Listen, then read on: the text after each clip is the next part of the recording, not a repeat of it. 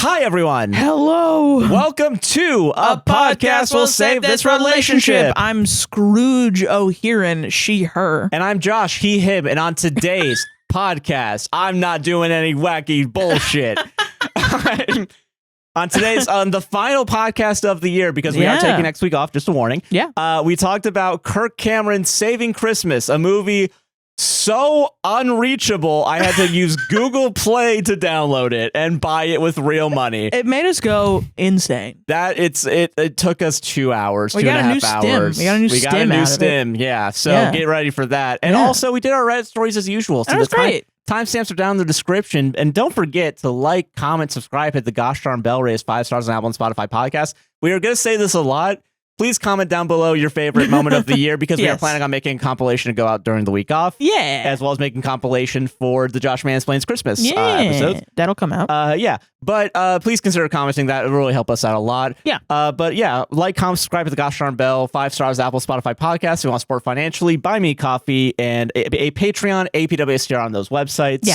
And also, we have mutual aid links down in the description inside of our link tree. Timestamps are down below. Thank you all for watching today and this year. Yeah. And we will see you all in the podcast. So enjoy it. Yeah. And also next year, because this is the end of our recording. This is the end of our recording. Yes. Yeah, for the podcast. Yeah. So thank you so much. See you all next year. Bye-bye. Bye.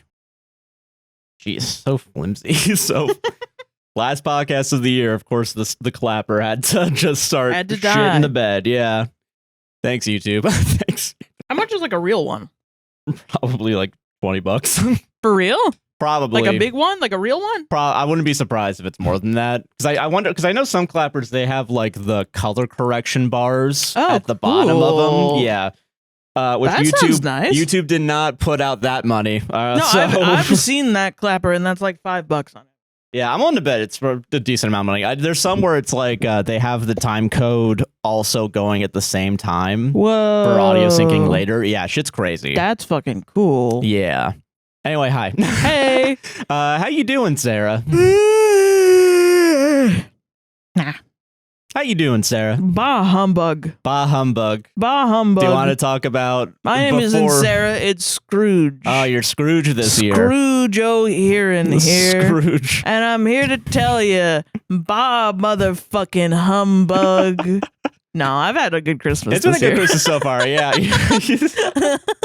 I will say, it has been a nightmare getting this podcast started. Yeah, I don't know what this one is. Fucking internet was out for 5 hours. Our Lord Jesus Christ was like, because it's all his about day. Jesus. It's his day. What if we pivot? Remember? Yeah, let's do a real hard right-wing religious pivot real quick. No, just like hard into like the religious based Christianity. That's what I think we should do. You're in for a treat today. Also, Happy Hanukkah. Happy Hanukkah. Yeah, that's been good. I believe that's been going on recently. I think. At some point in it's life, always nebulous when it comes up for me, because we don't really have calendars like that. We don't really have calendars, period. Quite honestly, I was surprised that today. Phones, but it's on our phone. It's not in front of me every year. So then it comes up and I'm like, oh, yeah. And for some reason, Samsung is like, we don't need to tell you when Hanukkah's starting. Christmas, though, that's a national holiday. Yeah, it's a little secret. They're keeping Hanukkah a secret from all of us. It's the IRS tax time, how much secret, but it's Hanukkah instead. But yeah, happy holidays to everybody out there. This is our last podcast of the year. I was thinking about doing this either at the end or now, I guess. Yeah. But how good? I feel like it's been a good year for the show. Honestly, yeah. It's been a bad year emotionally for me personally, but it's been a good year. It's been a good year, just work-wise. Work-wise, it's been pretty chill. Yeah. Right at the end, I finally learned what a work-life balance is. So we finally got there. We did. We pulled it out right at the year. At the end of the year. But no, I feel good. I feel like business-wise, things are really good. Yeah, I agree with that. Because like last year, we were worried about TikTok going down, which it is happening now, finally. Yeah, they're finally getting bought out in January. Well, I don't know if it'll be down. But it'll be probably different. It's already been different. Yeah. So it's like, it's honestly, hell yeah, brother. Hell yeah, brother. Yeah, let's get in the work or jumping ship. Brother. Yeah. I love that shit. That as soon as they started paying us $25, a month and that's instead it. of, yeah. Instead of the $3,000 we used to make, remember? Oh yeah, can I talk about that? So it literally was like a switch midway through the year. Like 1 month, like halfway through, CPM rates went from, if I'm not mistaken, it would say in the app like $1 per 1,000 qualified views. Right. In reality, it was about 50 cents per all views. Yeah. Now it's about 10 to 20 cents per qualified views. Yeah. Which is closer to like maybe 5 to 10 cents total. I'm gonna eat, but I'm not gonna eat it into the microphone. I'm not gonna talk while eating. No, that's fair. Yeah. But that happened in the middle of the year, which I will say kind of did fuck us a little bit. But other than that, I mean, that's not A, that's not our fault. B, it's TikTok's a bad place now. So I don't know. I'm not too surprised that TikTok's kind of out the door, but I don't know. I guess like this year, I feel like growing the yeah. Just laughing while you're eating. I'm just forcing you to talk the whole time. Yeah, thank you. I didn't realize. I'm sorry. I just really wanted a chocolate. No, it's fine. It's right not here. like in 10 minutes I'm going to be doing that anyway. You know, I'm going to be interrupting you every 20 seconds, so it's fine. But yeah, so I don't know. It's you know, not to get too inside to work, and I tried not saying inside baseball. Fuck, I really did. Is it inside baseball? Is it inside the baseball industry? Anyway, but no, it's good. My goal last year was switch from, because we were in it was easy at the beginning of running this, like pivoting to running this business. It was easy, other than because we were doing so well. Yeah, we were in a growth mindset, and that's a very easy mindset to be in. Yeah, because it's just keep winning. Yeah, and then you lose, and you're like, oh, time to kill myself. Yeah. Either everybody's like, well, I'm making less money than I was last month. Time to jump off a cliff and die. Or, you know, you try to make it work, and you make a lot of decisions that kind of determine whether or not you get to keep going or not. Yeah, I think we've done enough to keep going. Yeah, we've been able to keep I wanted to position from a growth mindset into a maintaining phase. And that's what we've been doing, and it's worked out like really well. For sure, yeah. In the face of really extraordinary events, like I don't know any other business where the government gets in on your shit and shuts down your income stream, and then somehow you get past it. It's kind of, sort of, but it only affects small businesses. Yeah, you know, that doesn't make any. Usually, I think if the government gets in on something and shuts it down, it's like a monopoly. It fucks over companies that can deal with that. But no, actually, we're now encouraging monopolies. Thank you, Netflix, Paramount, whatever the fuck, Warner Bros. I think. No, but it's like, and I can't think of a less monopolized industry than podcasts.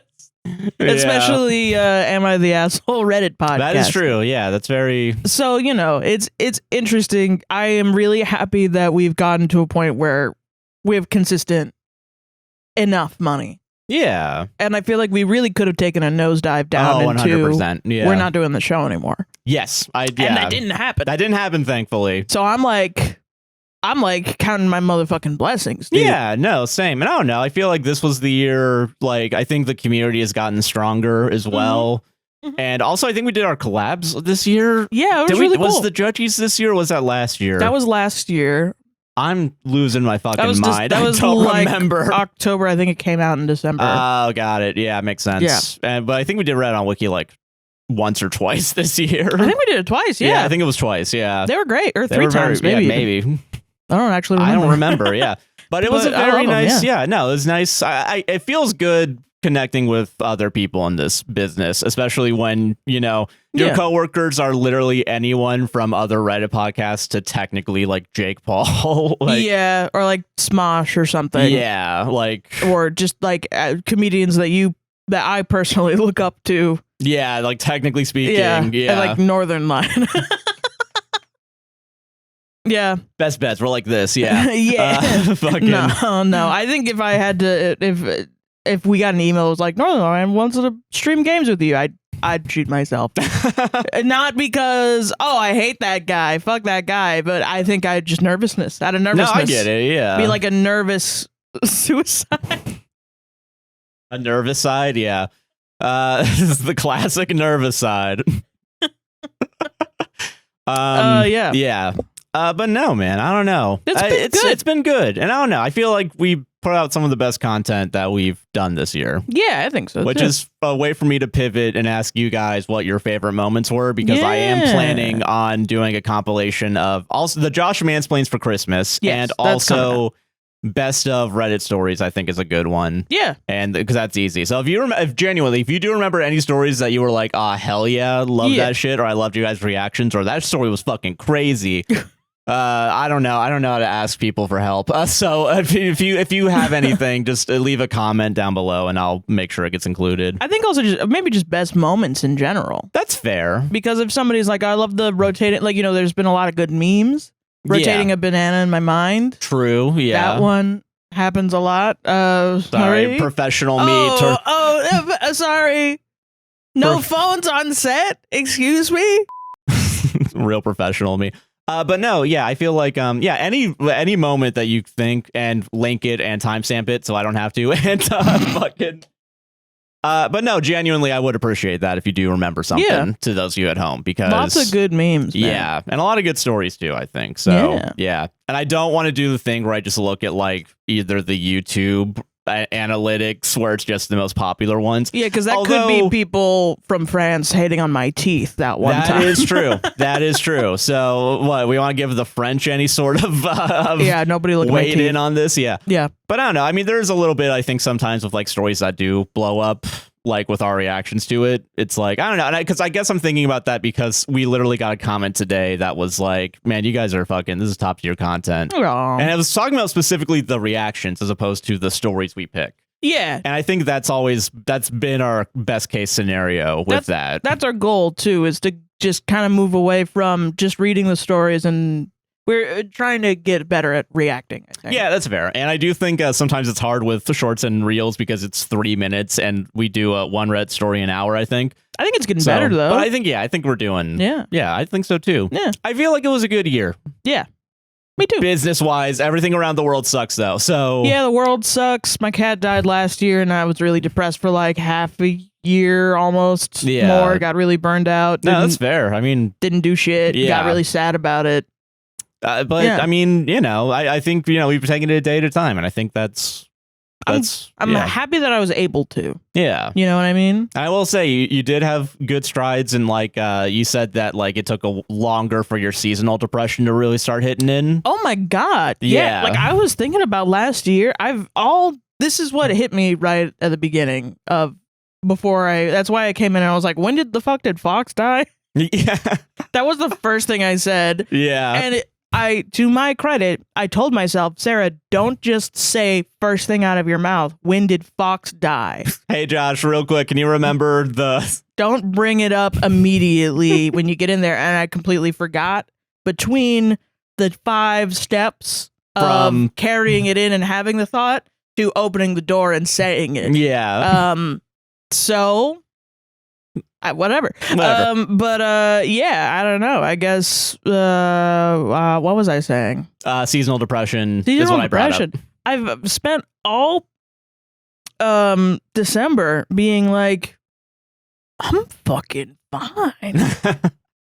What the fuck? And then maybe 2 or 3 days ago, just being like, I don't want to do anything but video game. And then, I'm like, am I sad or am I tired? Yeah. Because I didn't feel sad 2 days ago. And then I feel like I had a normal reaction to the internet being out, which is, I'm stressed, I'm crying. Yeah. And then being like, oh shit, no, yeah, I'm also depressed, huh? Yeah. Okay, well, that makes sense, though. That's the normal amount, I think. Yeah. I functioned all December.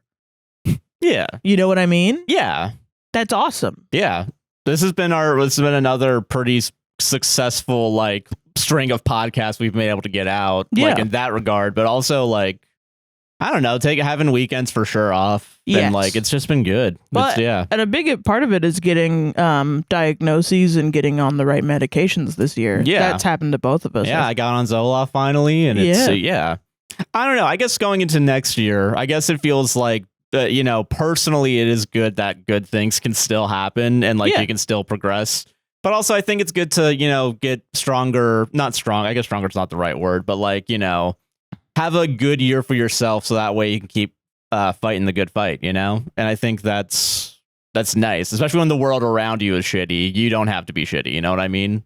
Yeah. What does that mean? What do you mean?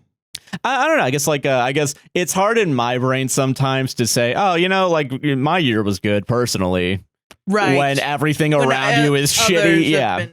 Yeah. Yeah. So I'm just reflecting on my year. That's fair. Because I've just been like, I've noticed lately in the latter half of the year, I've been getting better. Yeah. And I'm really happy that I'm getting back to work. Yeah. And I think that I've experienced the, like, you burn out and then you operate for like at 40%.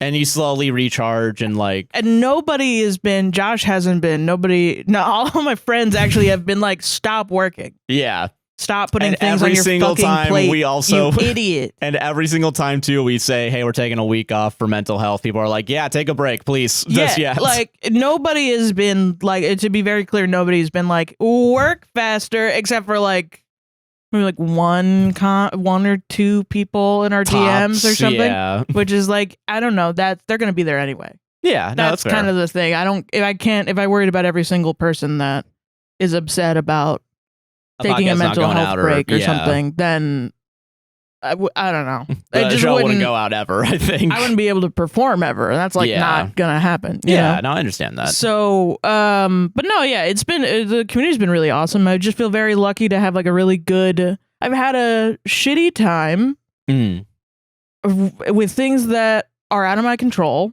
Same. And I've had a really good support group, like support system and job to help me process that, and I feel very grateful. And I guess I can relate to you in a way, because it's like a lot of people don't have that. I've been thinking that a lot. Yeah, like lots of people still have to go on the motherfucking work, and I haven't. That's true. You know? Yeah, and I will say, by the past 2 months, I've been getting super good at Junimo Kart. I've been jokingly saying, yeah, I'm unemployed. That's the only reason why I'm good at this. No, that's real. But like, sometimes I'll be playing games on stream and people be like, "What the fuck? How are you so good at this?" And I think like, this is my job, dude. Which is stupid. Someone in my chat did tell me, "You're working right now, idiot." Like, fuck, he didn't, but they did say idiot. No, but like that, like, yeah, I forget. Oh yeah, I guess I am performing right now, and I'm ruining my voice. Oh shit. Oh fuck. Oh dang. Oh shit.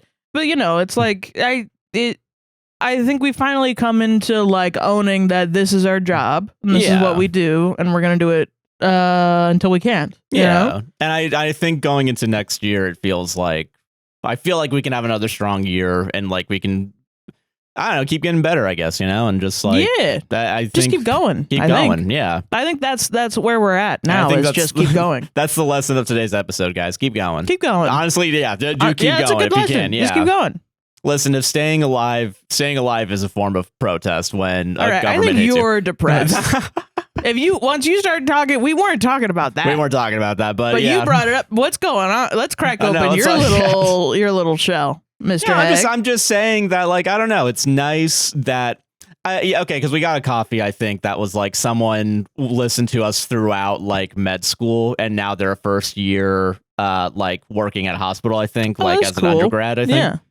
And I don't know. I think that's cool. Every time that happens, I think that's cool. Where it's like we helped someone get through, and now they're doing shit that I would determine to be really cool, and a net good for society. You know, like walking up Mount Fuji. Yeah, that's a really good net positive for me, because it's still good. Then I can Mount Fuji's okay. And I think that's what I mean. I feel like I make fun of that person every time. I love that they walked up Mount Fuji. I love that shit too. Yeah, and decided to listen to our ass. Yeah, I think that's funny as hell. Yeah, I hope they enjoy it. That's what I mean, I guess. When it's like, because you know, and it's the shit that's out of our control that's bad. Like the government fucking sucks. And I'm thinking about it too. Like I think 10 different people in the Trump administration on the same day attacked trans people. Jesus Christ. Yeah, and that's why I think I'm saying that right now. Where it's like, if you're trans right now and you are staying alive, that is a form of protest against the government. That happened today? Like 2 or 3 days ago. What the fuck? Yeah. Oh my god. Yes, and it's important for you to stay alive. Absolutely. Yeah.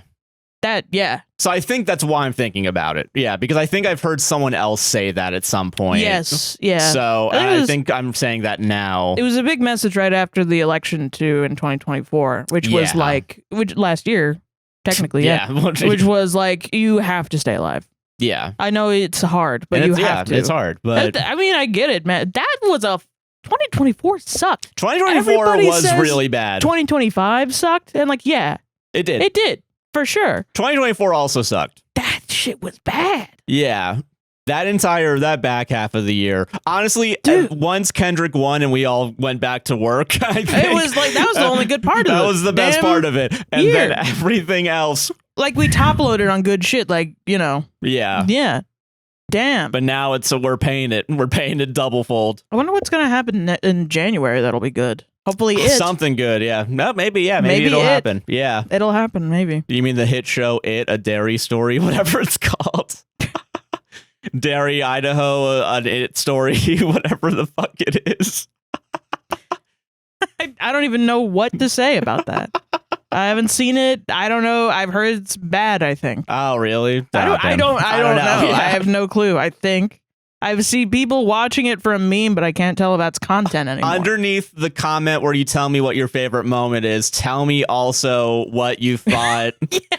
But don't do it in the same comment. Do it as a reply, so it counts as two different comments, and that helps the engagement. Your first comment, I want you to say like your favorite moment of the show. And then your second comment, I want you to say your least favorite moment of the show. That's good. That's good too, so I don't put it in. And I want the tones to match what you're saying. So like, I love you so much. You guys are amazing, blah, blah, blah. That's an example. You don't have to do that. I'm not saying that you have to say that you love us so much. You are legally required to do that. Okay. If you want to keep watching the rest of this episode. You all right. Like, be honest with yourself. But then on the second one, be like, you got this shit wrong and it made me want to fucking die. Your mood rings will be checked. All right?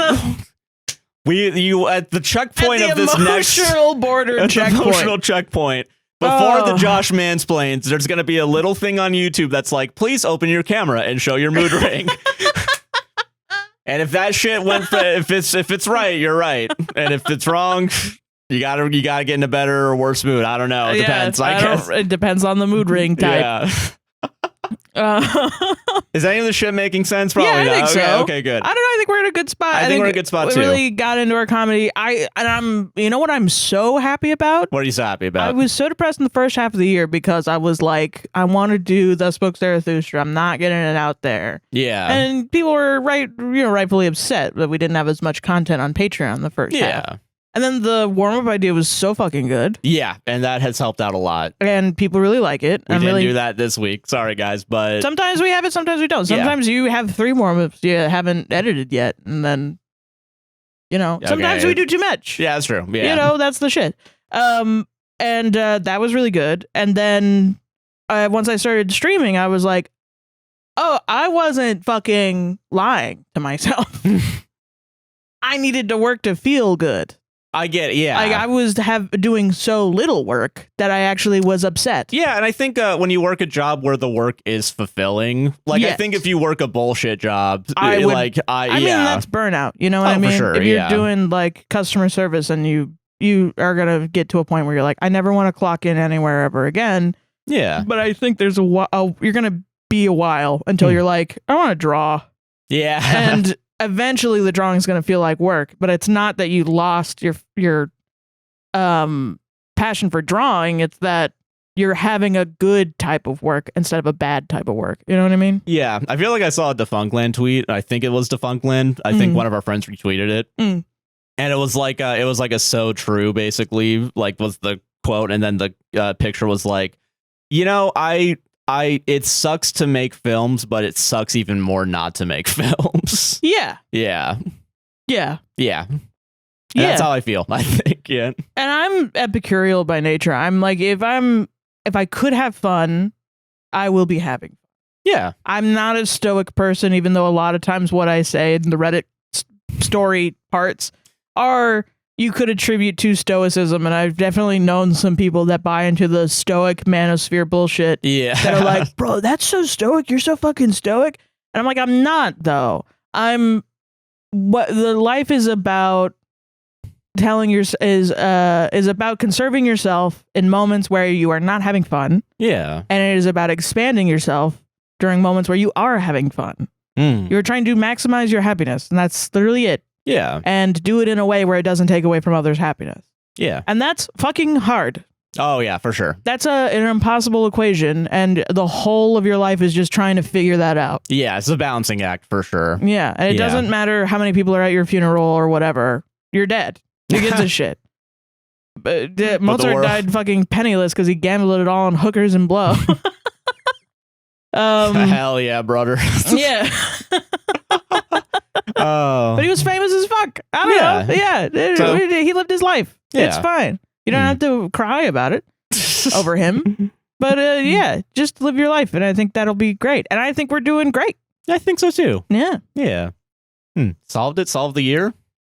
Solved it. Solved it. I wish we could call this episode Emotional Checkpoint, but we can't. We have to call it Bah Humbug. Bah Humbug, we do. We have we to could legally. Call it Emotional Checkpoint. We'll see what happens. We'll see. Yeah. How's the theme we're not even halfway done. No. We have to get through some bullshit real quick. I want to call it Bah Humbug because I've picked a lot of Reddit stories that I've only glanced at, really. And then you told me right before recording. All the titles seem so negative and sad. So now it's and I can't wait. I can't wait to get to them and decide I have to go and look them up in the moment. Yeah. And have a worse recording session. Yay. But okay. Yeah. All right. Real quick. That's the other thing is maximalizing. The new word. Add to the dictionary.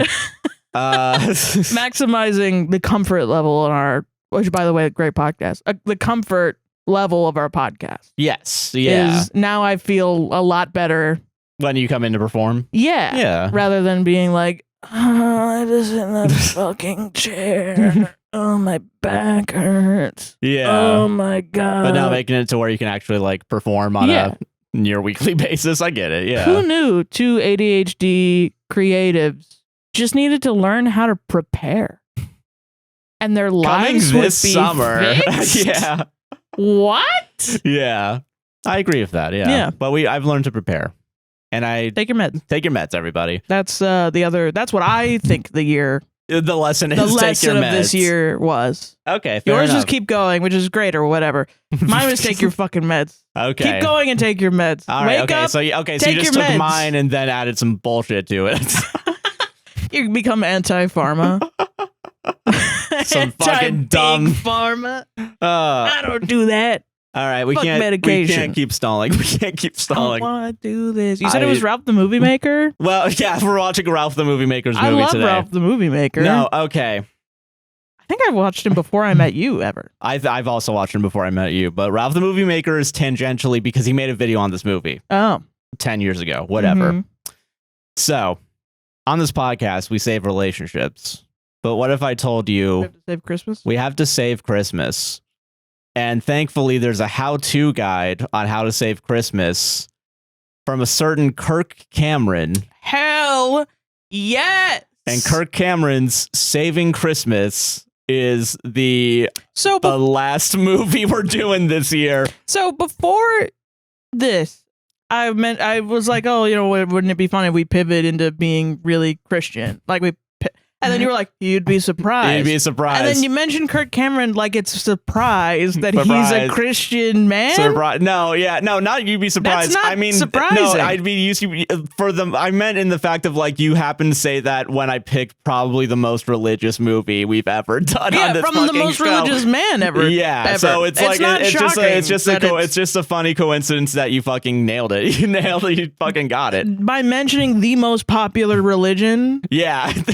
Currently, well, probably not, honestly. Yeah. And Godspeed. Godspeed, yeah. It doesn't make sense to me. Yeah. I'm an atheist, so what do I know? Yeah, no, fair enough, same. Yeah. But yeah, I decided to watch Kirk Cameron's Saving Christmas. I haven't talked about this for the other movies this month.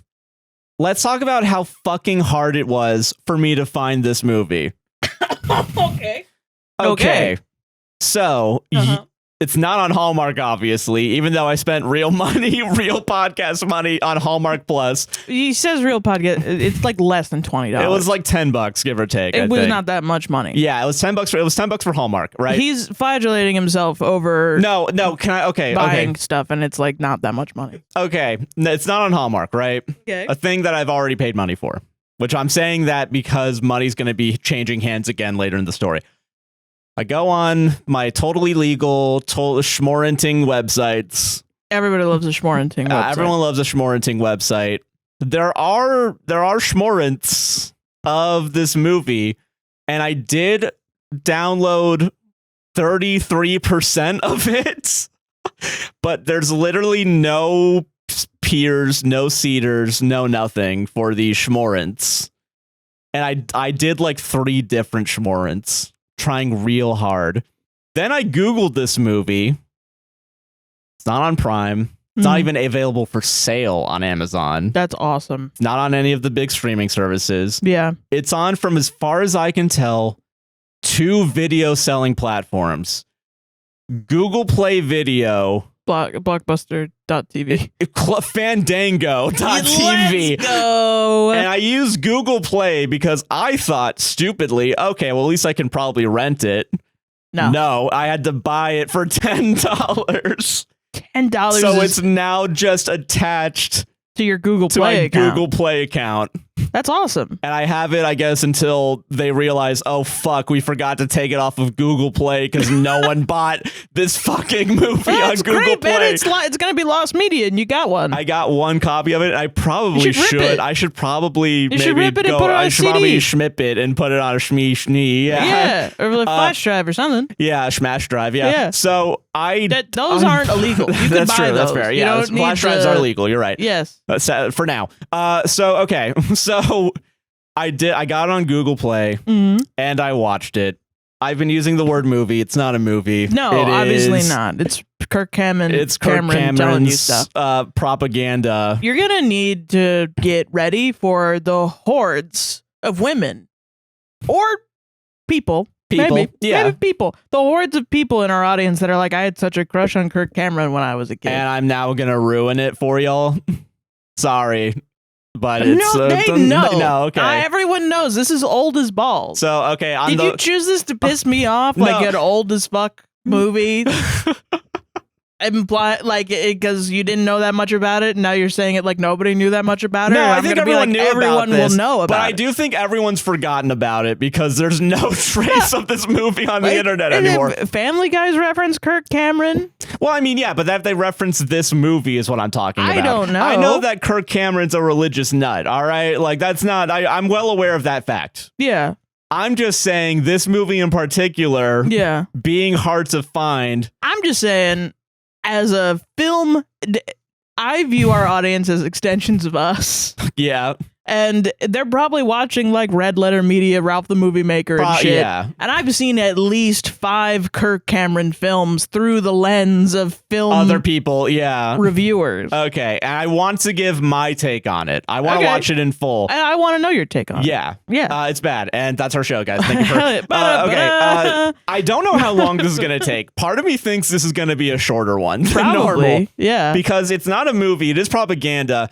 It is also only an hour and 10 minutes and then 10 minutes of credits with outtakes put in to pad it out to 80 minutes. Hell yeah. This movie is a lesson. Okay, if we're going to talk about like actual technique, this movie is a movie that really tells you that as long as you put things in slow motion, you can make a movie that's supposed to be 40 minutes, 80 minutes. That's baller. Because, and also if you just get your producer's son to make a shitty electro dubstep religious song, you can just put that in for 7 minutes. Dubstep? What? Okay, wait. What is the year that we're in? 2014. Really? This is a 2014 movie. Whoa, it's not that old. It's 10 or 11. I'm signing on. Okay, yeah, this is from 2014. Right. I don't know why I was expecting like 90s. I was like, no, this is a recent movie. What the fuck? In the grand scheme of things. This is a post-Obama Save Christmas? Pre-Trump also. Well, yeah. Trump was around. But like politically becoming a president. Like yeah. Pre-Trump presidency though. Yeah. Yeah, but this is like, I mean, yeah. Obama was president. Fox News was still the crazy place. And yeah, so everybody was calling him a lame duck president. I remember. Or whatever bullshit, right? Yeah. That's 2012 or 2014 was when gay marriage was. 2015. 2015. So we were like getting in. We're getting ready, yeah. It makes sense because usually right wingers go freaking nuts right before any actual progress happens. And Kirk Cameron went nuts. Yeah, of course. So I'm going to list a bunch of... Okay, I looked up one of these production companies. They have a LinkedIn page that hasn't been updated in 5 years. Okay, hell yeah. So this movie probably ruined everybody's shot. 5 years. COVID probably ruined them. Oh, I'm sorry. It's not 5 years. It's 10 years? It's been 10 years. They all stopped after this movie came out. It was 2020? Yeah, I was living in a better time. Question mark? Question mark? No, I don't think so, actually. And this is the first time for Josh Mansplains in a while that I couldn't do notes, writing them down by hand. I had to go on my phone and do it. So I'm going to list them all out. Liberty University is one of the production heads of this. Mm-hmm. And Liberty University, for those of you who don't know, is the private Christian college that you get ads on when you watch infomercials at night. Oh, yeah, I didn't know that. Yeah, they're like one of the learning through Jesus or whatever. Yeah, whatever bullshit. So I have to refresh because it doesn't. Learning through Jesus. Because there are real religious colleges. Like you can get a degree in like religious studies if you want to like know about. But I mean, the Bible. A lot. Yeah, but I mean like the Full Sail College of Religion, where it's just a religious college. Yeah. All right, so here's a bunch of names that don't exist anymore. Sam Goldwyn Films, Provident Films, Cam Fam Studios, Hero for Baby Studios, XDX2 Productions. Okay, this movie doesn't have an editor named. It just has Post Mill Factory listed as the editor, which for those of you who don't know what that probably means is that it's probably a trailer house that usually makes trailers as opposed to actual movies. Yeah. So it probably got passed around by like 100 people that didn't want to touch it. That didn't want to fucking touch this, and it was just whoever was sitting with it last. This is like if the My Pillow guy made a movie. Yes. That's awesome. That is a good way of looking into this because this movie's going to have a lot of problems. So, Kirk Cameron, religious nut, brings us into his lovely home in the first... Okay, before we even get to actual credits, we do get the 4 different like producer tags or whatever of like, when a real movie comes out and like it's Universal or whatever, we get that for like 1 minute. Yeah. Kirk Cameron goes on a tirade about why like there's 2 types of people that hate Christmas and here's why they're both wrong. It's in this movie. And then it does like 5 minutes of credits. One's an old man with a lot of money who... who screwed over his business partner and now hates Christmas because everybody wants time off work and he's been blinded by money. Yeah, exactly. Yeah, and then it's everybody that's not a Christian. Yeah. So it's Scrooge McDuck and then everybody else. The 2 genders. Does Sarah think Scrooge is Scrooge McDuck? No. I do.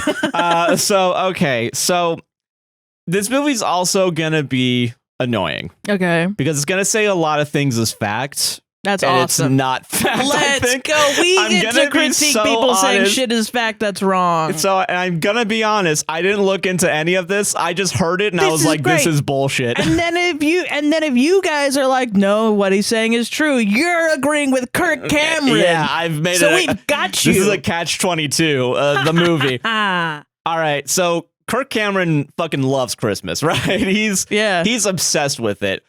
In order, from what I remember, here's what he loves about it. Okay, let's go. He loves the decorations, the fireplace, the hot cocoa. Yeah, real. Me too. Hot cocoa is actually last, but like he talks about hot cocoa like 20 times throughout this fucking thing.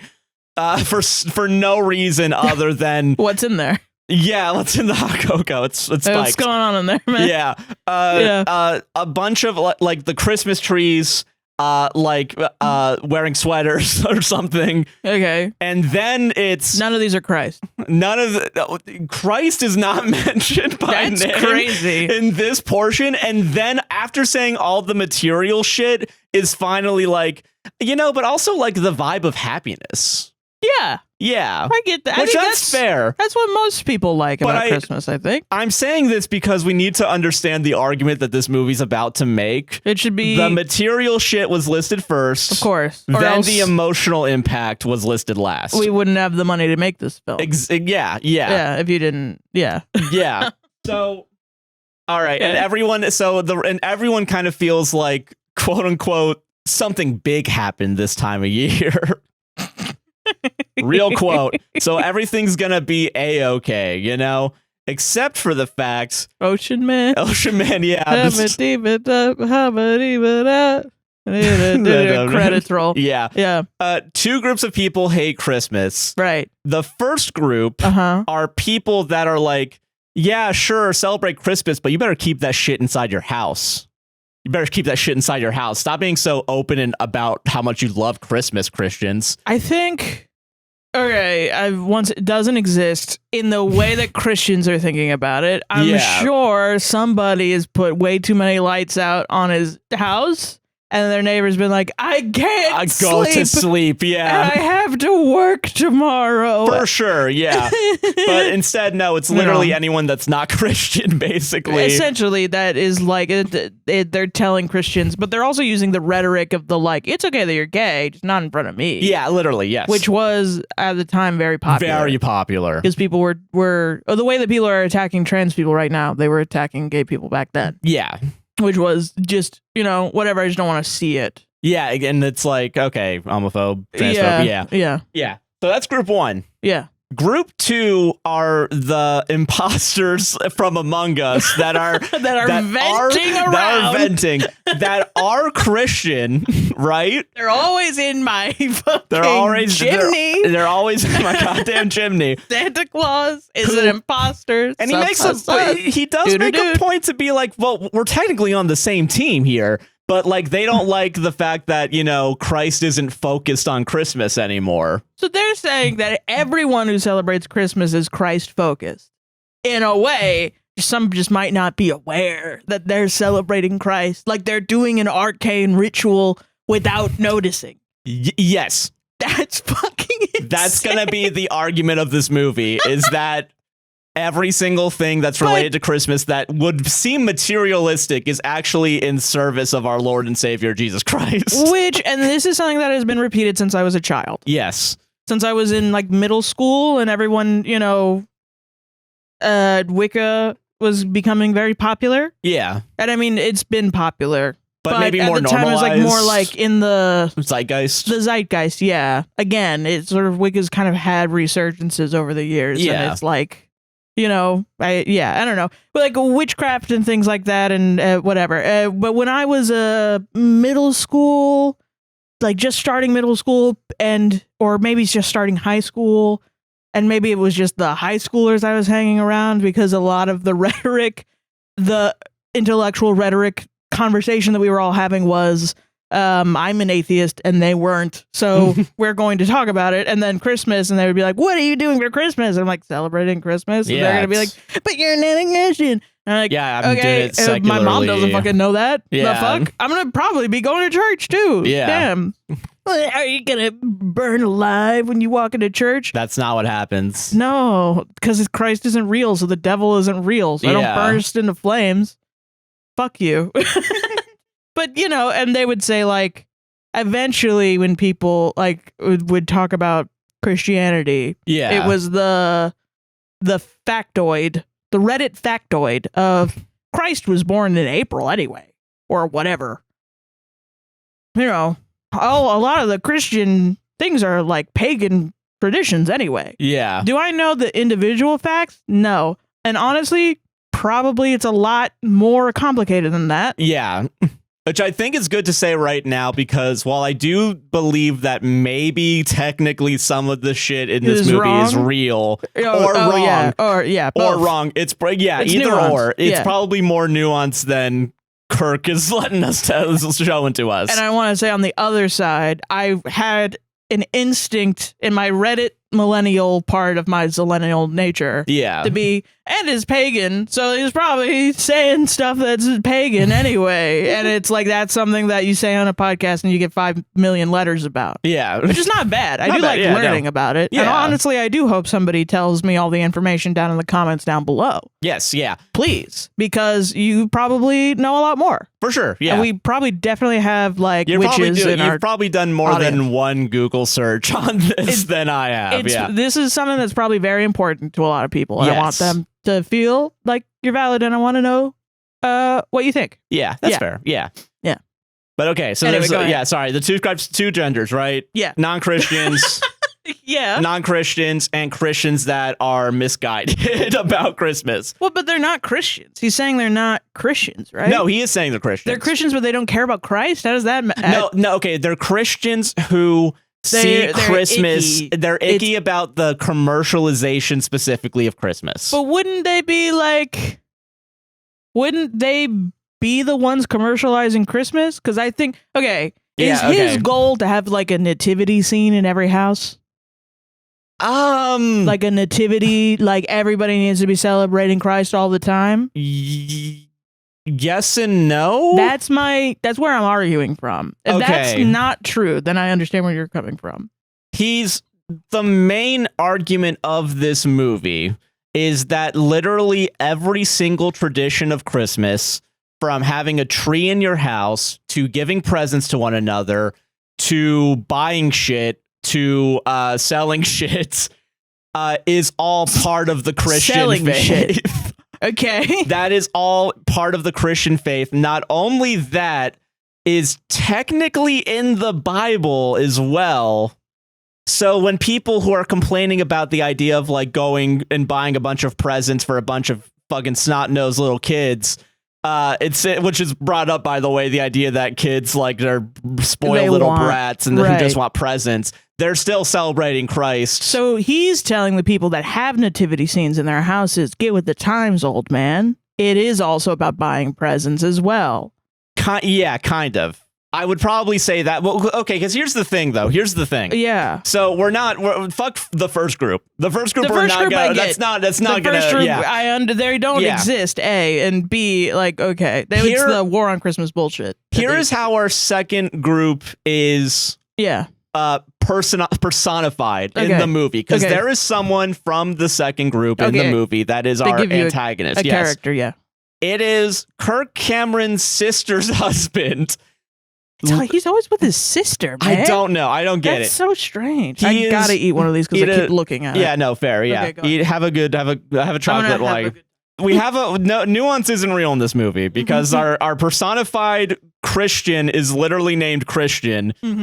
Because there's no God in our world where we get to have a good movie. So that's what I'm saying. This is anti-Christian. There's no God. Okay. We're getting there. Okay, so he is Christian and he enjoys the idea of celebrating Christ our Lord and Savior during the holidays.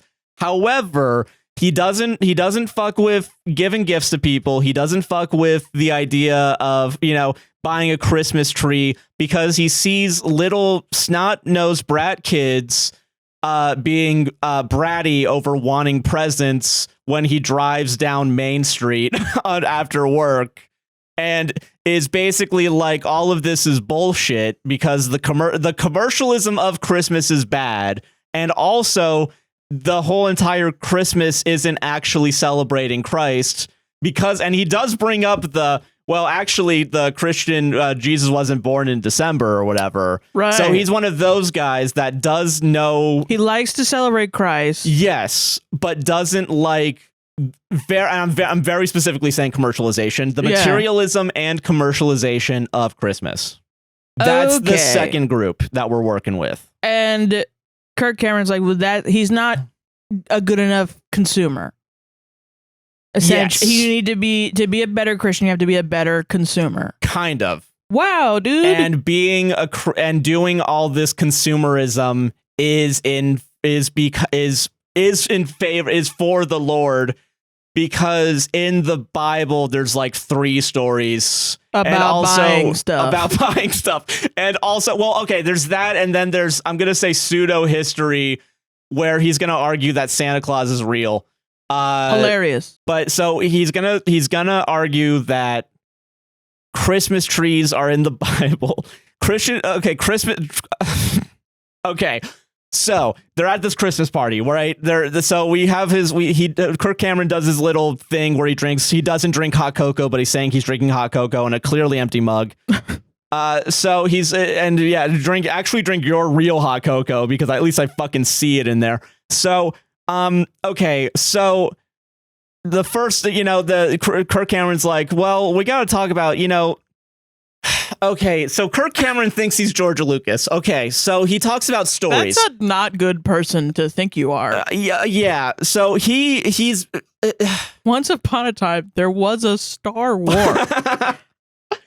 Okay, so Kirk Cameron is like, while we look at some guy in the forest just walking around in a pelt coat, fucking is like, our parents told us fucking crazy stories. Yeah. I'm sorry, I gotta say this joke. Yeah. Kirk Cameron says, because this is Kirk Cameron saying this now. Yes. The setup to my joke. Okay. The Bible's like poetry. It rhymes. And this is like me saying to Kirk Cameron, that's hymns, Kirk. That's not the Bible. Yeah. That's what a hymn is. It's a hymn. There's a literal word for it. And a lot of them don't even fucking rhyme, so fucking idiot. I'm a better Christian than you, Kirk Cameron. And I'm not even one, yeah. Yeah.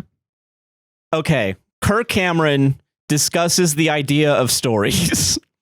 And when, his parents and the parents of millennials told them stories, they were fucking darker, man. They were telling the real shit. And then it was cool at first. We wanted to keep re-listening to those stories, but as we got older, we wanted some new shit, right? So when we made new shit for our kids, we softened the stories for these snowflakes, basically. And I'm not even joking. They're gonna bring up political correctness in this movie, of course, because it's 2014 and there's no God. A Republican couldn't come without saying political correctness. Yeah. In 2014, yeah, yeah. So now Kirk Cameron, in his own story of him telling his brother-in-law that all this shit is for God, is going to write out his own story where, he also does say, like, you can write yourself as either the hero or the villain. And this guy is kind of being a villain right now because he's just being a wet blanket, I think, is the terminology that has been used at least at some point in this movie so far. He's kind of right, though. Like, I don't know. I think it's normal. I'm sorry, it's just dawning on me. It's so crazy. Yeah. Sometimes when I listen to Bob Dylan and he's like a flesh-colored Christ that glows in the dark, it makes sense that not much is all too sacred or something. And I'm like, what the fuck are you on, dude? What are you talking about? Flesh-colored? Were they selling that shit in the 1980s or something? Yeah. What the fuck were they doing to Jesus back then? And then I'll watch oh my God. The guy that did Mallrats. Oh, Kevin Smith? Kevin Smith. He looks like my brother. That's why I said.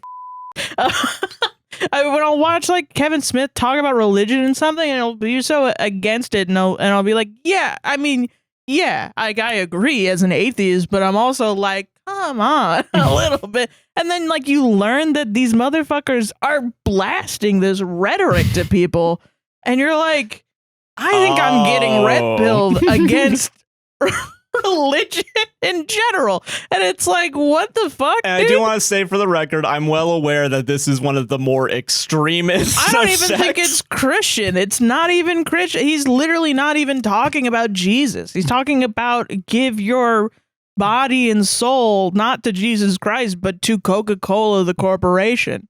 Look at the bear ad. Look at the bear ad for 60 more seconds, or else you're not going to heaven, you idiot. That's fucking indulgences and shit. That's the shit that I feel like Martin Luther maybe putting 95 motherfucking theses on the fucking church door. I'm gonna be going the fuck off somewhere else. By the way, you know that he was so annoying Really? Yeah, they were just like, can you get out of here? That's awesome. That's, you know, if you're autistic enough, you can take down the Catholic Church, is all I'm saying. Okay. All right. So, All right, go ahead. So, Yeah. Christian. Okay. So so Kirk Cameron's parents told them some crazy ass stories, right? That were fucking violent, and they used to love it, but then they got old because they kept repeating it. So then when Kirk Cameron became a parent, when they got Kirk old Cameron, because of time, Kirk Cameron. It's not the so when they got fault older, that your parents died.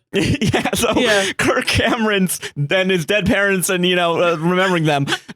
So when Kirk Stories Cameron took my family away. So when Kirk Cameron and people his age had children, they had to make new stories, but they softened them because they gave birth to a bunch of pussies. Yes. Okay. So now we've lost sight of what Christmas is really about. Right. So now it's your fault. Because it's your fault. So, children. Us? You told us. You just said you told us. Why is it my fault? Actually, no. Yeah, you are right. Sorry. Yeah. So it is Kirk Cameron's generation's fault. Yes. Yeah. But that's never brought up. That I just never brought up.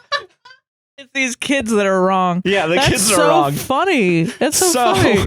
So we have Christian, right? He's a real guy. He's not real guy. I mean, he's so Christian. That's his name. That's his name. Yeah. And he's the most depressed motherfucker on the planet. Right. He's just watching all these kids having fun and It's so crazy to me that he's. It's so crazy to me that he's Christian because they do this all the time to atheists, man. Yeah. It's in Les Mis. In the beginning of Les Mis, the book.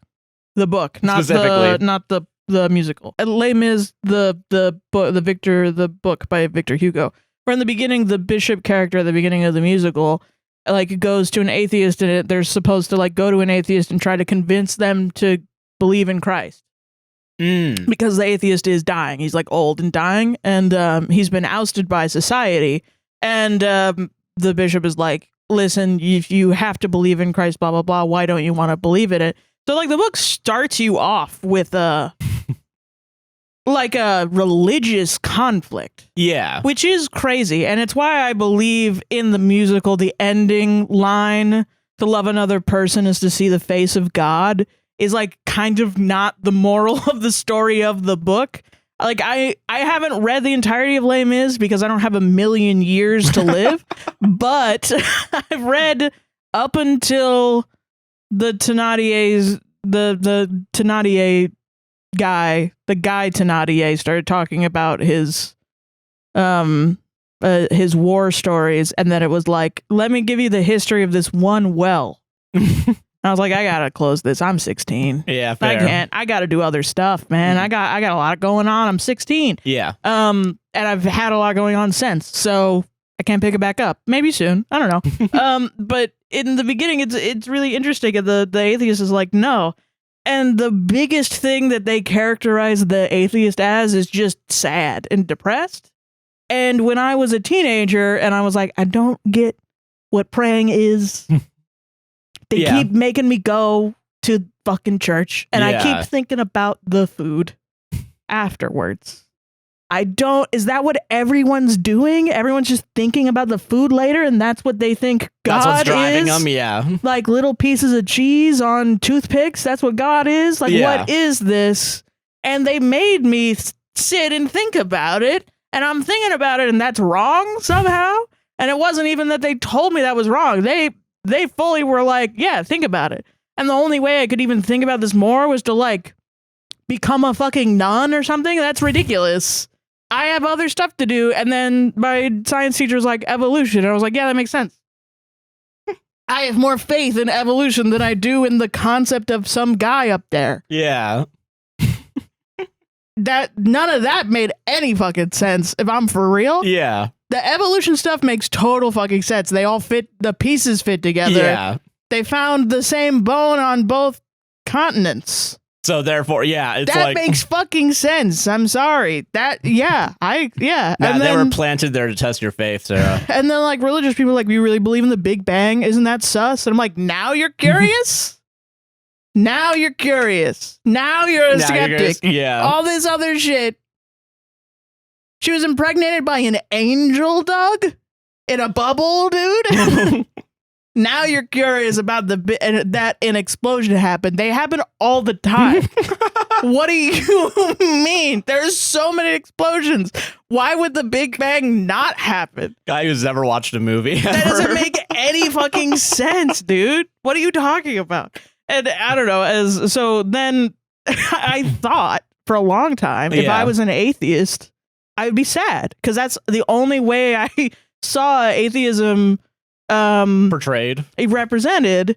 And then, of course, Reddit atheism took over, and the new portrayal of Reddit atheism was they're not sad per se. Maybe they are, but they're just annoying. And I'm like, you know what?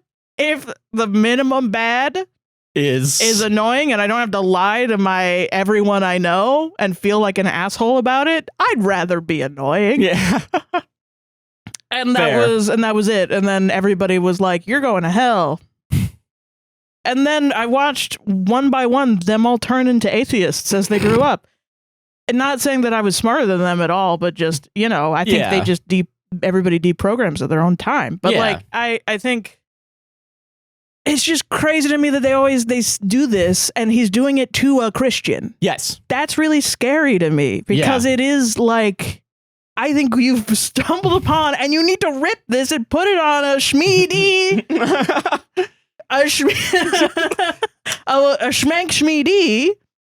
Because this is like proof that there was like a right-wing push towards further radicalization into like Christians at the time of 2014. Yeah. All right, now I'll shut the fuck up. Okay, so Christian the Christian. Yeah. He's at this party. He's not having any of this bullshit, right? Right. He's having, and I'm not even joking here, like the way that it's portrayed is like when Tom Hanks in Saving Private Ryan can't hear anything and just hears like the ringing and the dark, the deep like musical notes.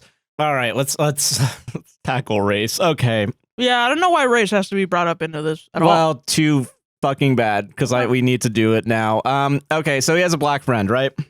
He is. I assume the direction was be as stereotypical as possible. Ew. Because how do I describe him? Because the movie's racist. Like I don't know how to describe it. He's essentially the director was like, could you be more black, quote unquote? Probably, yeah. And he plays as a stereotype. Yeah, he plays as a stereotypical black Christian. Yeah. Who I'm gonna say, okay, he does act like he's consistently doing like gospel at the church. Oh. So he talks very quickly. That's wild. He talks like, he's very like, he moves a lot, like energetically. Yeah. And he's the only person of color in this movie that is like, that's not true. There are other people of color. There's like, but they're like background characters, like extras. Yeah, there's like there's like one background character that's like, I think that's a person of color. Yeah. There's one character that does have lines that I'm going to describe as racially ambiguous. Okay. Yeah. Where it's like he's also acting in the same way that he's acting. Yeah. But he's more maybe like Hispanic, I guess. Okay.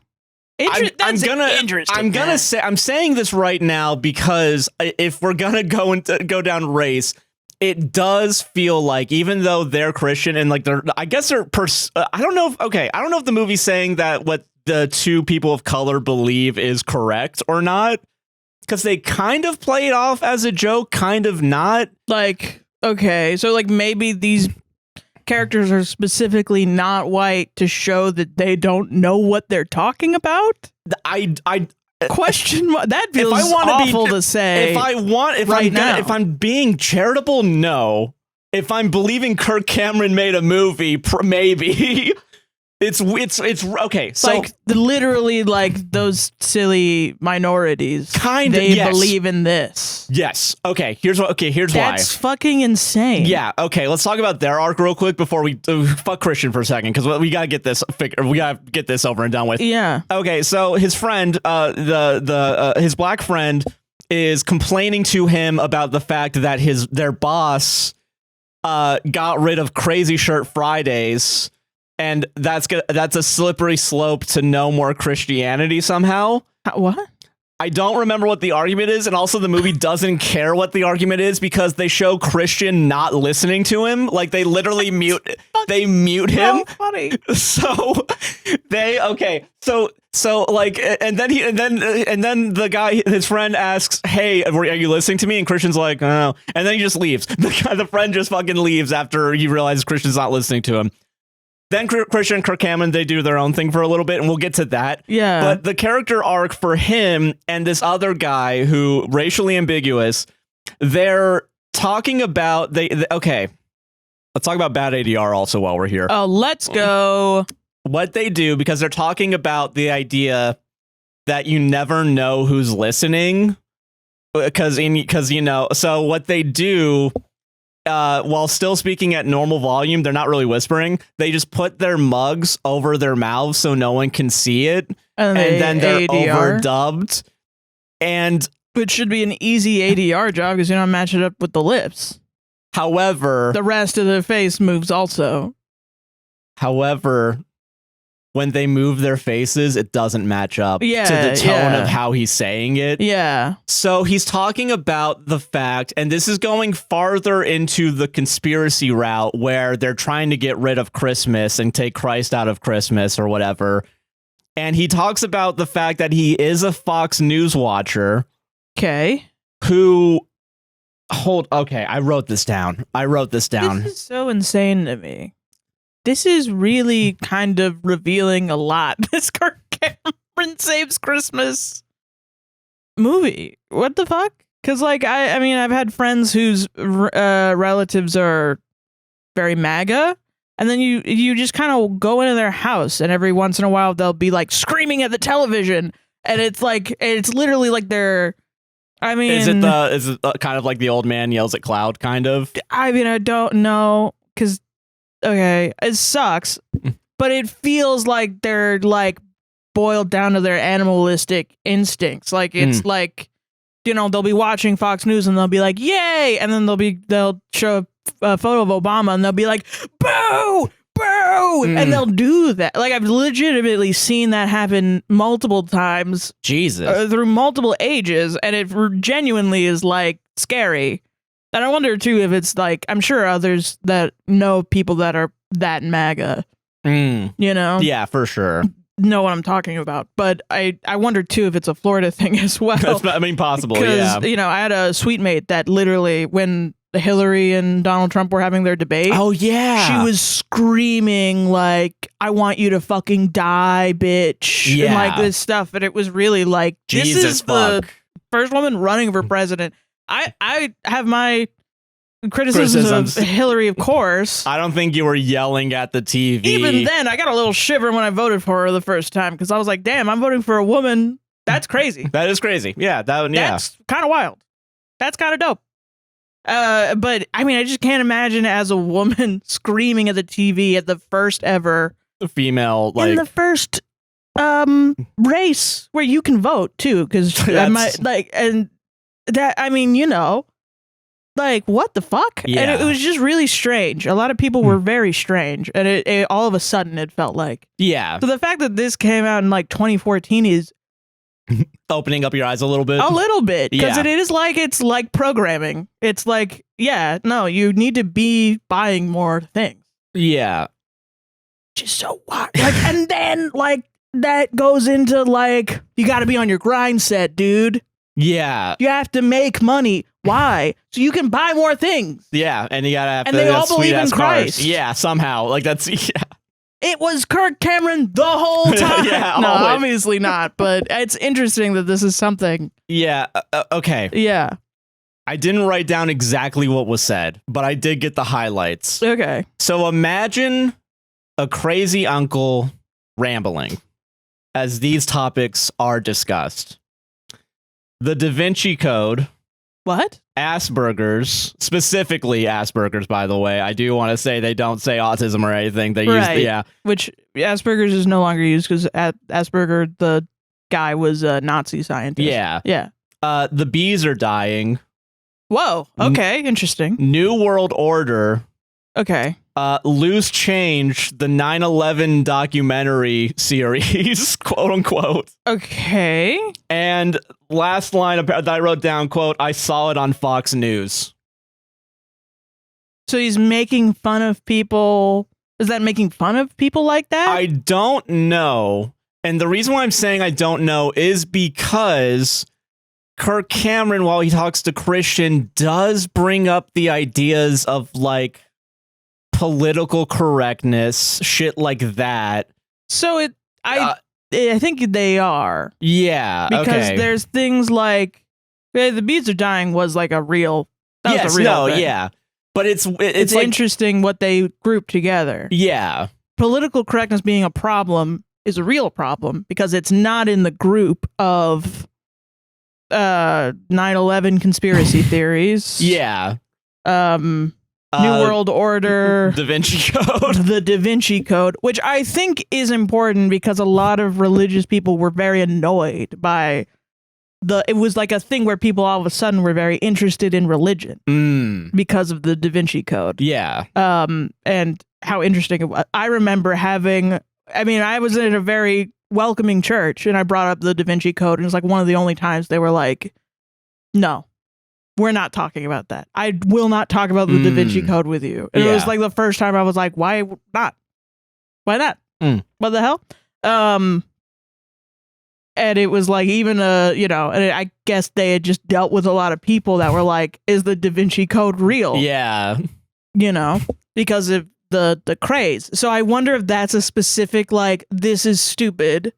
Because if you're the type of Christian that goes to church every week and you go to work and you talk about going to church, because I will say this is crazy to me. I'm sorry. Yeah, no, it's all right. This is so wild. I feel like I'm I need to be in like a group like Christian deprogramming therapy or something. But like my uncle as a classical musician worked for a church where that was like his steady work was he would go around to churches and do that. And him and his wife would do that too because she did choir, and that's a big deal. So we went to like one of their churches one time, and it was this gigantic. It was like a mega church, kind of. It was I think it's called Church of the Apostles in Georgia, and my mom called it Church of the Apocalypse because it's a gigantic building, and it's terrifying when you're there. Yeah, they had a gigantic. I think that one of the biggest LCD screens I've ever seen in my life. Which is crazy because this was like back when. This is like a lot of money. Yeah. I was in like the mezzanine in the back. This is a church. We was in the back of the mezzanine. I couldn't even get there. We had to go up this little like fucking like bell tower to get up to the top. Like I'm Quasimodo or some fucking shit. And everybody, it was completely filled. It was like hundreds of people. And there's these motherfuckers that are coming out and they're putting on the motherfucking performance of a lifetime. They did comedy skits. They did like music, like Christ music, like a Lonely Island-esque parodies or like comedy? On SNL it would be recorded. Yeah. Like recorded music videos for like not like parody songs, but like new songs. Yeah. About Christ that were about lessons. And a lot like I remember one where it was like you give a piece of your weekly salary, like your weekly salary is a key lime pie or something, is a pie. Yeah. And you give up your weekly salary, like you cut up your pie and you give it to like rent, like your kids and your wife or something like that. And then the comedy part was that at the end of the table, you get, a tiny sliver of pie and you get to eat it for yourself. And you're like, yay. And right before you put the piece in your mouth, you look at the end and it's a guy dressed up as Jesus Christ with an empty plate. And he's looking at you like, oh, like for the audio listeners, if I would to make a sound, it would be like, where's my pie? That would be what it would sound like.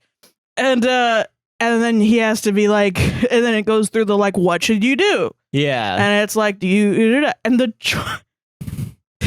they said the godliest option to give because of charity. You're doing charity. Meanwhile, pyrotechnics go off and fucking smoke and whatever. And you have to give all of your money away. As a laser show goes off. To us. Yeah. Because we're literally Christ. And I remember thinking about that for the rest of my fucking life. And other parts of it were like making fun of like what you should do is you should go out in your life and go to work and tell people at work to go to church. To come with you to church. Jesus, man. And I know you feel like you're crazy. It was like a self-referential comedy of like The Office-esque. Where you show up and like, yeah, I was at church yesterday, and this is what you think you look like. You know, I was at church, I love Jesus. And then like, this is what you really look like. Yeah, I was at church. You know? Yeah, okay. Do you want to come? Yeah, okay, that sounds great. And then like they fall in love by the end or something. And it was like, what? Yeah. This is a scheme. This is a money. This is a pyramid scheme. Yeah. And I'm sorry. Go ahead. No. Okay. So I'm so sorry. I just wanted to share that because it's something that it really got down to my core. No, it's all good. I guess my larger point, if you want to cut a lot of that out because that was very long, but my larger point is that a lot of this is so. I'm just shocked by how predatory it is because I grew up in a church where it was like, don't look. Here's a basket. You know. That's your tithing is just put put it in the basket Hand it or around. Not. Yeah. It's okay. The most that happened was there was like a hurricane and we had to they wanted to build a new church and there was like a fundraiser thermometer in the cafeteria. Yeah. Where we all made food together. Yeah. And then when it was built, and we just did church out of trailers, out of darn trailers in the backyard. Okay. So I don't know. It's just it's shocking to me. To me, this is not Christianity, and that is. But I'm sure there's a lot of people that are like, that's Christianity, and that's not somehow. And I think I think it's why to me it's ambiguous whether or not these are supposed to be taken as jokes, like the conspiracy theory-esque. Yeah. Because while it does and I guess the friend is a comedic relief character. They're going big tent. They don't want to alienate anyone. Yes. Yeah. So I think it's like it's just enough for people who do believe in the conspiracy theories to be like, oh, thank God they're mentioning it. Right. But then also for people that are like maybe a little bit less are like, oh, that seems a little silly. But then also they're going to get pushed to the other side at some point, whatever. Well, it's people that are sus of the weird fascist intentions of tying all this shit together because it's you know it doesn't agree with like it's lots of people think like I'm so sorry. No, it's okay. No, it's all right. Many like you literally were like, this is gonna be short. Let's bring up the topic of religion, and I'm gonna have a 5 million long paragraph essay. No, okay, I understand that. I knew that coming into this too. Don't worry, I did know that. But no, lots of people, especially people that are not Americans, look at this and that are Christian, look at the Christians from America and they're like, I don't get it. Yeah. I don't understand what that is. That's not what. And it's interesting too, because sometimes you'll see our American fascism bleed into other countries, and that makes no sense to me. Like I had a friend who told me that workers, like he asked me like, how popular is Ted Cruz over there? And I was like, I don't think. Yeah, not really. Like, I remember him running for president and everybody said he looked like the Zodiac Killer. The Zodiac Killer. And everyone made fun of him for being ugly. Weird, yeah. Just a weird little freak. Like, I don't know. I'm sure he's popular to some people, but I'm like, if I were to say who that was, I would be like 60-year-olds from Texas. Yeah. Who are just racist, I think, and hate even themselves. And since they're the only people that vote, they keep voting him in. Yeah. I mean, you know, I don't know. I think it's just, I don't think even Republicans believe in Ted Cruz. I think they're just voting for him because he's not a Democrat. And as I told him that, he was like, that's so crazy because, like, there's this guy at my work that loves Ted Cruz. And I'm like, you know, like, people think he's like a cuck, right? Yeah. I'm like, you know, like, Donald Trump, like, absolutely demolished him, and then he shit on his wife. He called his wife ugly, and he's still kissing Donald Trump's ass. Yeah. And he's like, no. And I was like, Yeah. What?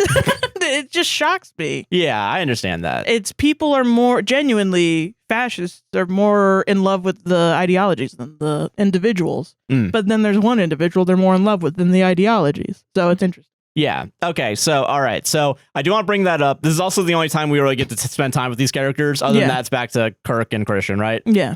So Christian, after meeting his friend and the friend walks away, Christian is being a party pooper, leaves the party and stops being negative inside the house. So he just sits inside his car. And apparently that everyone's like mad at him for that, just leaving. Okay. What do you want him to do? Yeah, so everyone's upset a little bit that he is ruining the vibe of the party, but also upset that he leaves, I guess, because it's brought up later. Oh my god. There's no winning in this. Okay. Yeah, that's completely unreal. I would say NTA. Yeah. What do they want you to do? So Kirk goes out to the car and talks with him, and Christian goes off on a tirade about the idea that, like, you know, the commercialism's bad. Like, I saw a kid screaming, crying at the mom for a present, and the mom's going to give her a present because, like, she's going to give in, you know, or give up or whatever. And that's fucked up. Yeah. And that's fucked up. And then also, like, Jesus wasn't born in December, so they moved it around.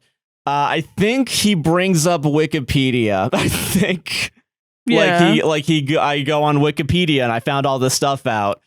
I think the druids are brought up at some point. I don't know if it's right now or later. Pagan druids. Pagans, yeah. It just it's all. That's also interesting to me, but yeah, I won't say why, but I don't know exactly why, but no, I get you. Go ahead, yeah. He says like he doesn't believe that this is what God wants. The celebration of Christmas as it is presented, where it's all this commercialism, isn't what God would want. Can I interject? Yes. Can I predict what Kirk Cameron's going to say? Yeah. Why do you think you know what God wants? No. Whoa. So, okay. He literally goes, yeah, I get all that, but you're wrong. Oh. I feel like mine's a better argument. And yeah, honestly, that is a better argument other than just saying, I get what you're saying, but all you're saying is wrong. Yeah, what the hell? Okay. And like, he's like, that's Kirk not Cameron's the way like, to talk to somebody to get them on your side. Yeah, so Kirk Cameron's like, you took the bait. So actually all of what Christian is saying, now I'm thinking about it, Christian is saying all the actual conspiratorial stuff now with the fact that it's December or whatever. Okay.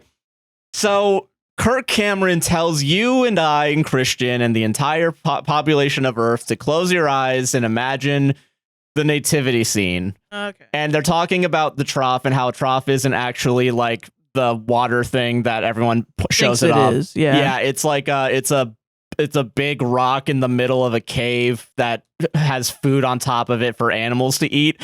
Okay, I'm gonna say for the record, don't know if any of this is fucking true. Yeah, that feels not true. It doesn't feel. This is the shit. This is why I autismed myself out of being Christian. Is they would say shit like this, and then I would be like, I don't know, and then I'd look it up, and it wouldn't be true, and I'd be like, what are they lying to me about other stuff? And then I don't know. That's just so funny. Yeah, like what you lie about this? Why would you lie? Why wouldn't you lie about that? You know?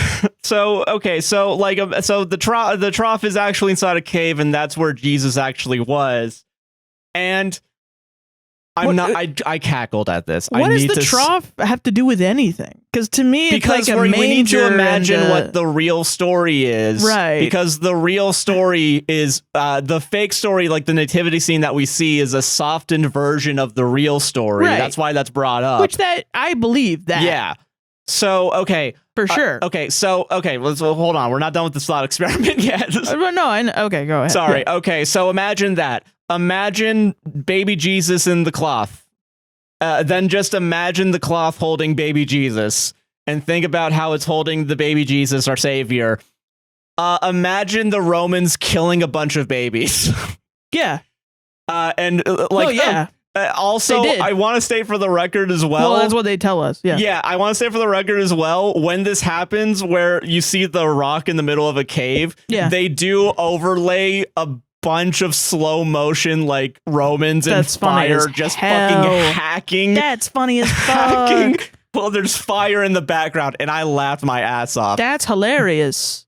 Wow. And what is it? So they yeah, gotta scare you, man. Yeah. You gotta be scared. So yeah, Jesus escaped death as a baby thanks to God, and then later on escaped death as an adult. And we know this because the swaddling cloth he has as a baby is also used. Artifact or something. Yeah, it's also used as when he's an adult and he's buried inside the cave. Oh, like the shroud? Is it a shroud? Jesus' shroud? Maybe they say swaddling cloth in the thing, clue. so I don't know. No clue. I think I've heard of that though. Yeah, and that's why the wise men brought burial spices to the baby shower. That's the reason for the season. It came into this a baby came into this world to die. Right. Quotation marks, like everybody does. Yeah. Everybody comes into this world and they will die. Yeah. Yeah. But whatever. Christian's like, huh? Never thought about it like that.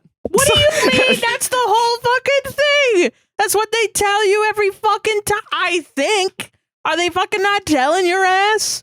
To me, they told me 5 million times about and you got to put the big X with the blood over the fucking thing. Because the Romans were like, Jesus is born, so sheesh. We got to go kill a bunch of babies. And that's what they said. That's why as soon as you said that, I was like, yeah. Yeah, but the movie is treating Christian like a big fucking idiot. Why the fuck wouldn't he know that? Maybe there are probably people watching that are Christian that are like, I didn't know that. And I'm like, oh, that's fair. wild. Yeah, but I mean, that's like when you learn the story. I mean, and that's so crazy to me because when you go to church on Christmas Eve and Christmas, that's what they talk about. Yeah. Because they're going to talk about the crucifixion of Christ. Yeah, that's what. It's usually what the sermon is about. They don't talk about, the crucifixion is that's Easter, sorry. But or Ash Wednesday, Good Friday, things like that. But Christmas is they talk about the theory behind, like a sermon is like a speech that is written by your religious leader. Yeah. That they have to make up that's their job essentially is running the church and in their own right, talking to the thing. They're performers for sure. They have to get up there and they have to read from the Bible. They have to do the services. They have to do funerals and baptisms and marriages and things. And they just that's what their work is. Yeah. And they also have to write and do a lot of that. And so like theological stuff, they have to do a lot of that. So it's like I had a friend when I was going to church who had a Bible who was like, she was the type of person that would highlight and tab her Bible. They weren't just doing that for like shits and gigs. They were following along because usually in churches, the reason you go every week is that they do a thing and you'd read that for like every day of the week. And then you go to the next part. Yeah, it's just kind of like a gigantic cycle of them pondering one book once a week for the rest of their life. It's kind of like a death till death do us blart, but for the Bible. Fair enough, yeah. And so like it's wild to me that a Christian that says I go to church every week, why wouldn't you know the most famous story? I will say Christian doesn't necessarily say he goes to church every week. He just says he is a Christian and doesn't like the straw man being made here isn't that strong of a straw man. That's crazy to me. Yeah. That makes it even less likely that this person exists. Yeah, no, this person's not real. Okay. So, all right. Okay. So, Christian is like, okay, I get that, right? Yeah. And now he's going to try and facts and logic his way around Christmas trees now. And where's Christmas trees in the Bible? Point to them, motherfucker. Point to them, Does he mean like Cameron. the North Star? No, that's not the route they go with this. That's what I thought it was. So, okay, and they're also talking about again that, so now he brings up again that he wasn't born in December or whatever, right? Yeah. The Druids are brought up. Wikipedia was mentioned because he looked this up on Wikipedia, and Wikipedia is a bad resource. Yeah. And also it's adultery somehow. Adulterly. Because orderlies. Because Mary was married to Joseph and then gave birth to Jesus, even though it wasn't Joseph's son, because it's important that he's not Joseph's son. He has to be God's son. Yeah. So he can't actually be, because she was a virgin. It's also important that she was a virgin as well. Yeah. Oh no, I'm sorry. That's actually not how the movie does it. I wrote it down, thankfully, but that is interesting that is a real thing. No, yeah. So in this, Christian was what is it? It's a joke people make. It's not like people genuinely think it's a dog. Like she cheated on her husband with God. Yeah. Like that's wild. So Christian's argument about Christmas trees is Christian Christmas trees are actually trees are representations of fertility gods by pagans, which that makes it adulterally, whatever however you say it. What? Yeah, and that's for his eternal problem life. With Christmas trees? Because we worship the fertility gods through the Christmas tree. And so and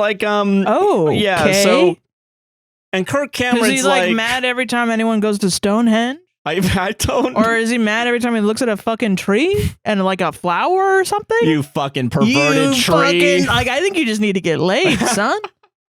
If you got sex in the mind that much, I think you just got to jerk one off. Canon in this movie, Kirk Cameron's sister's not putting it out. But probably because he hates Christmas. Yeah, probably. Yeah, maybe lighten up, motherfucker. She doesn't have to. I mean, shit. Okay, so you know how there's Christmas tree lots, right? Yeah. Cameron's like, well, the Bible starts in a Christmas tree lot.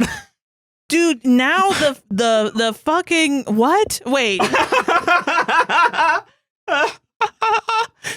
I'm so happy. What?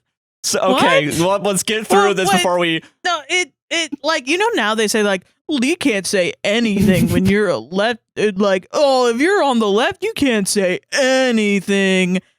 I'm sorry, invite Kirk Cameron over to your house on the holidays. Yeah, and see what happens when you can say anything, actually, yeah. Yeah. Oh, just pagans. Well, actually, shut the fuck up, Kirk Cameron. Get out of my house. You're not invited anymore. I wrote in parentheses, Garden of Eden had a fuck ton of trees, so I guess that was the argument. Garden of Eden? Why is that bringing? That's a separate location, I'm pretty sure. To Genesis. I don't know. Why are we going to Genesis? That doesn't make any sense to me. Alright, so here's why. Okay, so there was the tree of knowledge of good and evil, and there was the tree of life. God put fruits on trees and put trees in his house and put lights on the trees. God did that, not the druids / pagans. That was the line of reason. Yeah, so it makes sense to celebrate Christmas. Okay, it makes sense to celebrate Christmas when it's December, since we're celebrating death into life.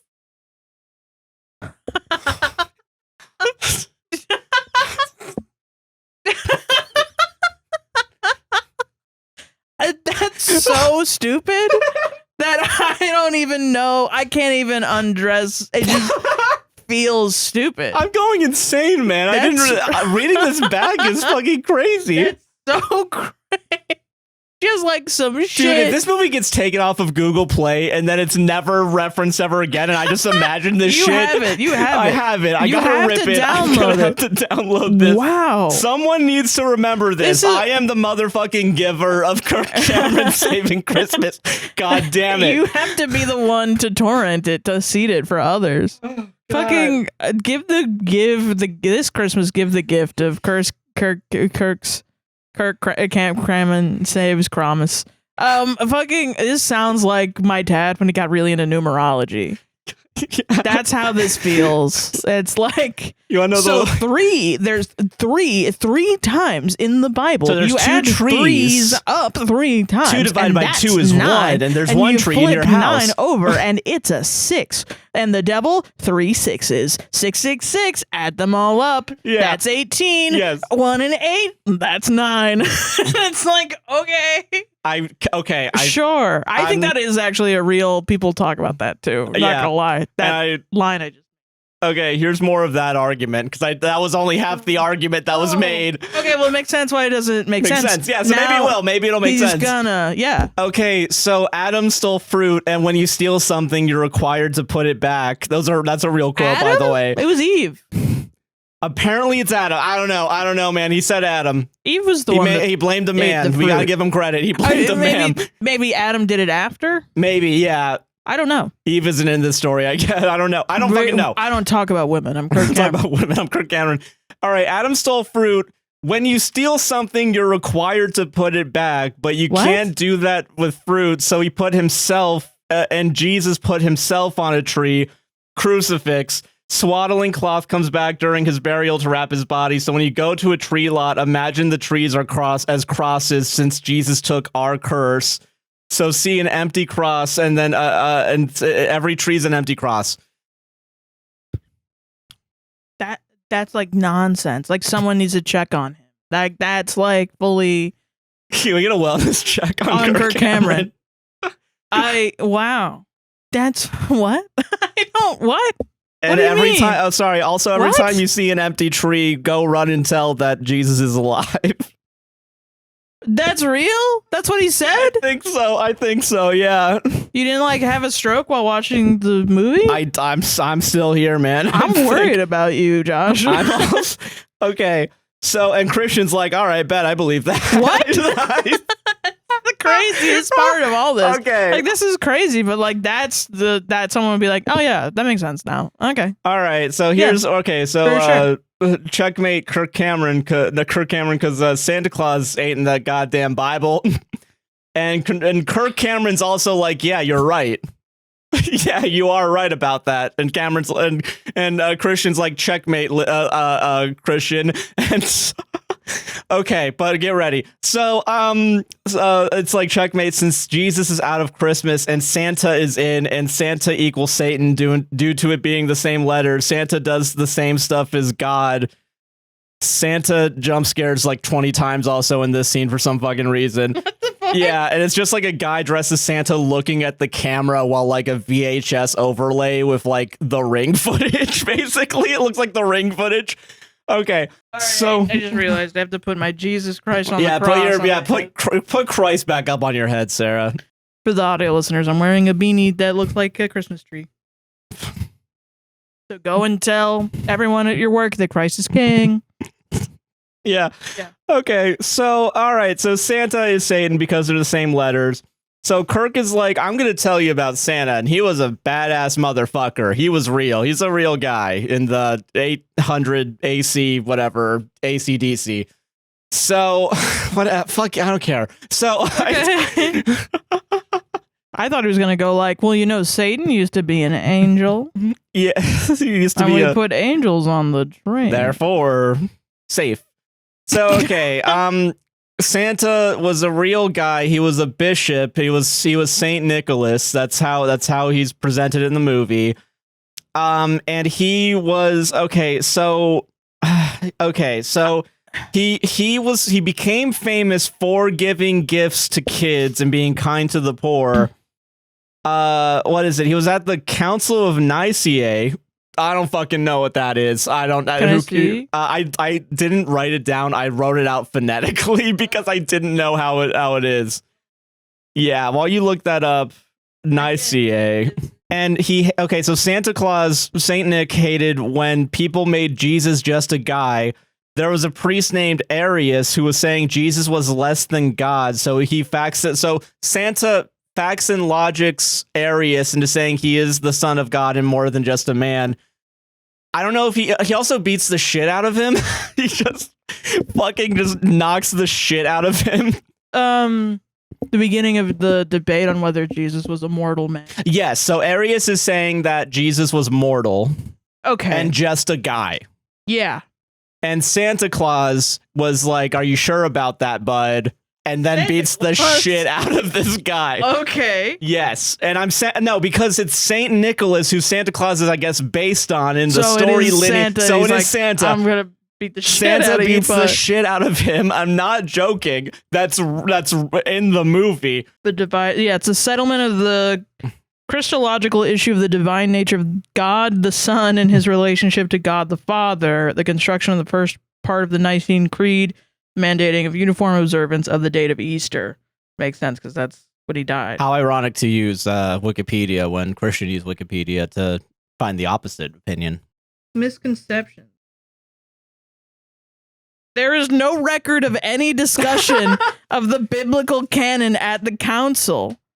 The development of the biblical canon was nearly complete, with exceptions known as the Antilegomena. I'm sorry. Written text. Sorry to all my Latin my not Latin speakers, but Latin, the dead language speakers out there. Written text whose authenticity or value is disputed by the time the Muratorian fragment was written. This is some. Listen, we're getting real deep into this now. I'm not. Fuck it. We've already offended every Christian ever, I think, so far. This sounds like some Avengers shit. Bam, bam. I will say, Kirk Cameron does say, imagine Lord of the Rings while talking about Santa Claus. So, source, what the fuck? The main source of the idea that the canon was created at the Council of Nicaea seems to be Voltaire, who popularized a story that the canon was determined by placing all the competing books on an altar during the council and then keeping the ones spinning a wheel, and then keeping the ones that did not fall off. The original source of this fictitious anecdote is the Syndicon Vitus, a pseudo-historical account of early church councils from 887. That's very funny that there's not even a record of any of this shit. That's awesome. So this is just made up bullshit. Okay. Awesome. So just if you were ever on Wikipedia and you see a section called misconceptions, click it. Get ready. Get ready. You gotta read that part too. Yeah. Okay. So very quickly, also, we're not even done with this argument that we know is bullshit. So, okay. So St. Nicholas, right? He's a guy. At this point, I'm so tired. Get the Christ out of Christmas. Yeah. Get me Santa Claus and little reindeer, plastic reindeer back in. Yeah. Get Christ out of here. I am now Antichrist. You can do that in your own homes, but not in front of me. You're Group A. You're a Group A. I'm Group A. I'm a Type A chatter now. And then but Christian's still the Group B chatter. NL is Chris Cameron. So there's a Type A chatter and there's a Type B chatter, and they both have problems. Yeah. Okay. So all right. So who cares? I know none of this happened. So Santa Claus beats the shit out of this fictional guy. That's probably not mentioned. Not mentioned in the Wikipedia article at all. And he also probably did kill him because he just took a fucking cane to his chest and just candy cane. No, just a regular cane. But it might as well. I guess candy cane. Now I see it. That's funny as hell. And then apparently in this fictitious lore, the church kicked him out. But then they were like, "JK, that was awesome. How about you become a bishop again?" No reason explained, by the way, why he becomes a bishop. So also more bullshit on the bullshit cake, right? And it wasn't time to go soft on truth or worry about being politically correct. And he's actually a defender of the faith. So Christians fucking love him now. And I think going soft and political correctness were actually mentioned in the movie. I mean, yeah, because they're asserting that Christ is immortal. Yes. They're on the Christ is immortal side. Yes, because Christ escaped death as a baby and also as an adult. As a baby also? Because of the Romans just killing a bunch of babies trying to kill Jesus. Technically, then, I'm escaping death right now by living. Hell yeah, dude. So I'm Jesus, I guess. I guess that's how that works in Kirk Cameron's mind. Let's not have another episode, Sarah. I swear to God. Swear to God, I thought you wanted an episode of the podcast. Okay, anyway. Okay, I see what they mean. Right. And then people were like, well, if his life wasn't ended, then okay. I know the arguments and I understand why it's important to people. And it's because my understanding of Easter, and this has been an argument that literally I've talked to people about since last Easter, which is pissing me off because I am an atheist. Stop. I'm getting flashbacks to middle school where people keep talking to me about religion and I talk about it more than your motherfucking religious leaders. And I'm sick and tired of it because I want to be left the fuck alone. Sarah's Christian Joker moment. Every atheist is a Christian Joker. That is honestly so real, yeah. Just waiting for their moment, their Joker moment. Okay, so I understand this because the way I understood it was Christ was crucified for spreading a false religion. Yes. Right. And then he was put in that cage. Being Christ. Yeah, for being Christ and awesome and cool, yeah. And they made him drink, they gave him the lashes and they made him drink vinegar. And they tortured him essentially to get him to essentially say, no, you're not Christ, deny Christ. And he was like, no, I'm Christ, sorry. And then they killed him up on the cross and he died. He died publicly for the sins of the people at the time, because people will say, if he died for our sins, why does it matter if we sin or not now? And it's like, at the time, it was that there was like, they were moving from the Old Testament to the New Testament. And the New Testament was a completely new set of rules. Yeah. Like the shit, like the shellfish and the mixed cloth and like the having slaves, which I think is also debated as well, because I think there's like parts in the New Testament where there's shitty shit. Yeah. And all this other shit. Then he died on the cross for that. And was essentially like, all the people that were in hell for committing these sins that no longer are sins. Yeah. I'm going to die, go to hell, hang out with them for 3 days, come back after 3 days, and then just let everyone know I'm chill. Yeah. Hey guys, I'm chill, can't stay around. And then we're going to go to, I'm going to escort them all everyone's sins are saved. Yeah. Like, and every time I say this, everyone's like, no. And they tell me a different story. From each other. Yeah. From each other, not just from me. Yeah. And I don't know if it's because I was raised in an Anglican and that's like a weird denomination. Secret, like, yeah, not secret, but like it's a really old way of thing. That's why I feel like when I talk about it, I feel like I'm a you got the red string behind you, like no, I feel like I'm like a pilgrim. Like I talk about my like religious upbringing and being like, we had wicker baskets that we would throw our coins into. Ooh. And, you know, we would have to go and keep the grounds. It's like, okay. And it's just like that shit. That's what we would do. And then, like, we went to Anglican adventure camp at one point.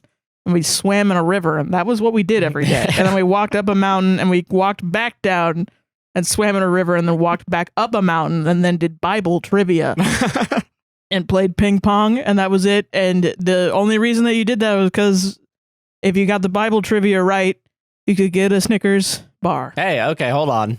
I'm back in now. But it's not a king-size Snickers bar. I'm out. Yeah, me too. Sharks, I'm out on this one. We had to get up really early and go and do gospel on the mountain. And it's real down-home shit. Yeah. But then I say that, and then I hear shit from people that are like, not mine. Mine had a big TV and fireworks. And they tell me what it is, and it sounds like a fucking cult. Yeah. And like, I was doing my shit. I mean, I didn't like it. Yeah. And I'm sure there are cult parts of it, but like, I don't know, man. Yours sounds weird. At least mine, they wanted me to be a good person. Yours sounds like it's based around money instead of Christ. That's all I'm saying. Weird. I wonder if that's the lesson we're going to take away from this movie. That money is I mean, in they tandem essentially with tide. said that at the front of it, which is so crazy. In 2014. I know I keep saying it, but it's just wild. Yeah. Because I was alive. Yeah. And around and probably was already an atheist, but wasn't mad at Christians at the time. But yeah, I don't know. It's just so weird to see this other really strange.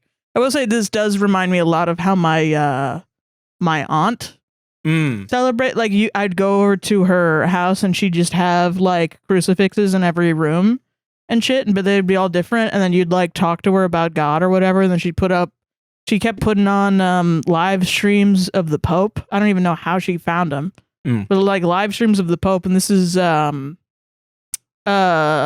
Pope Benedict? No, the guy before Pope Benedict, the Nazi one. Was it not Benedict? It might have been. Might have been Benedict, the really old one that retired instead of died.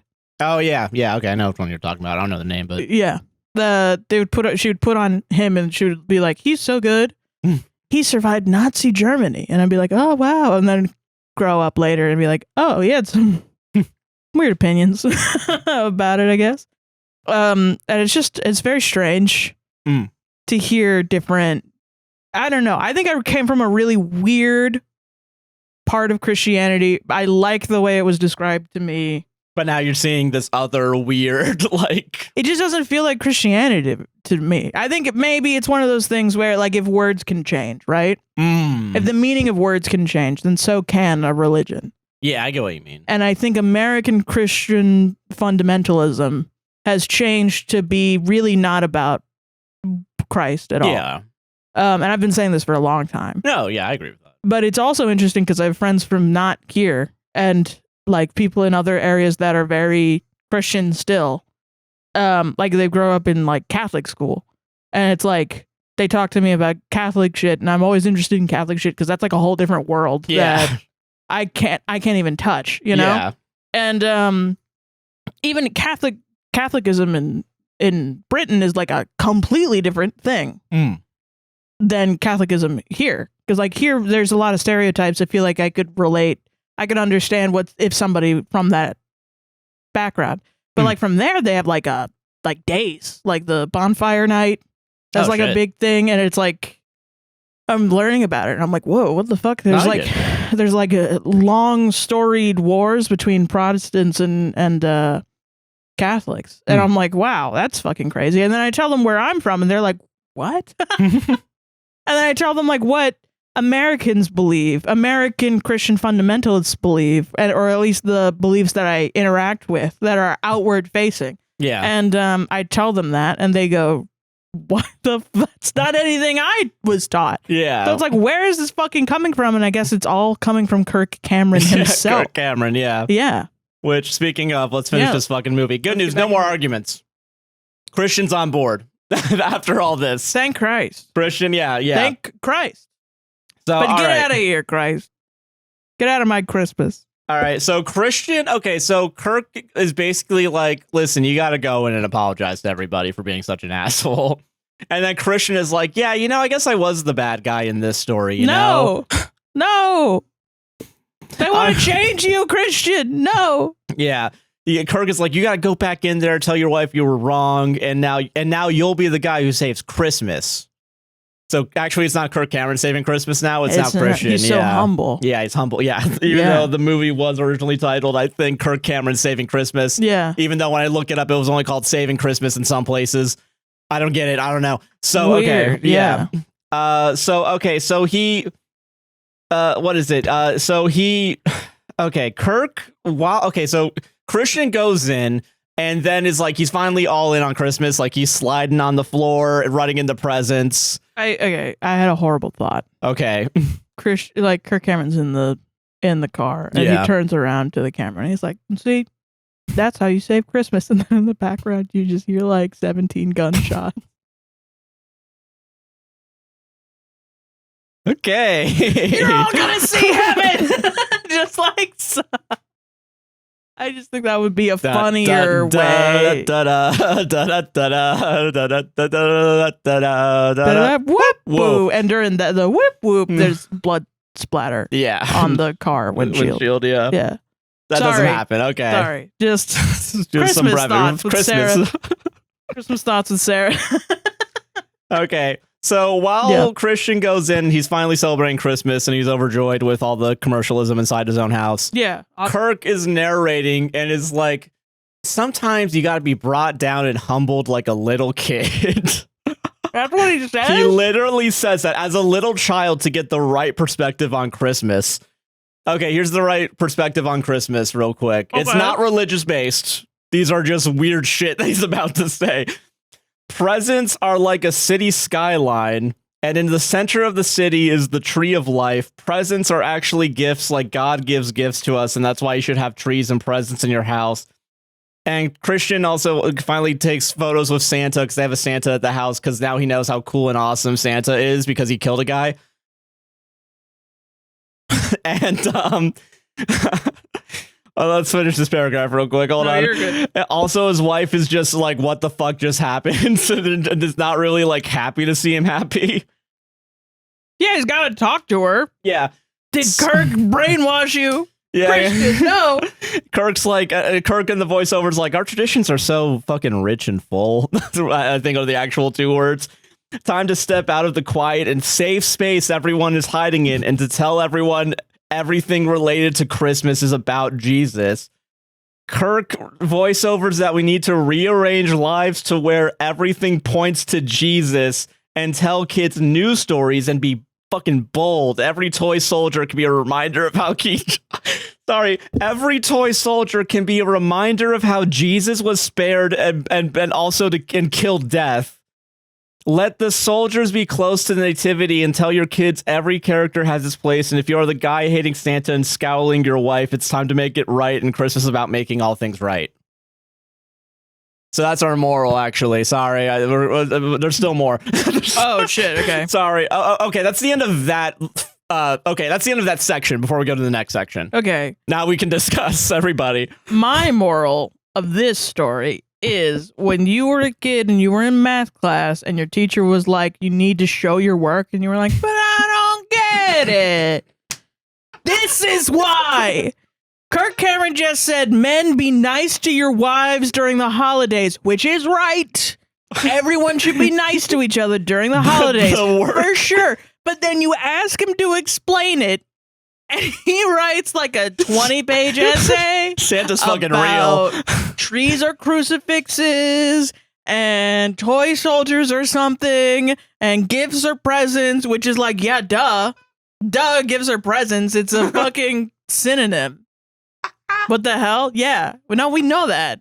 What do you mean? You're not making sense. Like, everything else was weird, and then that was normal. And not like in a fun, artsy way. You're trying to teach people something. You need to be didactic, Kirk Cameron.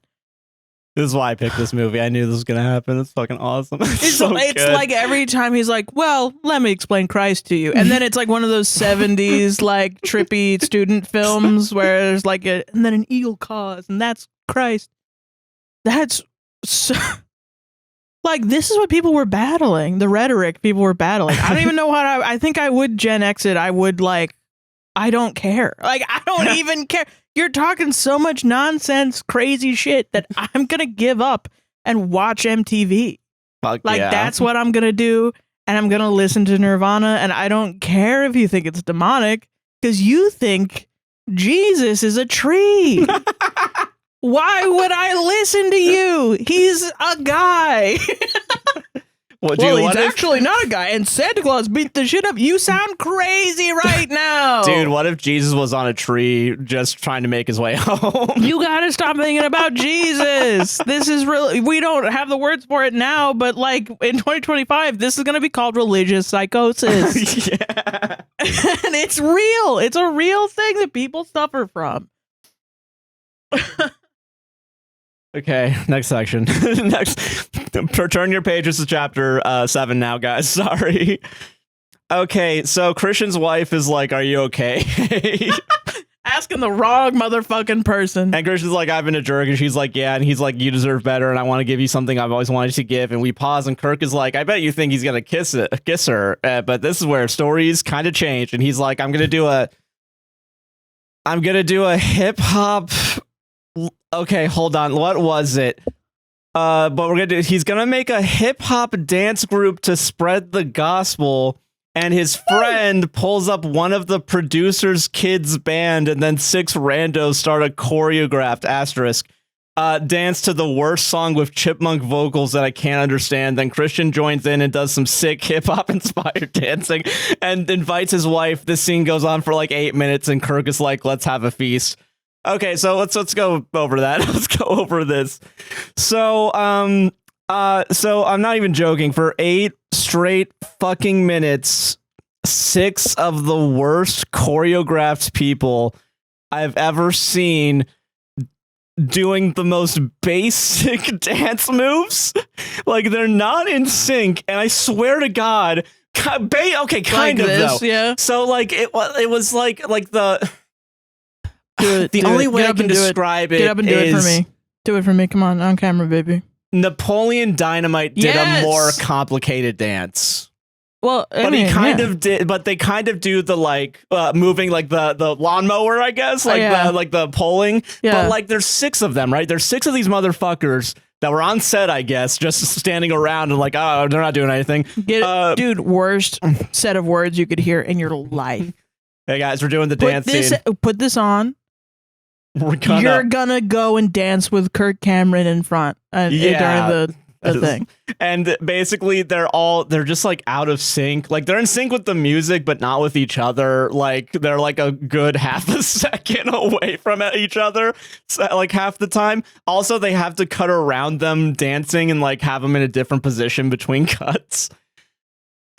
Okay, so it's just bad. It's bad. And then but also this is why I want to talk about padding time, which is the worst thing this movie does. I thought you said Paddington, and I was like, no! We gotta talk about Paddington the bear. He shows up and is shot to death. I was gonna say, too, I'm like thinking about the family. This is more dark, but what? It's different than shooting Paddington Bear to death? It's different?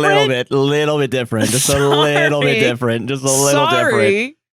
So, okay, this is why we got to talk about padding, because this movie's already, like, really, really trying hard to get past the hour mark. This dance sequence goes on for 8 minutes, and I'm not even joking. It's 8 fucking minutes long, and it's after all the time, like, all the slow motion footage of rock in a cave, and also a little girl looking at a cross inside of a tree lot, and so like, okay, so we're at the hour mark, right? So now we're at the hour 5 mark after this fucking dance. So this movie is like 45 minutes of actual content, maybe. So then they're like, let's go have a feast, right? And then Kirk Cameron's like, okay, go out there, guys, go out there, get the biggest ham, get all the food you can find, have a fucking feast, like eat in splendor until your fucking bellies are full and you're splitting at the seams. And this is how you celebrate Jesus. Consume. Oh, he just like draws a circle on the ground, and he just like gets on the ground and draws a circle, and like he goes up to a kid and like snaps the kid's neck and then draws a big like cultish. Yeah, just a fucking pentagram. He's a Satanist is what I'm trying to say. Okay, very quickly. Also the feast is in slow motion. Kirk is okay, so invite everyone and make the most of Christmas and have laughs, and don't buy into the materialism complaint, but also don't max out your credit card. But it is a celebration of Jesus it's a celebration of Jesus getting a material body, so be a little materialistic and buy those Christmas cards. And once your eyes are open, you'll never go back. And then there's 10 minutes of credits with outtakes and then a freestyle rap at the end or some shit. I don't know. Yeah. Dude, I don't know why I never thought of it that way. You can think about the nativity a million ways. I mean, that's how Christianity's been going for so long. But it's like, it sounds like a plot point in a D&D campaign. Like, this is the day in which we celebrate Bahamut getting a material body. Like, so buy some presents. Someone's definitely done that for sure. Are you kidding me? Okay. Anyway, Jesus, flesh-colored Christ that glow in the dark, man. Yeah, fucking sell. Fucking it's plain to see without looking too far that not much is really sacred. Bob Dylan. I imagine the entire time finally at the end it goes like, yeah, and it's Bob Dylan with a sniper rifle trained on Kirk Cameron, just ready and waiting. It's just like the idea. The ideologue of artifice and the ideologue of authenticity battling it out. Yeah. During Christmas. Beautiful. Yeah. It's an experience. Do you think Kirk Cameron saved Christmas? It's such a lot of nonsense. Like, I really was like, oh, what's their point? What's their take? It's useless thinking about it, because they're just like, I don't know what I expected. I thought it was gonna have a bunch of like shit it's up. So stupid. Like, why I would even think Kirk Cameron would have a point. Why the fuck did I think Kirk Cameron would have a point? I'm a dumbass. I just like analyzing things. I think my brain does it. Yeah. I knew you'd like this. I knew you'd get a kick out of this. Every tree is a... I've never heard that in my life.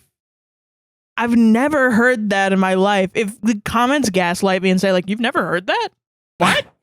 They say that all the time You're in not church. a real person if you're saying that. What do you mean? That should be your 6th reply to your own comment about whether That's or your not... third reply. Yeah. Whether or not you've heard of a Christmas tree being a cross. Dude, do you think Kirk Cameron's out there smoking some fat ganj and being like, yeah, you know, there's a burning bush. Yeah, you know what I'm saying? saying? What? Burning bushes in the Bible. Know what I'm saying?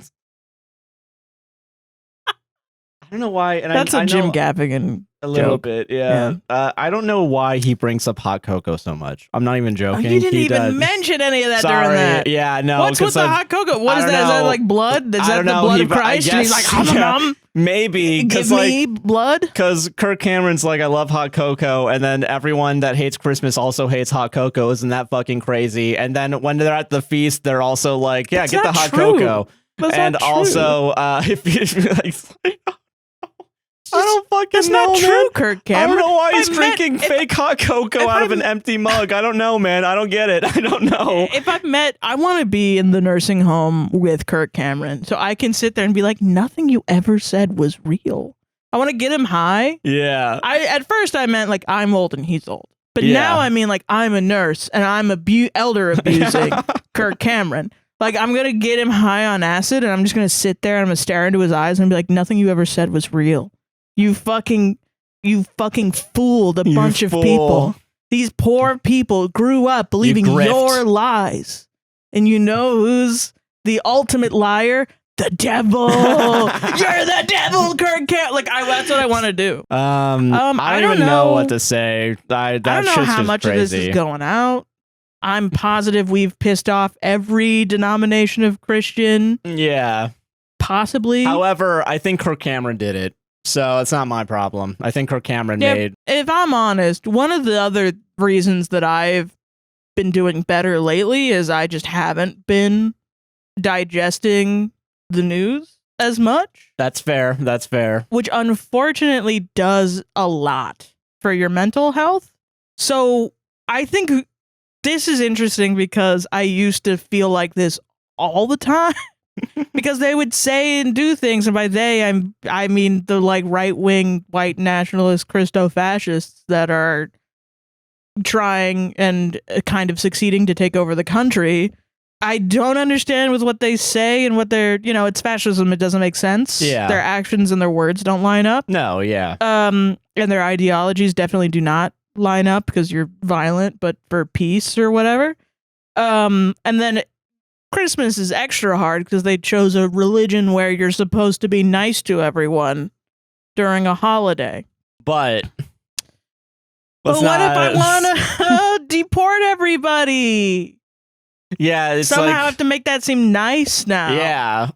And they're just bold-faced being like, it's nice for white people. Yeah, so which is just all I care about. Yeah. And so I just haven't had this feeling in a while of what the fuck are you talking about? Because I just don't. I go on Tumblr and people talk about Critical Role, and that's all I've been thinking about. So yeah, sorry to bring you back in. It's just I didn't realize it was like so. It's like not smoking weed for a while and then eating a whole brownie. Oh shit! And it's like, oh, and you're like, oh shit, this is a level of high I haven't been before. Yeah. Oh fuck. Oh god. This is very different than before when I wasn't high. Yeah. Huh. This is a change in pace. Yeah. So I don't know how to. You thought that was going to be short?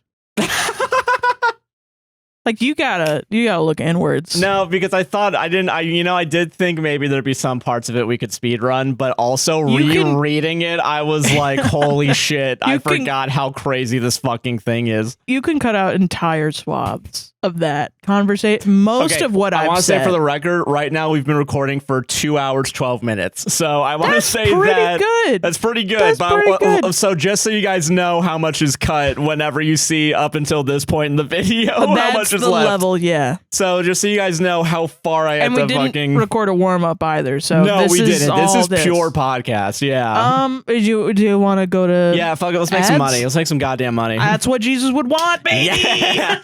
Woo! That's insane. I've never heard of every tree is a crucifix. What does that fucking mean? Every tree? Like, okay, like I get like the concept of he made everything, right? Yes, yeah.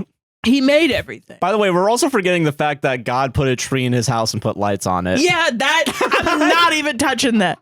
What do you mean? What's his house, dude? No. Welcome to the ad break. Hey. Are you enjoying this podcast so far? I don't know, man. This one's a wild one. A little crazy, a little wacky. So if you are enjoying it, don't forget to like, comment, subscribe, hit the gosh darn bell, rate us 5 stars on Apple and Spotify podcasts. Remember to leave the 20 comments we have asked of you so far, including your best favorite moments, your least favorite moments. Does God have a house and does he put a tree in it with lights on it? Lights on it. And is the tree Jesus Christ on a crucifix? And are the lights like, look at him die? And is the house Earth? What? Answer all of these in separate comments to boost engagement. Thank you. Under your parent comment of what your favorite thing was. If you're enjoying this podcast so much you want to help financially, which always helps, thank you all who do. Yes, thank you. Although if you are unable to do it, thank you for supporting just that way. Watching helps Just watching helps so much. Yes, thank you so much. Don't forget, we do have a buymeacoffee.com/APWSTR. What does that mean? You can leave us a little tip of coffees. It's $3 a coffee. You can give us as many coffees as you'd like, and we'll read your message on the podcast if it's not bad. As long as it's bad. And also, if you ask us not to read it. Actually, the opposite of bad. As long as it's not bad. Yeah, we'll read it. And if you don't want us to read it, you can say you don't want to read it. And we won't read it. Yeah, someone did say that they privated their response on the website, but as they typed it, apparently they were okay with us reading it on the show today. So I just want to keep that in mind. Yeah. Yeah. We have a bunch of coffees this week. Thank you all very much. Yes, thank you. Riker of all trades bought 5 coffees. Thank you. Well, thank you. Dear sir and or madam and or jovial entities. Oh. Do you hear what I hear? Apparently not. I am someone affected by the Christmas autism. While I understand the drive to create content, I do not appreciate 2 prolific podcasters. What is this? Is this a hate one? It's a joke one. Don't worry. Okay. Yeah.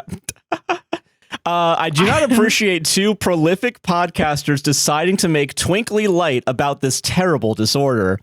You don't know the troubles people with Christmas autism have to deal with. Having to wear red and green every day, constantly buying presents for others, growing a long white beard every morning, forced to go to work in a sleigh led by 8 reindeer, all because my parents made the reckless decision to kiss under the poisonous plant known as mistletoe. Oh, I thought it was Tylenol. Sorry. That's my bad. Both. Oh, both, yeah. Christmas Tylenol. Christmas Tylenol. Mm-hmm. It's bad enough that my coworkers mock me every year asking, what are you getting for Christmas? Oh, real funny, Janet. What are you getting for diabetes? Oh my God, it's finally snowing. Fuck you, Carl. It snows literally everywhere I walk, even inside. But to hear both of you casually insult those of us impacted by Christmas autism decks my halls. My disability is not a joke, and wearing ugly sweaters isn't spreading awareness. None of us diagnosed are simply having a wonderful Christmas autism time. God rest ye merry podcasters, because I certainly am not. Lastly, for all those who self-diagnose with Christmas autism, did you ever think you're just being a clawshole? Lol, I'm doing a Christmas autism. Oh, really? Did you eat 3 tins of overpriced Williams Sonoma peppermint bark while watching Never Been Christ? No, you didn't. Stop wearing my disability like Christmas shoes. So the next time you encounter someone suffering from Christmas autism, maybe try to be more compassionate, offer some milk and cookies, and understand that if you invite us to your holiday party, quote, holiday party, you should make your chimney more acceptable. Jingle my bells and top of my tree, Riker of all trades. Brackets, just a disclaimer for anyone else reading. This is satire written by an actually autistic person to a podcast run by 2 wonderful folks who deserve more than they get. Best wishes in the new year. Gosh. Well, thank you very much. And thank you for the explanation. I'm also autistic to a point where I'm like, did I do that? I'm like, and I had to whisper to you, it's not real. Don't worry, it's Really? not real. Yeah. Okay. I will say, when I did open this, I was worried for a second that it might be that's like a little bit real. I was like, what? And I'm like, I wouldn't have read it if it was real. So thank you, though. I really love it. I love it so much. Our fans are talented, man. You guys you guys are so fucking funny. Oh my God. You guys should have our jobs, and we should be washing your balls. Yeah, we should wash your balls. Fucking. Well, listen, as somebody with high functioning Christmas autism, I have a high support need Christmas autism. You might not see it, but my disability is invisible to you. That's pretty fucking visible right now. All right, just call me a slur then. Shit. Just call me a jingle jangle or whatever. I love the concept of it always snowing, even when you're inside. Yeah, that must be hell. Really cute. Yeah, that is love cute, that. though. Yeah. Yeah. It must be hell having. I'm sure there are people out there with a version of autism that is Christmas themed. Oh, for sure. Yeah. But I appreciate that at least people understood that when I was talking about it in the context of a movie, I was talking about the fact that horrible writers in Hollywood don't want to they don't want to commit to making an autistic person a human, so they just make them they say that they're weird or whatever, and then they don't have to say autism, but in reality, I know for sure these writers are dicks. Was that the one where you said, like, I forget everything that happens immediately after we end the show? You remember? I completely forgot about Christmas autism. Is that what you said there was? Like a stereotype that you made up, TM. Like, out of this exercise, you want to come out with like a film school like in art in shit. Yes. You want to be the guy that comes up with the Christmas autist stereotype. You know, if it means my name's out there, yeah, sure. Wow. I think, yeah. Some people do anything. Yeah, especially me. That's so funny. I bet it would be hell being the Christmas autist, though. Yeah. I gotta be honest. That's the Grinch. Dude, the Grinch is an autistic king. He's autistic representation. Somebody put the Grinch in front of the autism flag and send it to me on Tumblr so I can make it my banner on Tumblr for the rest of Christmas. Yeah. Thank you. Thank you very much for that coffee. Yes, thank you. Musically RHE bought 2 coffees. Thank you. A coffee for each of you lovely people. Thank you for being the voices that got me through grad school. Oh. I'm a music therapist and independent songwriter. Oh my gosh. And as such, I find a lot of comfort and hope in your avid opposition to the AI slot machine that's ruining art as we know it. Thank you. Please support independent, all caps, human-made music by giving my debut EP Postmortem Postcard to listening on your streaming platform of your choice. Yeah, we could put that in the link. We'll put it in the link, too. yeah. I'm incredibly proud of it, and it would be a dream to share it with you two in this community you've cultivated that I'm grateful to be part of. Thanks and keep killing it as always. Heart emoji. Thank you. Awesome. Thank you. Yeah, we'll put it in the link tree and everything. Yeah. So if you want to go listen to that person's real EP, art. Yeah. I can't real wait. Human-made shit. Yeah. I was gonna say, dude, like send me your freaking songs. And good job on getting through graduate school and music college too. That shit's really hard. So I didn't do that. I dropped out. So yeah, you're talking to 2 dropouts. So we get to call you nerd. But also you're better than us. So yeah, whatever. Yeah. Nina bought 5 coffees. Thank you, Nina. Thank you. I paid money to tell Sarah that getting pregnant without male intervention is called parthenogenesis, and lizards figured it out first. Yes, someone said it in the comments, and that makes me really happy because I wanted dragonborns to all be women and get pregnant. So it was P-preg all P-preg, yeah. P-preg. P-preg. Thank you for that information, though. When I make a deposit, I put some P-preg. Moving on. Thank you for that coffee. Thank you. I also saw the free comment. I don't know if you're the same person, but you don't have to send me money to see it. I read the comments sometimes. No, you gotta, if you want to guarantee a response. Never mind. Yeah, I don't read. So send it to buy me a coffee, I guess. That's how I'll know. Buy me a coffee, APWSTR. Foxy Mulder, she, her, bought 3 coffees. Thank you. Thank you. Hello. I've said this before, but I love your long episodes during my night auditing work hours. It keeps me awake and makes me laugh when I don't see a soul for almost 8 hours till the breakfast attendant comes in. It really brings me so much joy hearing both of your takes on things and humor. Sarah, in the last episode you mentioned you realized you didn't really like romance movies, and honestly, neither do I. Real. One romance movie I will recommend, though, is Where Dreams May Come, starring Robin Williams. It, yes, deals with death, but in one of the most beautiful ways. Aw. A man who loses his children in a car accident also passes away in a similar way, finds himself in heaven, but a heaven that is painted in the most beautiful memories of his wife's paintings. Aw. He moves through dream-like heavens, reconnecting with his children and mentors he's appreciated in life. Mm-hmm. When he gets the news his wife has self-exited, he's upset but asks when he will see her, but realizes she's not going to the same place. Oh. The movie watches as he journeys to hell to rescue his wife and only love will save her. That's awesome. It'll make you cry but feel so much love. I will always recommend this movie as one of the best romance movies that isn't superficial or fake. Oh. I hope you guys have a wonderful Christmas, and I work that night, but hey, I'm the backbone of the hotel, and I wish you guys lots of joy and love. Well, thank you. Yeah, and Hell also yeah. you truly are. Night audit workers are the backbone of the hotel. So yeah, fucking the keep, real freaking keep heroes, doing the real man. good fight. Yeah. Yeah. And we'll keep making shows to help you out. Absolutely, and I hope you don't have to deal with anything crazy this holiday, because I know hospitality workers are insane. And that sounds like a really cool movie. Like, it sounds like it gets baller, too. Yeah. I'm gonna go to hell to rescue my wife. I didn't know that was what that movie was about. Yeah. Yeah, that's awesome. I've only seen the poster, and I was like, oh, he's walking on a street, I think. Is what hell yeah. I guess it's a movie where he walks. Do you think he ever gets to God's house? With There's a tree in there? With lights on? Yeah, maybe, perhaps.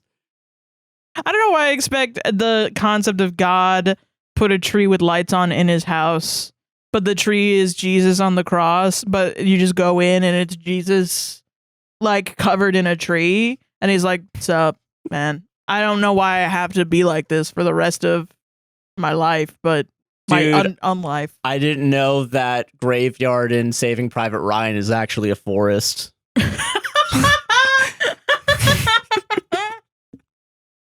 I can't see him. What is he getting old as shit? I can't see him through the trees. I'm missing the music's getting so loud. I don't know what's happening. Dude, I'm missing the forest for the crosses, man. Zooming in on his face. Matt Damon, your youth. It's youth. I think it's leaving you, Matt. All right, sorry. I just thought of that. Oh my god. As told by Ginger bought 3 coffees. Thank you very much. Thank you. Hey, Sarah and Josh. Hello. I don't want to make this too long or sappy, but I just want to express how much I appreciate y'all on the pod. Oh, thank you. When I started listening a little over a year ago, I was in a tough spot financially and ended up picking up on gig work on Instacart and Rover to make ends meet, while also enrolled in my last year of medical school. Oh, wow. I was too broke to go home for the holidays, so I spent Christmas and New Year's working as much as possible. Oh. It was a lonely, exhausting time, and y'all's pod became a big source of comfort to me. I would literally listen from the moment I woke up to the moment I went to bed. I really enjoy your humor, your dynamic, and the way y'all's brains work. I scraped by, and now I'm a first-year resident doctor with a much more stable income, doing work that I love in a city that I love. Oh. I don't have to worry about money nearly as much as I did before. I've been looking forward to being able to support the show since I started listening over a year ago. These coffees don't feel like enough to thank you for helping me through the last winter, or for helping me feel less alone in my issues with my mom, or for constantly making me laugh so hard I cry. No, I'm gonna cry. But I guess this is a start. Thank you. Merry Christmas and Happy New Year. Love, Ginger. P.S. I made this message private so it didn't post on the board publicly here, but I actually don't mind if you read it on the pod. I think it'll be really, really special, actually. Thanks for all you do. Oh, yeah, of course. Thank you. I'm so proud of you, too. Yeah, You've congrats. done a bunch of really hard shit. Yeah, no, I couldn't do that. Yeah. No, yeah. Dude. I mean, that's hard as hell. I mean, we get scraping by and stuff. Oh, so yeah. But I'm very glad that now you're in a space where you get to spend some of your money on yourself and enjoy some stability. Hopefully, yeah, no, that's great. Fucking awesome. And I hope that continues on. Yeah. Yeah. I wish you luck. Yeah. And thank you very much. I mean, it's not, we make the show because we want to make the show. But it's really nice to hear that people use it and it helps them get through the day. It's a nice little cherry on top, yeah. Yeah. Like, you remember when that fire department or something was like, they listen to us. They sent in wanted to let you know the entire nighttime fire department runs on this show. Hell yeah. That was crazy. That was people saving lives. We got people walking up Mount Fuji. We got people putting out fires and shit. That's crazy. We're the working man's podcast. We're the working man's podcast. We're the working man's person's podcast. Yeah. The workers Reddit podcast. Yeah. The Reddit podcast of the fucking proletariat. Yeah, exactly. But thank you very much. We appreciate that. And I'm proud of you too. I'm proud, yeah. Yeah. And our final coffees come from Fox and Thigh High Socks, who bought 10 coffees. Thank you very much. Let's go. Fox and Thigh High Socks, I want to say you always know when to send in coffees. It's like you know the time to be the last one in.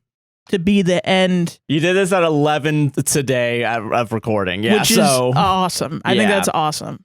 Happy holidays, my jingle bells. Hello. I can't remember if we are getting an episode before or after Christmas, so we'll see what happens. Same. I don't fucking know. No, yeah. It was a toss-up. Not gonna lie. This week's question is the Battle of the Santas. Okay, yes, I thought about this one. Yeah, I read this one. I'm going to be so honest with you. I am going to have to Google all these clauses. I have to, too. The only one I know is the third one. Yeah, because it's David Harbour, right? Yeah. Yeah. Okay, the Battle of the Santas. Make love, marry, or kill. Santa, Rise of the Guardian. Santa, Violent Night. Or Claus. Okay. So let's pull up the photos, and you Rise guys at of the home, this is your Guardians. 8th comment. You must now leave. Santa. Yeah, and you have to decide which one you do. Okay, so this is Santa Rise of the Guardians. I think he has like a Russian accent or an Eastern European accent. Gotcha.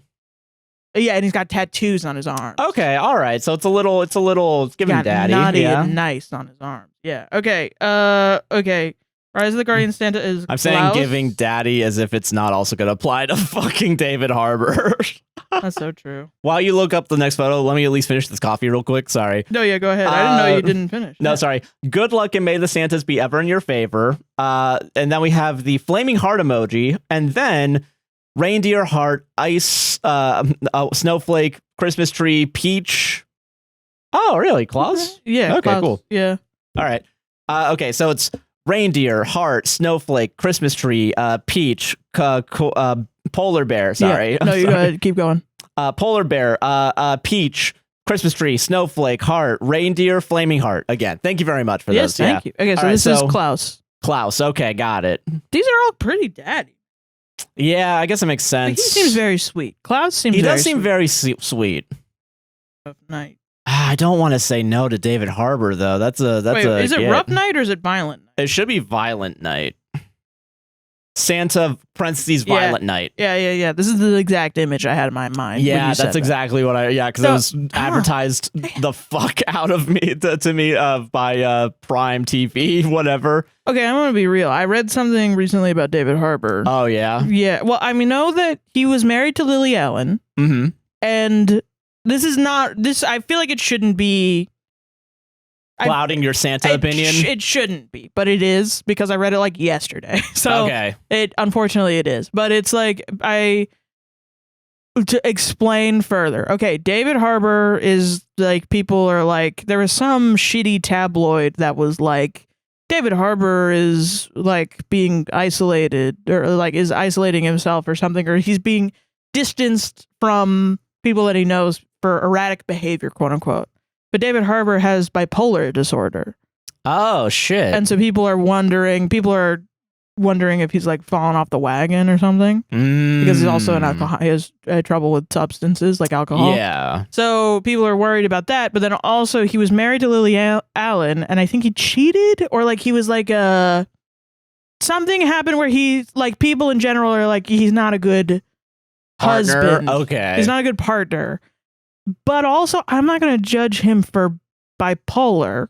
Me I don't neither. know what he's done, though. Like, the tabloid did not say what he has done, so I don't want to say anything now. Yeah. And then people be like, he did horrible crimes.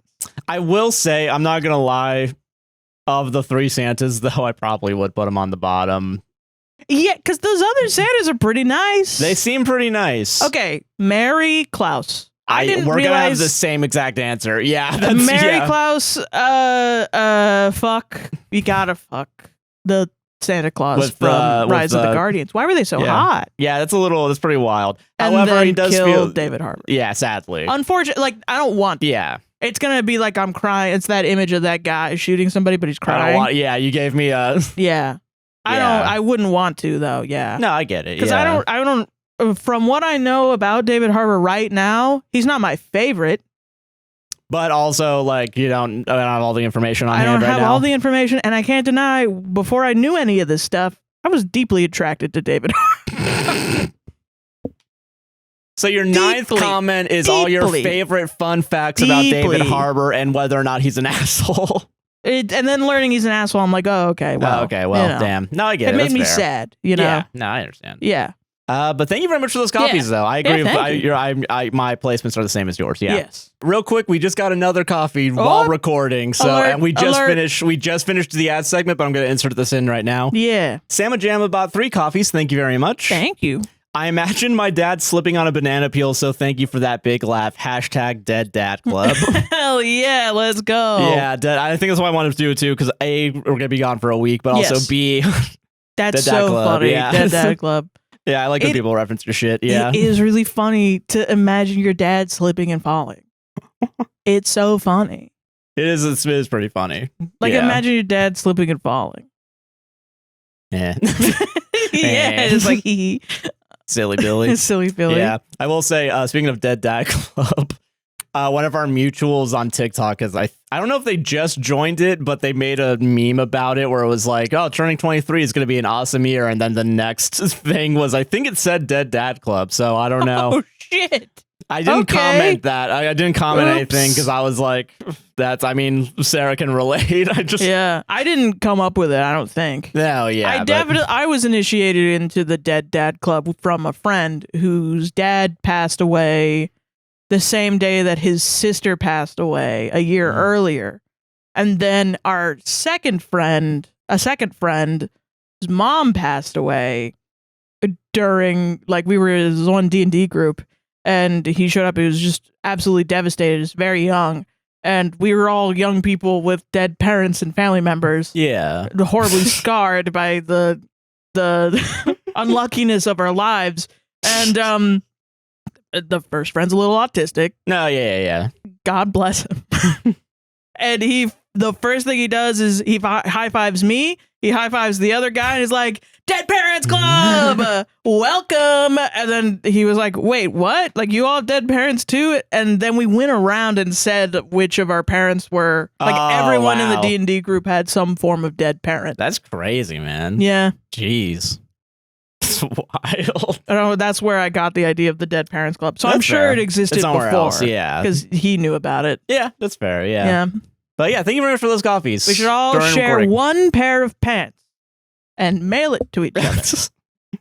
Through the mail. Don't do that. But if you also want support on a monthly or yearly basis, go over to patreon.com/APWSTR. You get exclusive content, ad-free releases, so you don't have to worry about YouTube, Spotify, or any podcast player ads, none of that nonsense. Yeah. You can also add the RSS feed to your podcast app of choice, as well as connect directly to Spotify. Yeah. And you get also the exclusive content. I'm getting into the habit of releasing an audio file, so you'll get it there also. Nice. But you also, we get early releases when we're able to do it, and also access to the Discord, which is where we have our book club, and our community is growing there, and it's a bunch of cool people chatting. So yeah, book club, we're reading Perks of Being a Wallflower, which I'm excited about. Yeah, we'll be reading that at the end of next month is our meeting. So you got a whole month to read that. And also we're going to watch at some point Monty Python and the Holy Grail. As a Discord group. A Discord group. We are not going to be commentating over it, but we're going to be watching it and the chat will be going. Yeah, so. And that'll be in there. It'll be like a group little watch sesh. Yeah. It'll be sometime next week. So not this coming week, but the week after. Yes, yeah. Yeah. But yeah, that's all the best ways to support us financially. We very much appreciate it. Yes. We also have mutual aid links down in the description within our link tree if you want to talk about that for a second, Sarah. Oh, yeah. Palestine, Congo, Sudan, all that stuff is down there. As well as red cards for ICE. Those are still down there. So if you have somebody that is an immigrant and might have to deal with ICE at some point, it describes your rights when dealing with them. And you can just print it out, and it translates from English into various languages. So not just Spanish, but also other languages as well. Yeah. And you can just print them out right at home, cut them up, and give it to your loved ones. But yeah. And I hope everybody has a Merry Christmas, Happy Holidays, Happy Holidays, Happy y'all. Hanukkah, anything that you celebrate. Yeah, Exactly. Happy Holidays, Happy New Year as well. Yeah. Yes, Happy New Year. Oh yeah, because we're not going to be here. See you next freaking year. Yeah. But it's not the end yet. So whatever. Well, that's the end of this ad segment. Probably. Thank you for watching so far. Enjoy the rest of it. And thank you for watching the last ad segment. There's no more ads. I'm joking. No, that'd be crazy. We need money. Give us your money, please. All right, enjoy the rest of the episode, y'all. Yeah, bye-bye. All right, last Reddit of the year, dude. I know. Yeah, are you fucking ready? It's the first of the last of the Reddits of the year. I know, yeah, no, it's it? the first of the, and then we're gonna have the second of the last of the Reddits of the year for my mother's, father's, son's, dog's. Yeah, that's true. Okay, I do want to talk about this one. I want to do this one so bad because I'm interested. Okay, in me? D&D. All right, okay. Yeah, I'm interested. Yeah. Cool, thank you. Sorry, okay. Yeah. Let me know if you're interested in me. I'm interested in you. Oh my god. All right, from the top. Sorry. Okay. Okay. Anyway, this is from D&D. Am I the asshole? r/D&D AITA. Okay. Am I the asshole? Disappointed with free magic item. Okay. I'll say at the top two. Reddit is split on this. Interesting. Which I find interesting because I also don't know how I feel. I don't know if I care.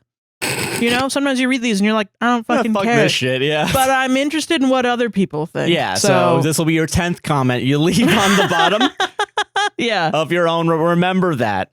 I'm in a 5.5 edition campaign that just started, running a level 3 Warrior of Elements monk. Due to it being the last session for the year, the DM gave everyone in the party magic items.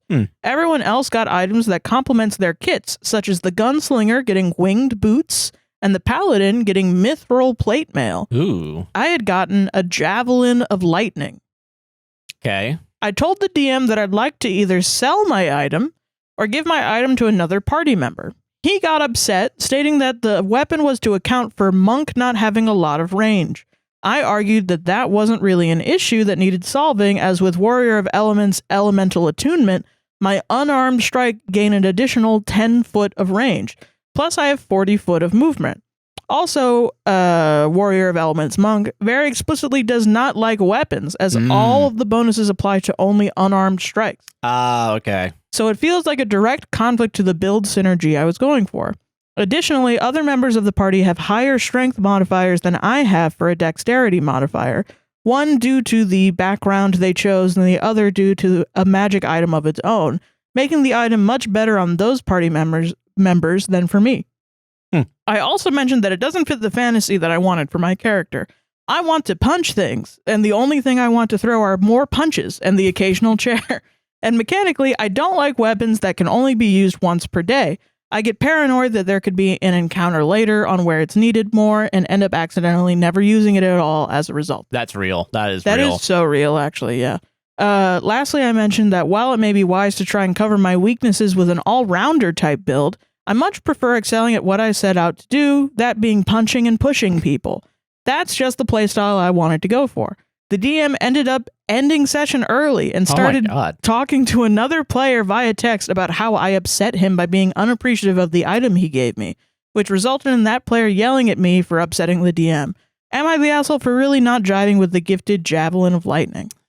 I want to go not the asshole. Yeah. Because I get, first of all, why is your DM not giving you something that would mesh and synergize? Yeah.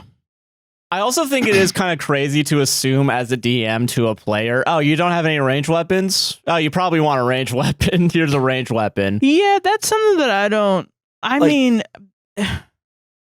This I'm asking, I think, from the perspective of a DM, because I have noticed that there are DMs or people that like run games and stuff where they try to min-max the character for them. Yeah. And I don't understand that at all. Yeah, just play the fucking game then if you're gonna min-max a character. I feel like an asshole as a DM because I couldn't give less of a fuck what you do. Yeah. I'm gonna put you in a story. And you figure it out, yeah. And whatever you want, like if you say I want a javelin of lightning, I could probably figure out a way to get it to you. Yeah. I'm not just gonna give it to you. Like, you'll have to find it. Yeah. But, I'll put it in the world so that there's a chance that you can have it. Yeah. Because I want you to have a fun time. If you want to have a fun time doing that, then yeah. It's something that I had a conversation with a friend about who's helping me run a game. And he kept being like, I think this would help for their build. And I'm like, I think it doesn't. I had to tell him, I'm like, aesthetic matters more than everything else. And that's something that he's depends learning on the also. player. Yeah, I think. Yeah. Like, Well, I think even if you can't imagine your player using an item, it doesn't matter. Like, you're not going to go for it. yeah, The aesthetic does matter. that's true. I get that. Because Okay. he was like, well, why can't we just get like, why can't we give him a corkscrew? I'm like, nobody's thing is a corkscrew. It wasn't. That's a Let's give him a thing. lollipop. Let's give him a big lollipop that poisons everybody. And I'm like, that's not nobody's character is Force lollipop. everyone to lick the lollipop. That's not cool. It's gross, you know? Nobody's gonna wanna, like, I promise you, it's the coolest item ever, and it's a good idea, but then you put it in front of everybody and they're all gonna be like, that's gross. Yeah, I want that. Yeah, because it depends. Yeah. Yeah, if you make it look gross, nobody's gonna want it because people Vibes are do matter. Yeah. role playing. Like, yeah. you're gonna be like, what does my character think of this gross item? Yeah, I know the stats are good. But it is gross. It's gross. It's a little icky, yeah. I don't want to put it on my character. If you're not playing a character that is gross, like, you know, there needs to be a guy that's like role playing a slime. Yeah, I get that. And then you give him a weird, gross thing, and he goes, "Oh, hell yeah!" You know, that's what you want. That's fair. And I guess with the power fantasy, I guess that makes sense with the aesthetic argument. Like, yeah. imagining yourself or like your character as like this cool suave or whatever. So this is saying more about me, the bard. Yeah, I mean, you know, on whatever level. Yeah, you know? So I get that. Yeah. And I do think, yeah, and I guess it is. If I DM'd, I probably wouldn't assume I know what my characters want. Yeah. And I do think that, I mean, I can see like maybe putting, instead of giving individual gifts, right? Yeah. Here's how I would do it. Yeah. Just show everyone a big pile of items and tell them, go crazy. Right. Yeah.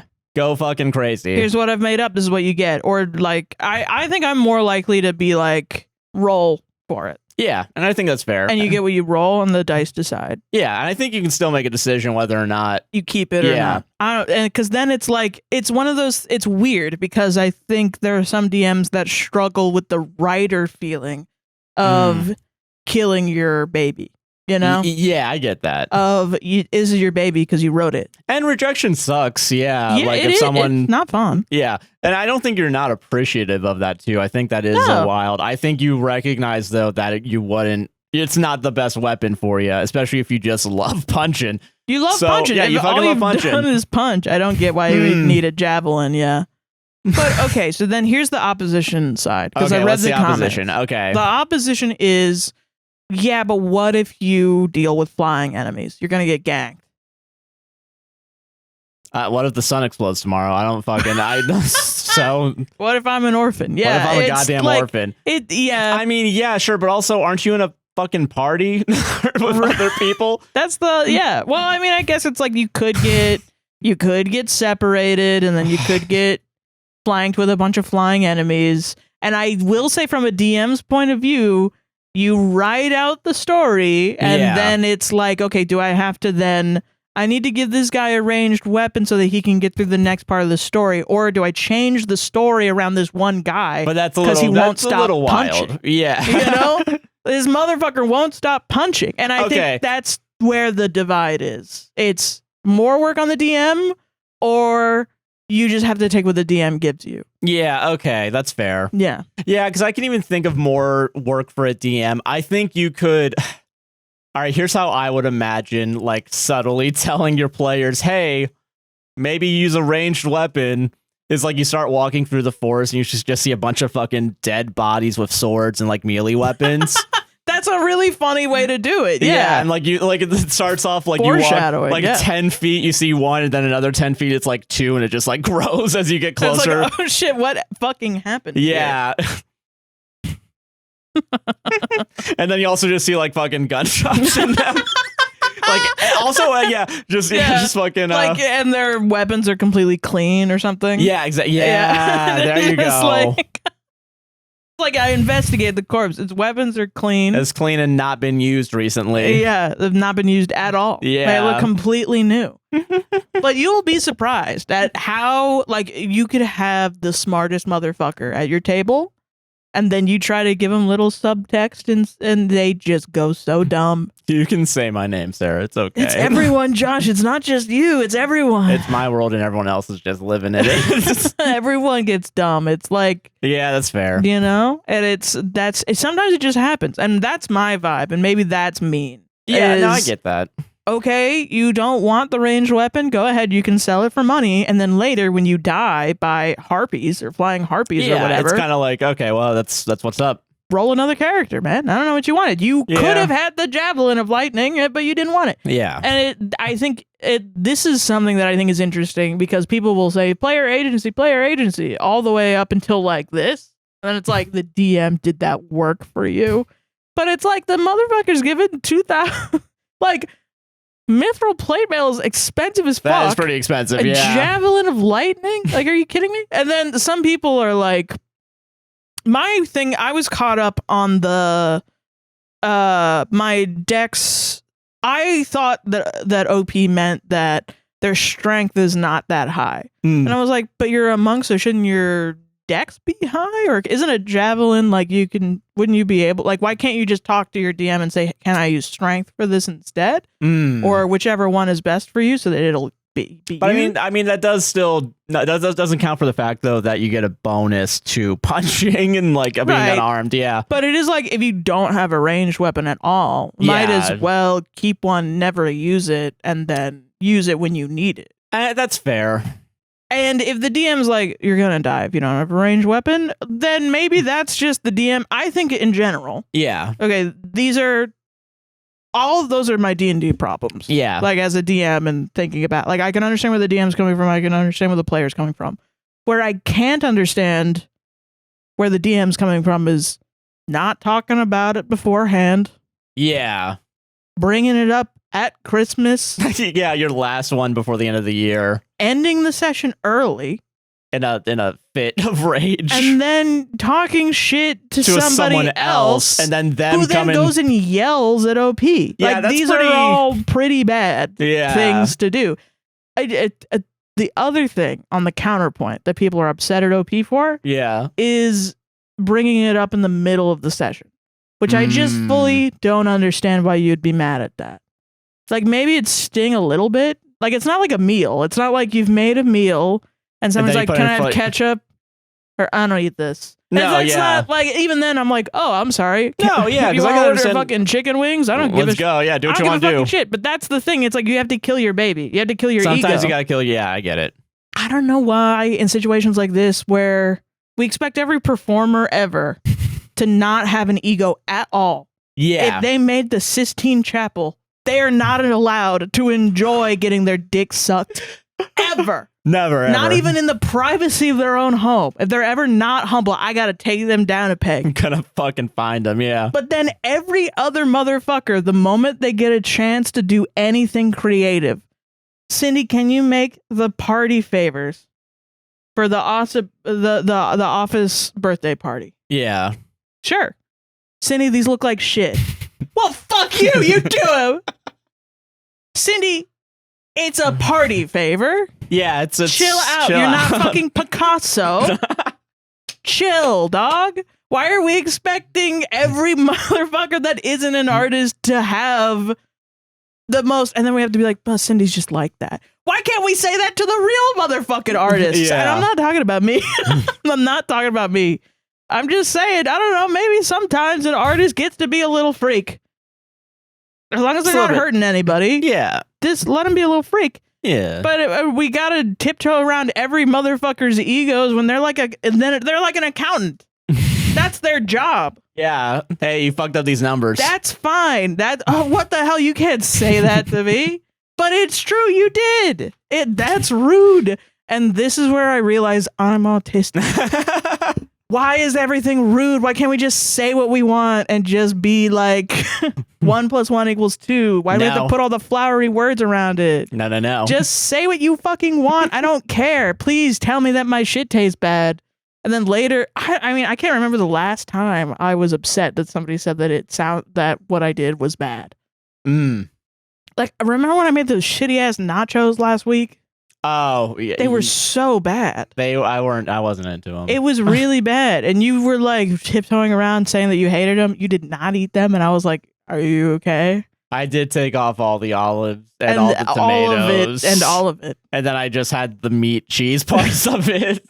It was really bad. It wasn't ideal. Like, and then I was just upset the rest of the night. You were. I was more upset that you just wouldn't tell me that you were upset because you didn't have a good meal. But, and you know, maybe this is the weird thing I have where it's like I want to be polite, and I feel like if I say something's bad, who cares? But yeah, no, I get it. I'm not gonna care. I'm gonna be like, great, let's order Taco Bell. I fucking hate this.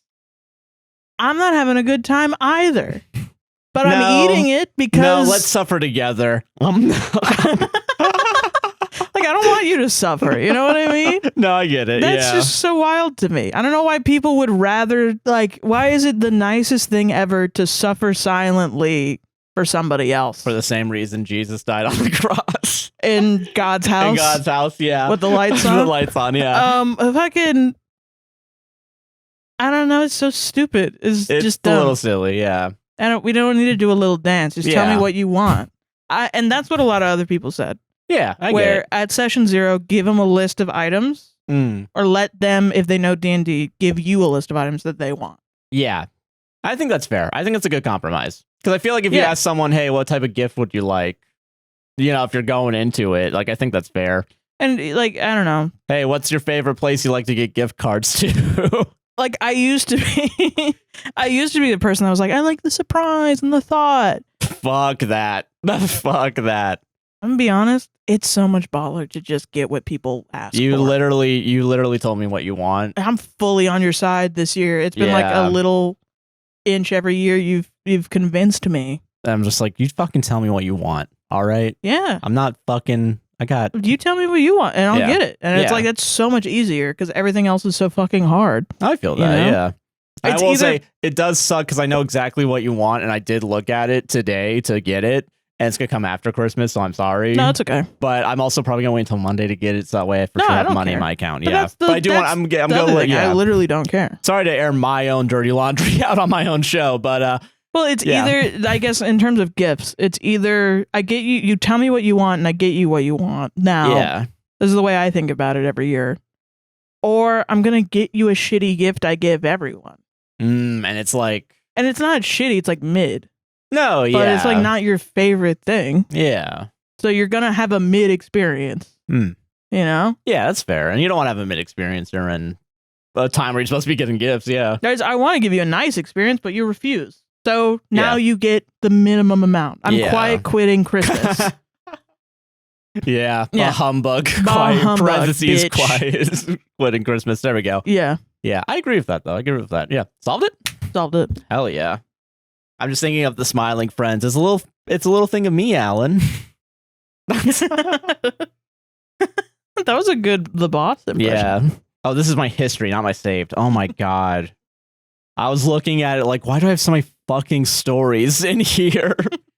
Okay, real quick. I don't think I left it in the podcast, but Reddit changed their entire fucking profile system overnight. So now I have to go through 3 different menus to get to the saved posts. Am I overreacting? My mother-in-law threw out my sourdough starter. No, you're not. That's a living thing. She killed your pet.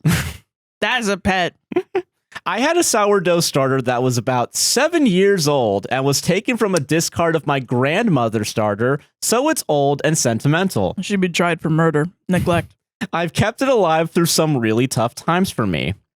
My mother-in-law came around to babysit my daughter, who is 8 months. She napped most of the time she was here. My mother-in-law graciously did a few loads of washing and cleaned our kitchens and floors. I was, and still am, very grateful. I thanked her profusely.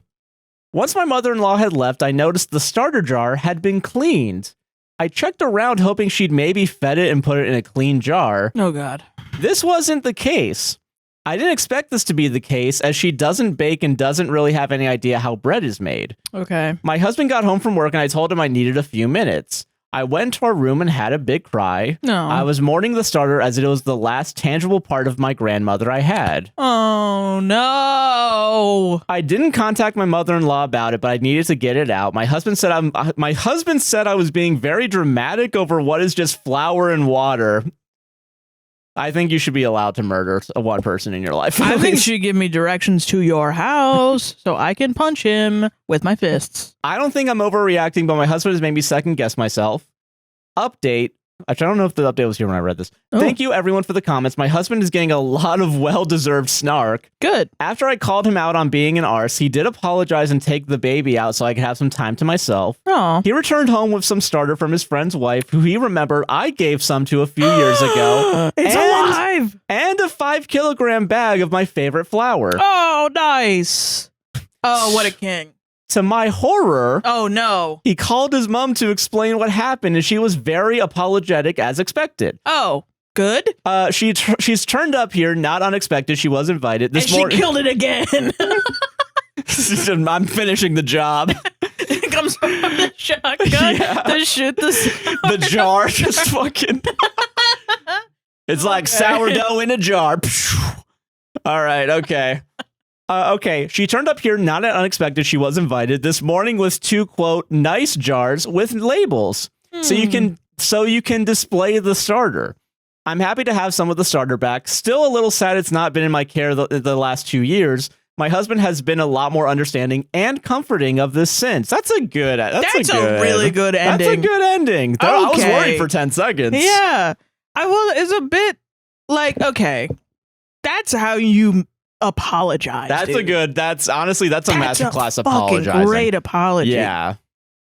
Also amazing that he remembered about the starter being given to someone. That's pretty cool. That's how you prove that you are a caring husband. Yeah. That's the value of paying attention to your wife.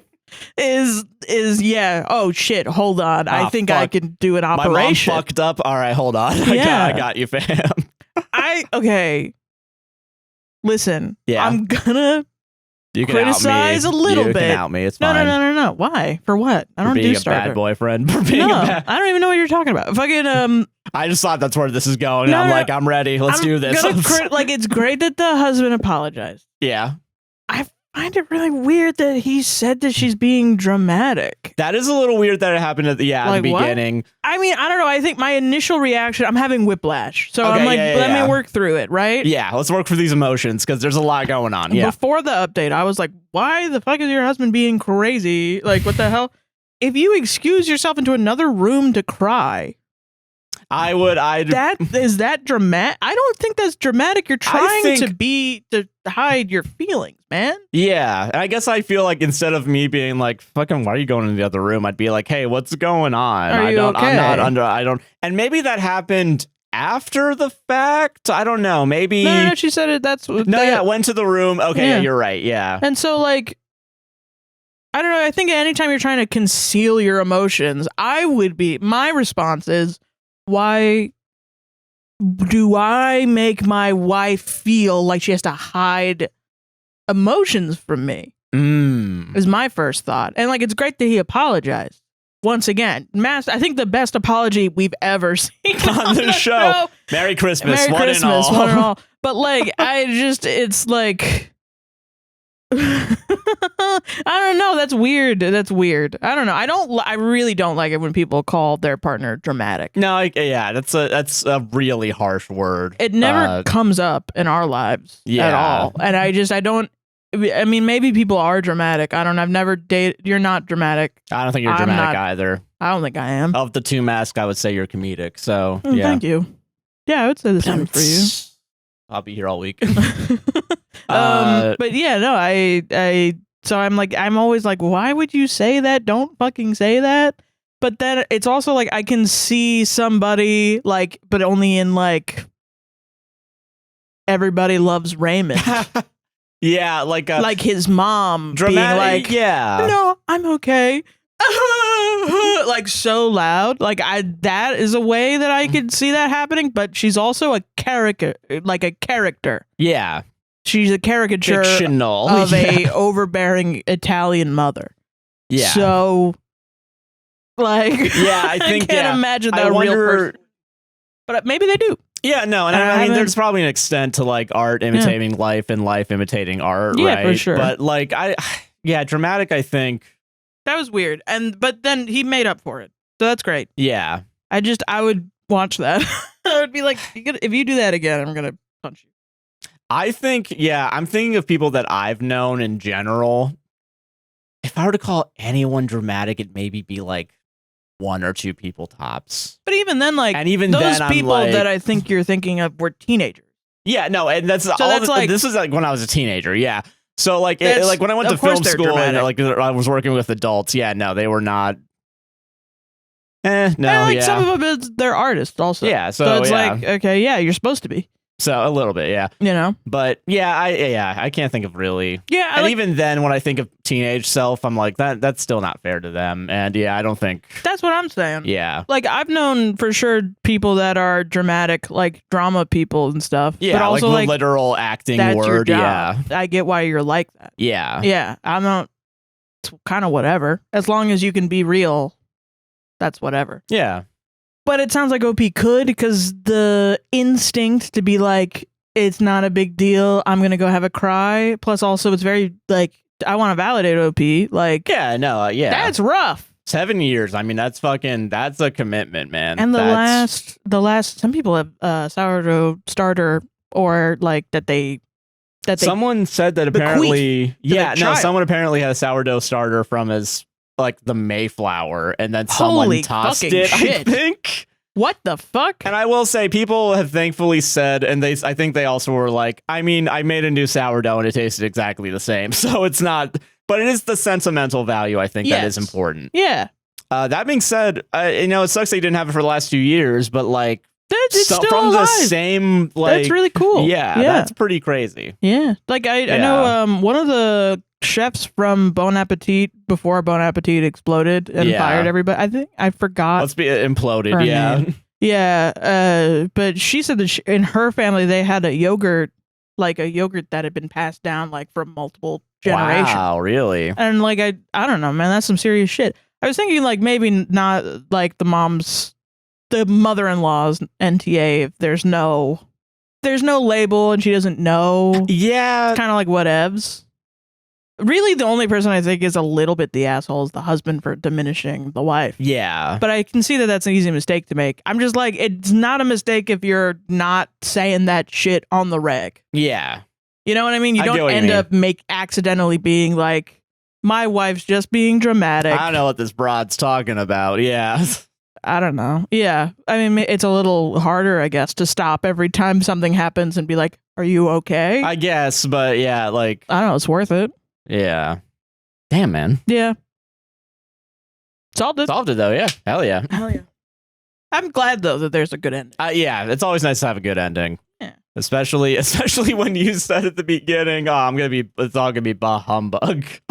It's all gonna be bah humbug. Let's see if we can turn this motherfucking ship around. I'm Josh, the positivity captain, and I'm here to teach you guys about why drugs are bad. And I'm Scrooge here, and am I the jerk for telling my neighbor to address her husband's creepy behavior instead of policing my clothes in my own home? Okay, this is gonna be a good one, I can tell. All right. I, 34 female, was doing yoga in my living room yesterday morning, wearing leggings and a sports bra, as I often do. I live alone and keep my... Oh, I don't know why I'm reading these like a sports announcer. You know what I mean? And in this corner. Am I the asshole? Okay, yeah, sorry, yeah. Okay, I live alone and keep my curtains mostly drawn for privacy, but I like to leave a small gap for natural light. There. Mid-stretch, there's a furious pounding at my door. I open it to find a woman I've never seen before... God damn it, who introduces herself as my new next door neighbor, Sarah, with an H. Yay! That's not me, I'm Scrooge. I'm Scrooge here, and so you should have wrote Scrooge. Without so much as a hello, she launches into a tirade about how I make her uncomfortable and I need to cover up. That was me, I did that to somebody. I'm utterly confused. I ask what exactly I've done, since we've never interacted before. She says her husband has seen me doing yoga, quote unquote, half naked through my window. What?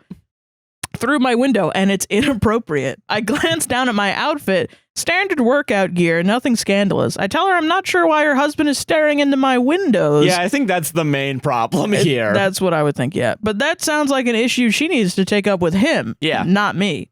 She sputters that I'm being immodest and disrespectful to the neighborhood. I counter that I'm minding my own business in my own home, and it's completely inappropriate for her husband to be spying on me and reporting back to her. I suggest that instead of policing my wardrobe, she should have a conversation with her husband about respecting neighbors' privacy and not being a creep. Yeah. She accuses me of trying to seduce him and threatens to report me to the HOA. Is this fucking real? This can't Probably be. not. I don't know. At that point, I just like it. At that point, I've had enough. I tell her that her insecurities are her husband's wandering eye. This is like the beginning of a porn, I feel like. Yeah, no, it is, yeah. I tell her that her insecurities and her husband's wandering eye are not my problem. I will not change how I dress in my own home to cater to a peeping Tom. I shut the door on her sputtering face. Now I'm wondering, am I the jerk here? I may have been a bit harsh, but I'm tired of being told to cater to the male gaze in my own safe space. And frankly, if she's more upset about my yoga pants than her husband's behavior, they have bigger issues than my fashion choices. Okay, here's my bit. Lemon stealing whores, more like home wrecking yoga sluts. That's funny as fuck. Yeah, no. Lots of people are like, call the cops. Yeah, because why the fuck are they looking? They just admitted that he's looking at you through your windows. Yeah, you guys. Which is like, yeah. Yeah. My response is, where's your husband? I'm gonna go suck his dick. Pull your pants down, buddy. I'm gonna suck your dick. Come on, let's do this right now. Let's do this right now, yeah. In front of your wife. Let's go. Yeah, it's just a couple realizing that they have a cuck queen fetish. I guess. Or just do that to the point, and that's not real advice, but this isn't a real story, so it's kind of like, who cares? But if... Also, God's not real while we're at it. Fuck it. Let's just... Who gives a shit? And if he is, he's in his house with a tree and lights on. And the tree is his son on the cross. Yeah. But yeah, no. So, okay. Let's play in the space though. Let's say this is a thing that happened. Yeah, for sure. This is a thing that happened. My real advice, I guess, call the cops or whatever. Yeah, I don't know, man. Dudes are weird. Set up an elaborate, like, have a camera on you at all times. Like, and just have it, or get like a Ring doorbell. Yeah, get a Ring doorbell and like. Yeah, I guess. I guess the only way you can do this is to become part of the surveillance state. I guess, but I mean, if the guy's looking in on you, I don't fucking know what else to do. Yeah, that is kind of. If the guy's wife is gonna take his side over yours, you just go to that. Wait, why can't you go to the? There are already like faux cops that don't have guns that won't kill anybody en masse if you call them to show up to your house. You could just go to the HOA and say, this guy's staring at me. Yeah, through my window. Why you're not? also, Just also do that. crazy because like you also mentioned that like you don't have the window completely open. So he's got to look in there. Yeah, it's like that's another layer of like you're putting effort into this fucking. Dude, it sucks being a woman. The fact that you can't just like you have to be it's part of the surveillance state to stop men from looking inside your damn door. Yeah, like I don't know. Okay, I'm gonna listen. While I do think a woman in a certain context, someone wearing a sports bra and leggings can be sexy, I do think it needs to be like between two consenting people. A and B. Yes. I don't think. Because, like, I don't know, man. I feel like I can drive by a yoga studio and not go, awooga. Yeah, I'm getting a boner. And then crash into the Publix next door. Yeah. Yeah, I don't know. It's like people are just doing shit, and then you're, like, drooling over that. That's, I don't know. Yeah, I think that's weird. Just go online if you got a weird fetish and, like, do that. I don't know. It feels like, oh, God, what am I trying to say? This is so weird. Yeah. There's a song by Andy Williams called Music to Watch Girls By. Okay. This is a strong start to wherever this is going. And it's a song. Andy Williams is like an old crooner. He's a an old crooner. Yeah. I mean, all those songs that they sang were about gooning. Yeah, fair. Essentially. And so it's Music to Watch Girls By is watching a woman walk by and looking at her ass and then being like, And that's the music to watch girls by, is the I wish I was in that ass sigh. And it's like such a banger of a song. It sucks that it's such a banger. The beat goes so fucking hard. It's crazy.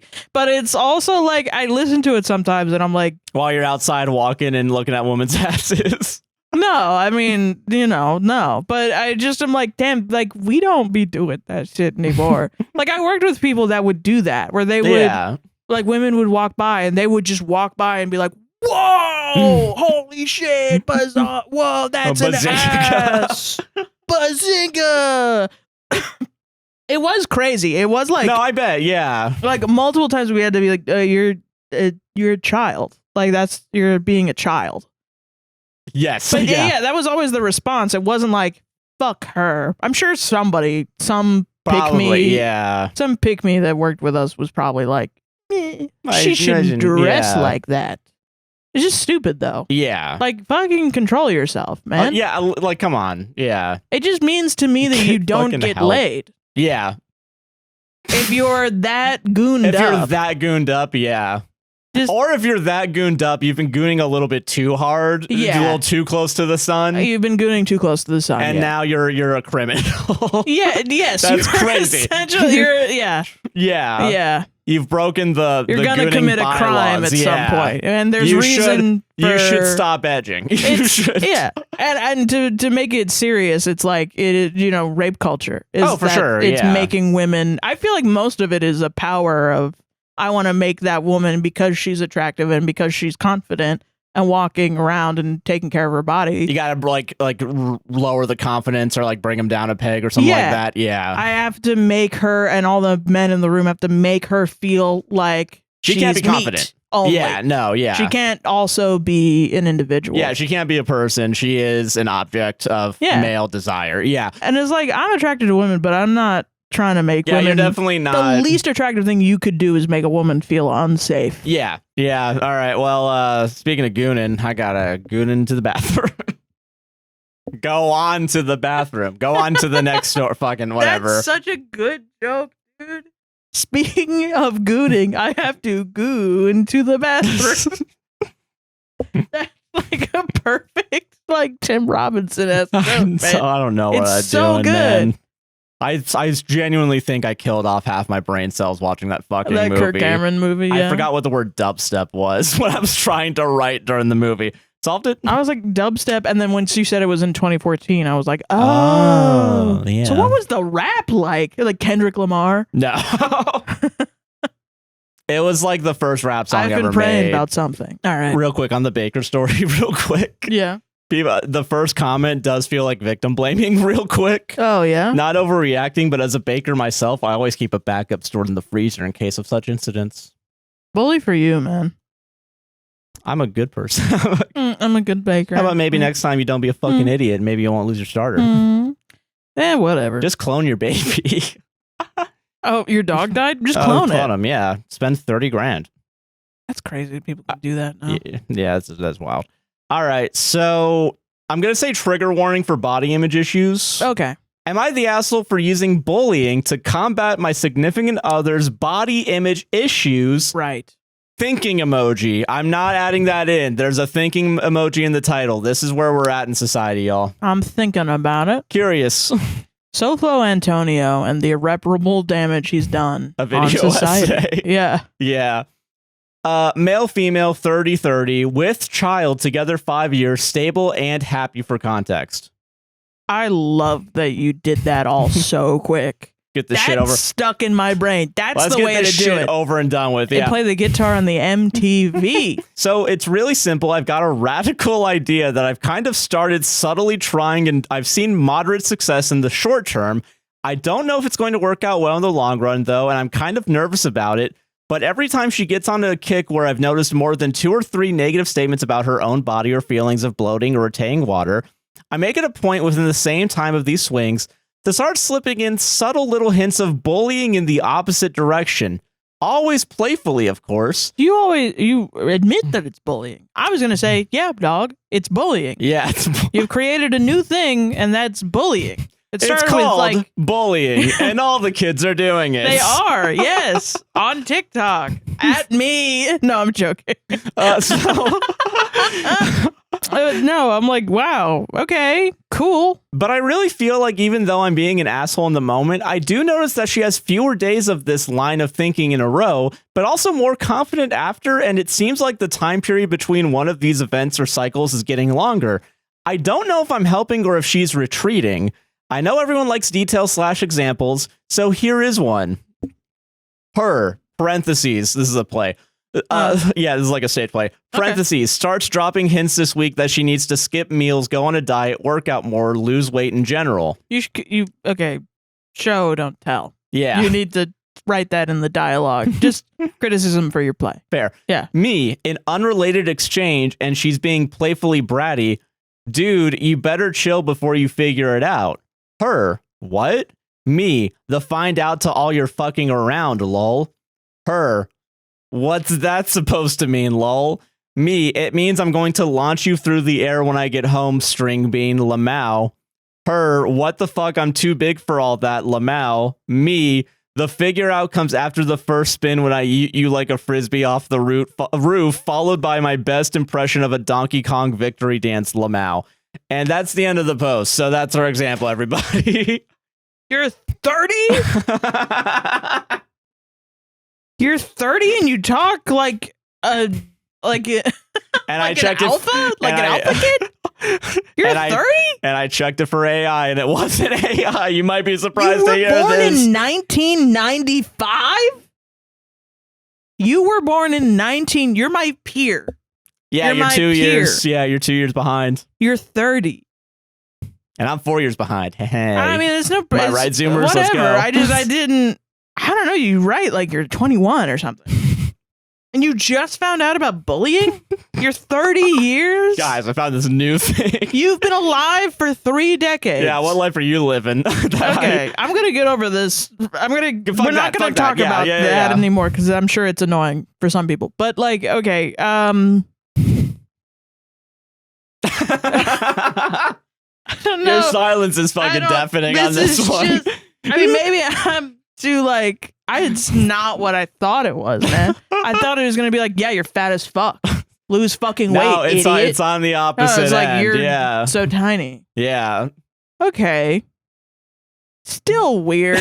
Yeah, no, it's weird. No, I agree. Yeah, listen, I do think jokingly sometimes I'll say like we need to bully the people that are bullying people, and while I do, it's like if you're bullying yourself, then like that's yeah. But it's like something where it's like I'll do it to like my chat. Like, oh yeah, for sure. Like, yeah, same. But even then, no, actually, that actually happened in my chat recently. Somebody was like, "I'm eating cake for breakfast. I feel so fat," or something like that, and I was like, "You mean sugar? Like?" Something that your body needs. It sounds like you're taking care of your body. Yeah, it's not like fucking Frosted Flakes is filled with sugar or something. It's not like they put a bunch of frosted sugar at breakfast. The horror. Oh no, somebody called pancakes. Yeah, you know what I mean? Like just.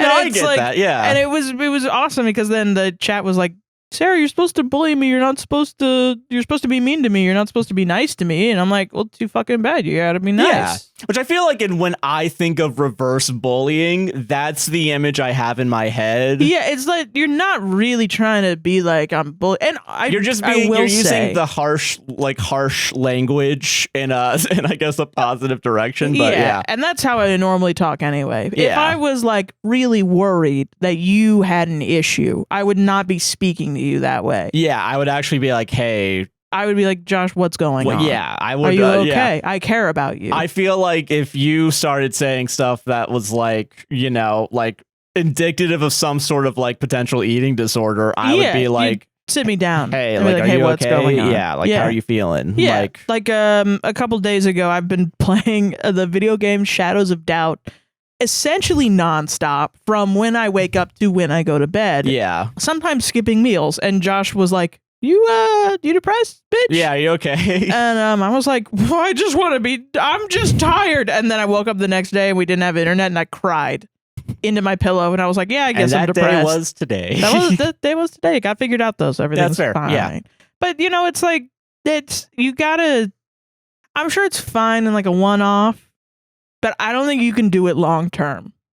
Yes, I agree with that. If your partner's fine with it, then however you talk to your partners, whatever. But also, if you're still realizing that your partner's still having the pattern of behavior that you're trying to quote unquote like figure out, you probably change course after the second try doesn't fully work. And if you have a genuine like you're noticing a trend that is worrying you about your partner, you should just talk to her. Yeah. The worst thing that can possibly happen, I don't know, is that they get quite defensive.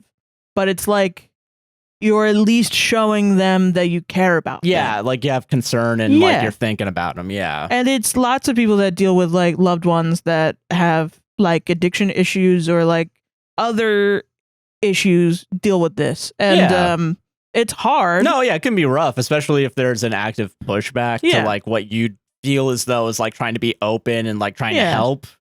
But I mean, it's not really your or theirs fault. It's the addiction's fault. You know what I mean? And I will say maybe I mean, I was gonna say maybe I'm too old, but he's older than me. So he is older than you. That's so wild. Okay, but no.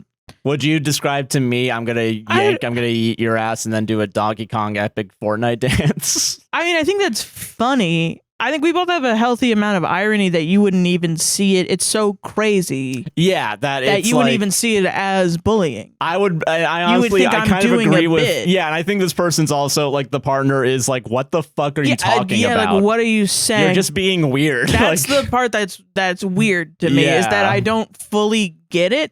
Yeah, because I don't know what they're referencing really. YTA, you're not bullying hard enough, actually. Yeah, like pull. Yeah, come on, pull yourself up by your bully straps and let's get some shit figured out. That's not bullying to me, but it's like okay, I guess it could be. I guess it could be. I'm sure it could be. No, yeah, for sure. I think anything really can. If it's like, don't do that. Yeah, does it 20 times? You know? Yeah, I get that. Yeah, I just don't know what you're on, man. I'm gonna say you're the asshole. Just talk to your partner. I mean, a little bit, kind of. I think you're trying. That's fair. That's fair. Yeah, you know? Maybe just a light, but really, your methodology is questionable. Asshole here, and I'm sure there are gonna be people that are like, I hate it when people, like this complain too much, or they're always like, she's just fishing for sympathy. She has a problem. Yeah, like come on. That's why you need to sit her down and say like, hey, I'm worried about you. Yeah. So. And sometimes it doesn't work. That's the shitty part. That's the real part of life. I think what you're doing is kind of steeping yourself in irony to not, and this, I'm getting real, to not interact with the realities of maybe having a partner that has some sort of body image issues. Yeah. Yeah. That is real. That's the real. Genuine real answer, and I agree with that. And you think it's helping because in the short term, they've realized that they just can't talk to you about it.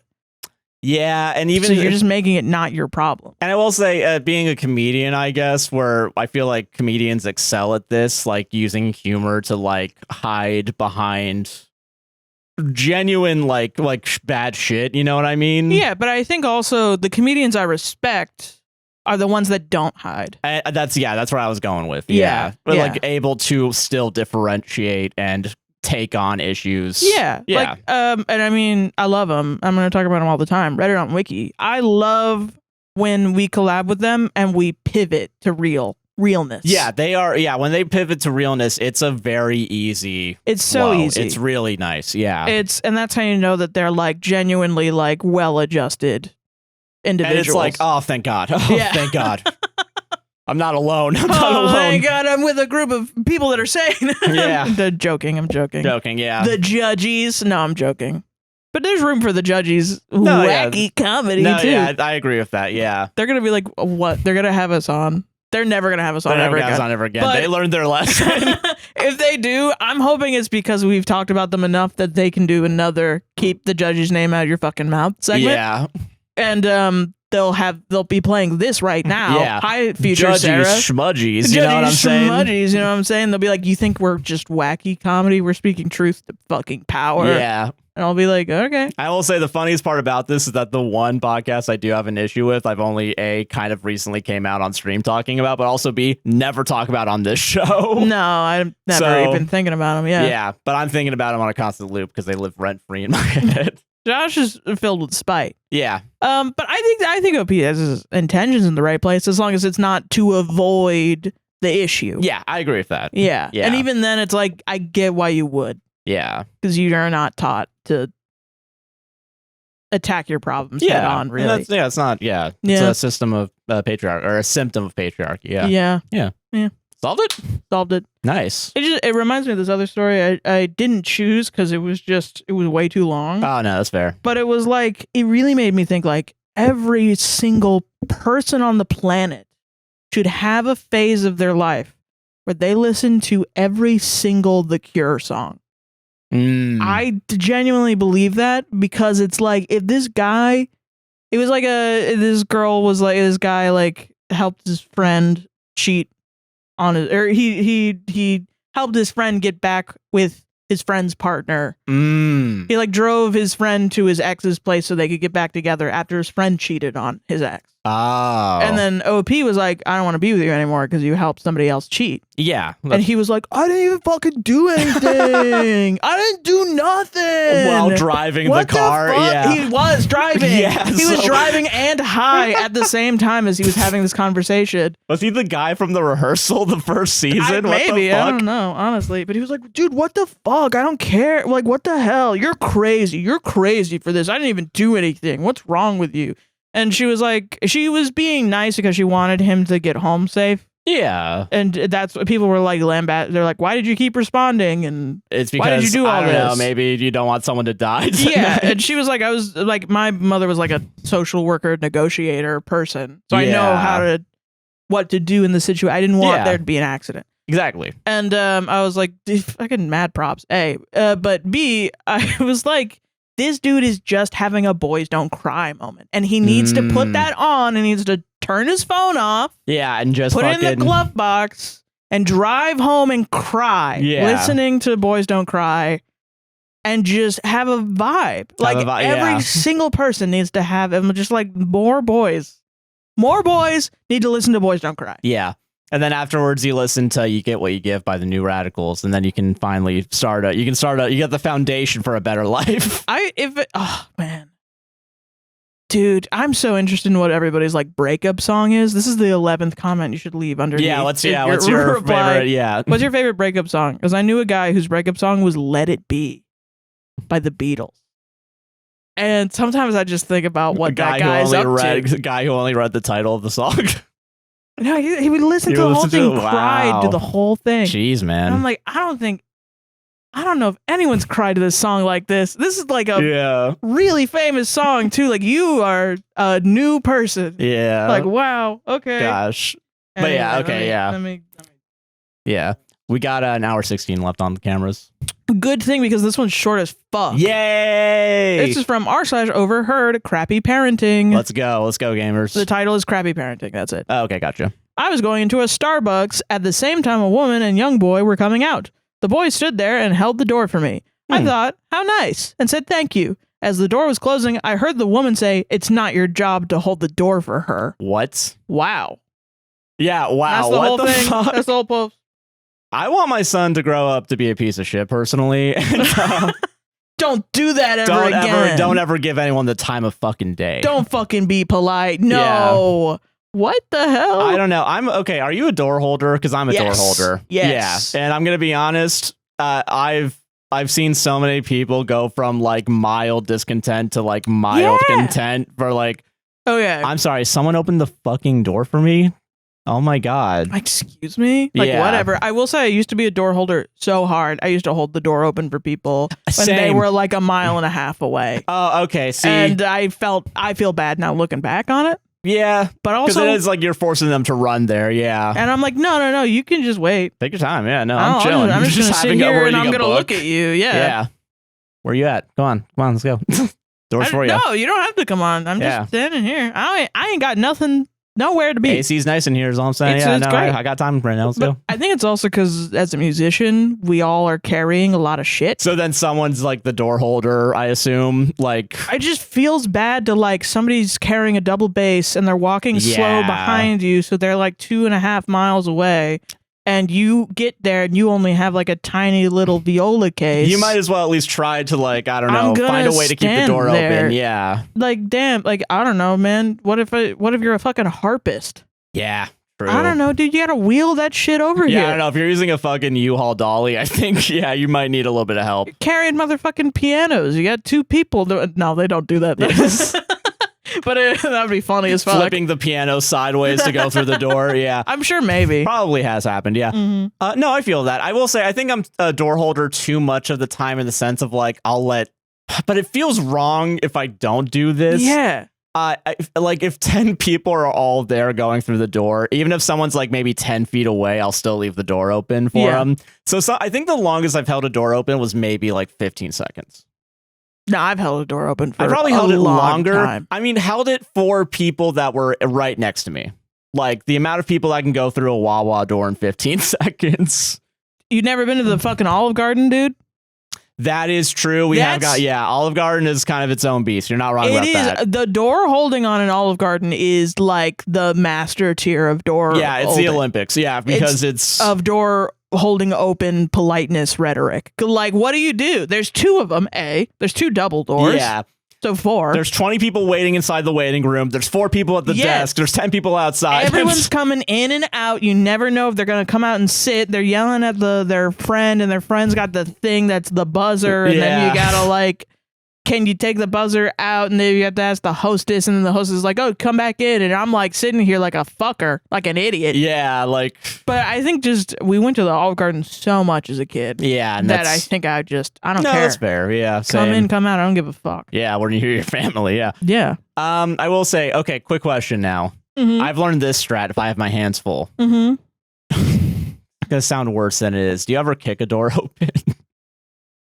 Kick a door open? So what I've learned to do when I go to Wawa and I'm holding both of our drinks and like a bag or something, like in both of my hands, I'll just fucking put my toes on the bottom of the door, push it out, and then use the rest of my body to get through the door. I think I just push my body into the door. Sometimes I don't want to do that because... Okay, actually, no. Here's what I do. I'll use my back. That's what I'll do. Okay, that's fair. Back is usually the way I think I would go if I didn't learn how to do this by myself. I would literally push a door open to the point where it would stay open long enough for me with just my foot with just to get your through. Foot? Yeah. Oh my God. But does it leave a stain on the door? Not really, no.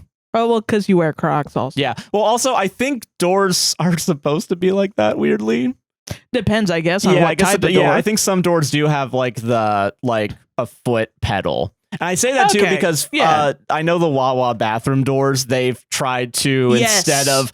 Hey guys, COVID's happening, so instead of using the handle, just put your disgusting little foot on the thing. Yeah, my foot is disgusting, and it will be disgusting until I get home. But at least it's not my hand that I'm going to put on my face. Yeah, that I'm going to touch my whole face before I blink. And then you walk out of the Wawa bathroom. Oh fuck, there's gum on my shoe, and then you rub your face all over your hands. And stuff. Exactly. Yeah. No, I use my back. I think normally, which is probably why my back sucks ass.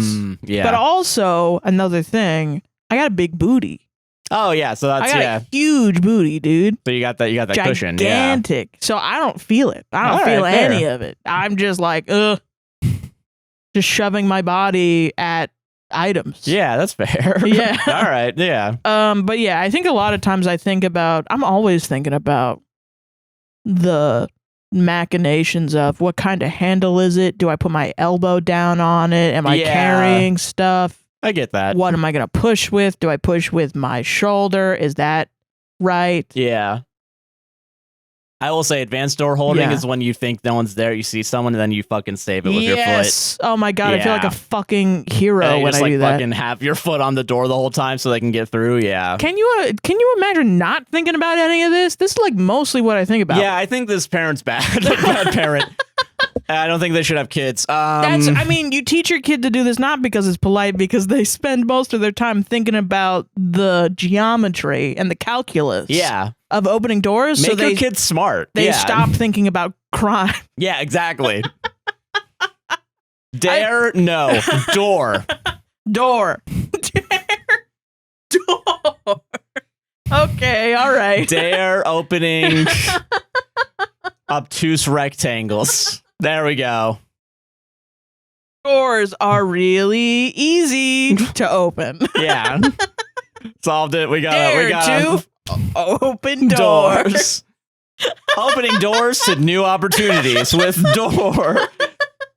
Stupid. Okay, one last thing about it. Okay, yeah. Somebody said in the comments, I'm autistic, and somebody in the comments said that they're autistic, and as the little girl, they just started mimicking what people would do for them, and so they didn't realize that as a girl, you're not supposed to open doors. You're supposed to be held open for. Oh. And I was like, what? Yeah. It's the gentlemanly thing to do to hold the door for a woman. Whether it be car or Wawa. I know that it's a gentlemanly thing, but I'm still fucking doing it. Yeah, you should be allowed to. I think you could be nice. And then I'm like, oh my God. I need to get tested, but I'm not going to because of the tested list. Yeah. Okay, all right. Oh, okay, all right, yeah, we gotta go. Am I the asshole for eating my niece's pudding? Yeah. All right, next story. I mean, there's always room for Christmas pud. You just learned about this yesterday. And how do I know that? Because I just learned about this yesterday. So you don't fucking act. What? I'm just saying a sentence on my podcast. Is that a crime? My brother, 28 male, and I, 22 male, are pretty tight. 6 years ago, he was blessed with a daughter who he loves very much. That's my niece. I love my niece, and considering I don't have any children of my own, I treat her like a daughter whenever my brother isn't around. Nice. Since last week, I've been over at his place for the Christmas season, visiting him until after New Year's, in which I will be going back home. On the first day, my brother said that I could help myself to anything in the fridge, and I'd consider myself fairly lenient with my helpings. I never really took much. So, yesterday evening, I found a small bowl of some Christmas pudding in the fridge. It looked homemade, and it was wrapped in saran wrap. I took a smaller bowl and helped myself to a portion, but there wasn't much in there to begin with. A few hours later, my niece comes to the fridge, takes out the rest of the pudding, and starts crying. My brother and I go over to see what's wrong, and that's when she says that someone ate some of her pudding. No. I come clean and apologize to her, offering to replace it for her, but this only made her more sad. Oh, no. She told me she didn't want to replace it because the pudding was made by her first grade class, and it was a project that her teacher was hyping up for the past month. Every student got to bring home some of the pudding they made, and I had just eaten some of her portion. I feel really bad in knowing that it was a group effort from her class and she doesn't want it replaced. What can I do to fix the problem? Can I get the recipe from her teacher and make a bigger portion together at home? So here's why I picked this story. So Reddit deemed asshole, right? Yeah. However, first comments about YTA, you ate food out of there. So many people were like, but he said anything in the fridge. No, dude, you gotta ask.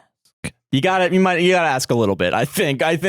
Well, I mean, I don't know. Actually, anything in the fridge. I would think anything in the fridge. So okay, I kind of get that. But it's like you still ask. So, I think out of politeness, I would still ask even if you said anything. Also like, don't fucking say anything in the fridge if it's not anything in the fridge. You know what I mean? Yeah. But also, I wonder if it's one of those things. I wonder if it's one of those things too, where like when you started there, it wasn't in the fridge, and then the pudding project happened, and then it was just never communicated. The time period from anything in the fridge to. I don't know. I do know enough to where, since last week I've been over at his place, and then first day could have myself. Yesterday I found a bowl in the Christmas pudding in the fridge. First day and yesterday. So the first day he was told anything, and then yesterday the brown pudding was put in YTA. there. Anything in the fridge is 24 hours. I'm sorry. I kind of think that too. Sorry. Weirdly enough, I kind of agree with that. How a fridge doesn't just stop time. Food isn't magically put into the fridge. No. Someone puts it in there. Yeah. There's stories behind that food in the fridge. You gotta ask. I do think after a week I would start asking about stuff, especially new can I shit. Have this? New shit that I never saw before in the fridge. It's not like they're making it for you. Yeah. Yeah. There's other stuff. Like, that's leftovers then. So why would you eat somebody else's leftovers then, dog? Yeah. But I get, like, not maybe knowing the instinct. story. Yeah. And also, like, I'm so sorry, but I mean, it's just a shitty situation. It's so fucked up, and I'm here to tell you too. That's gonna scar her for life. I'm so sorry, dude. I mean, a little bit. I've had multiple situations where I can remember being a child. Yeah. And people eating my food, and I remember them very vividly. I will say one behavior I remember a lot of my dad is whenever we would go to a restaurant, he would always, without asking, just take a bit with the fork and put it in his mouth. I don't know, it's biological. The feeling of betrayal. Yeah. Especially if it's hyped up like that. I'm so sorry you fucked up really bad. And I will say, too, he did use the excuse of, well, I'm paying for it, so it's mine, actually. Oh, that sucks ass. Yeah. I love your dad, I but love him sometimes too, he can be like that. Yeah. That's a young Josh. Oh, no, what happened story. That was, I will always remember, and this is, once again, a church story. I have to go through a deprogramming therapy. We all know this now, but church story. Somebody made homemade brownies at our church. And I was like, fuck yeah, I could eat brownies. My mom said, no. You wait until after service. Oh, no. Service goes. But then they hadn't gotten eaten. Oh, okay. Because we were all in service. Yeah. So I was like, oh, well, great. I'll go eat them. And then my mom was like, I have to go to the bathroom. Come with me to go to the bathroom because I was that little. I was like, but the brownies. Dude, we gotta get to the brownies. And then she was like, no, they'll be there when you get there. No, they won't.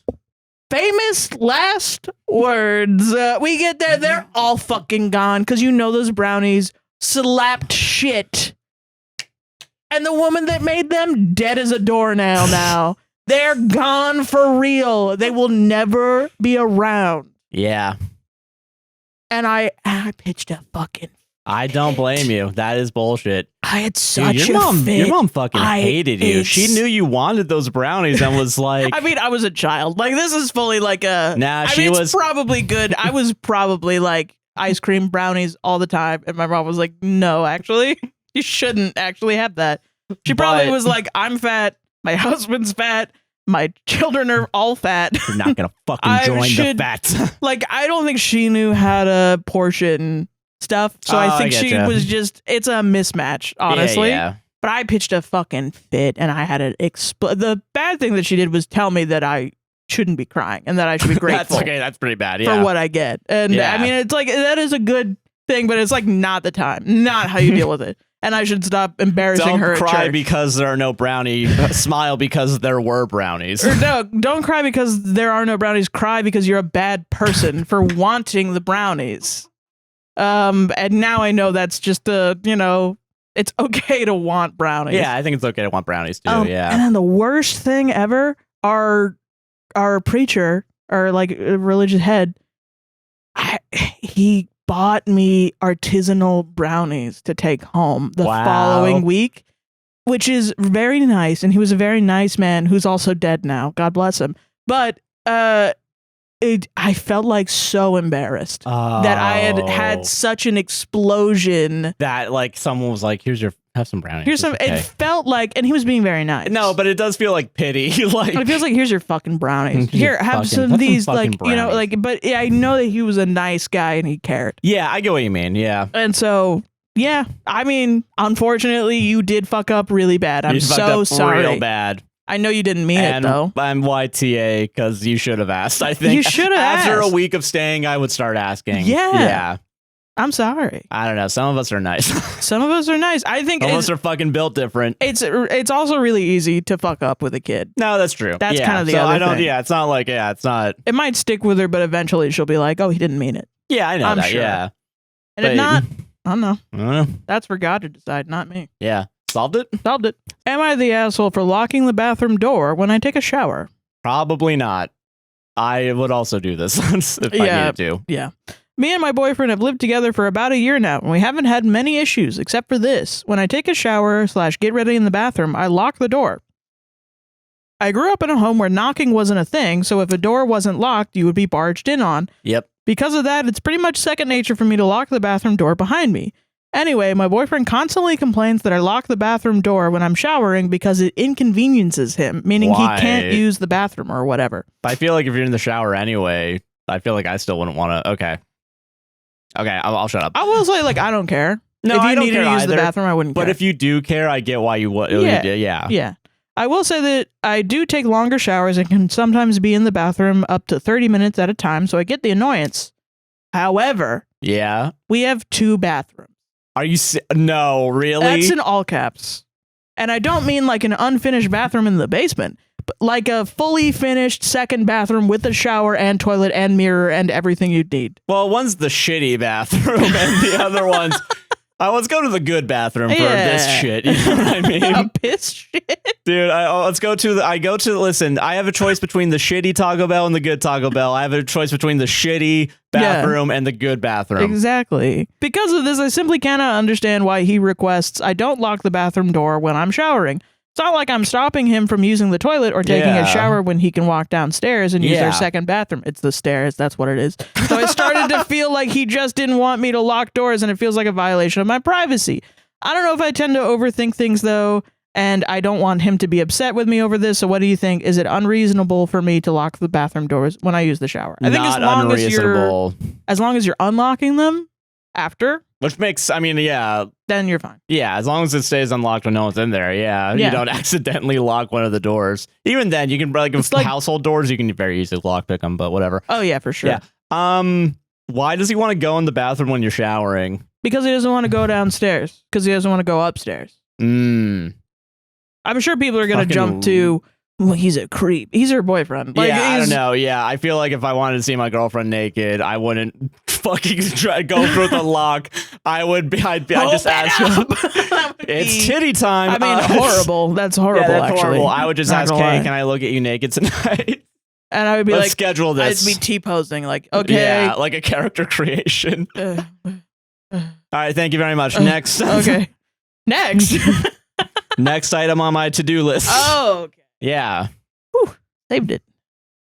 But no, it's the stairs. He doesn't want to go downstairs and back up the stairs. Just fucking go up and down the stairs. You got to piss that bad? Okay, listen.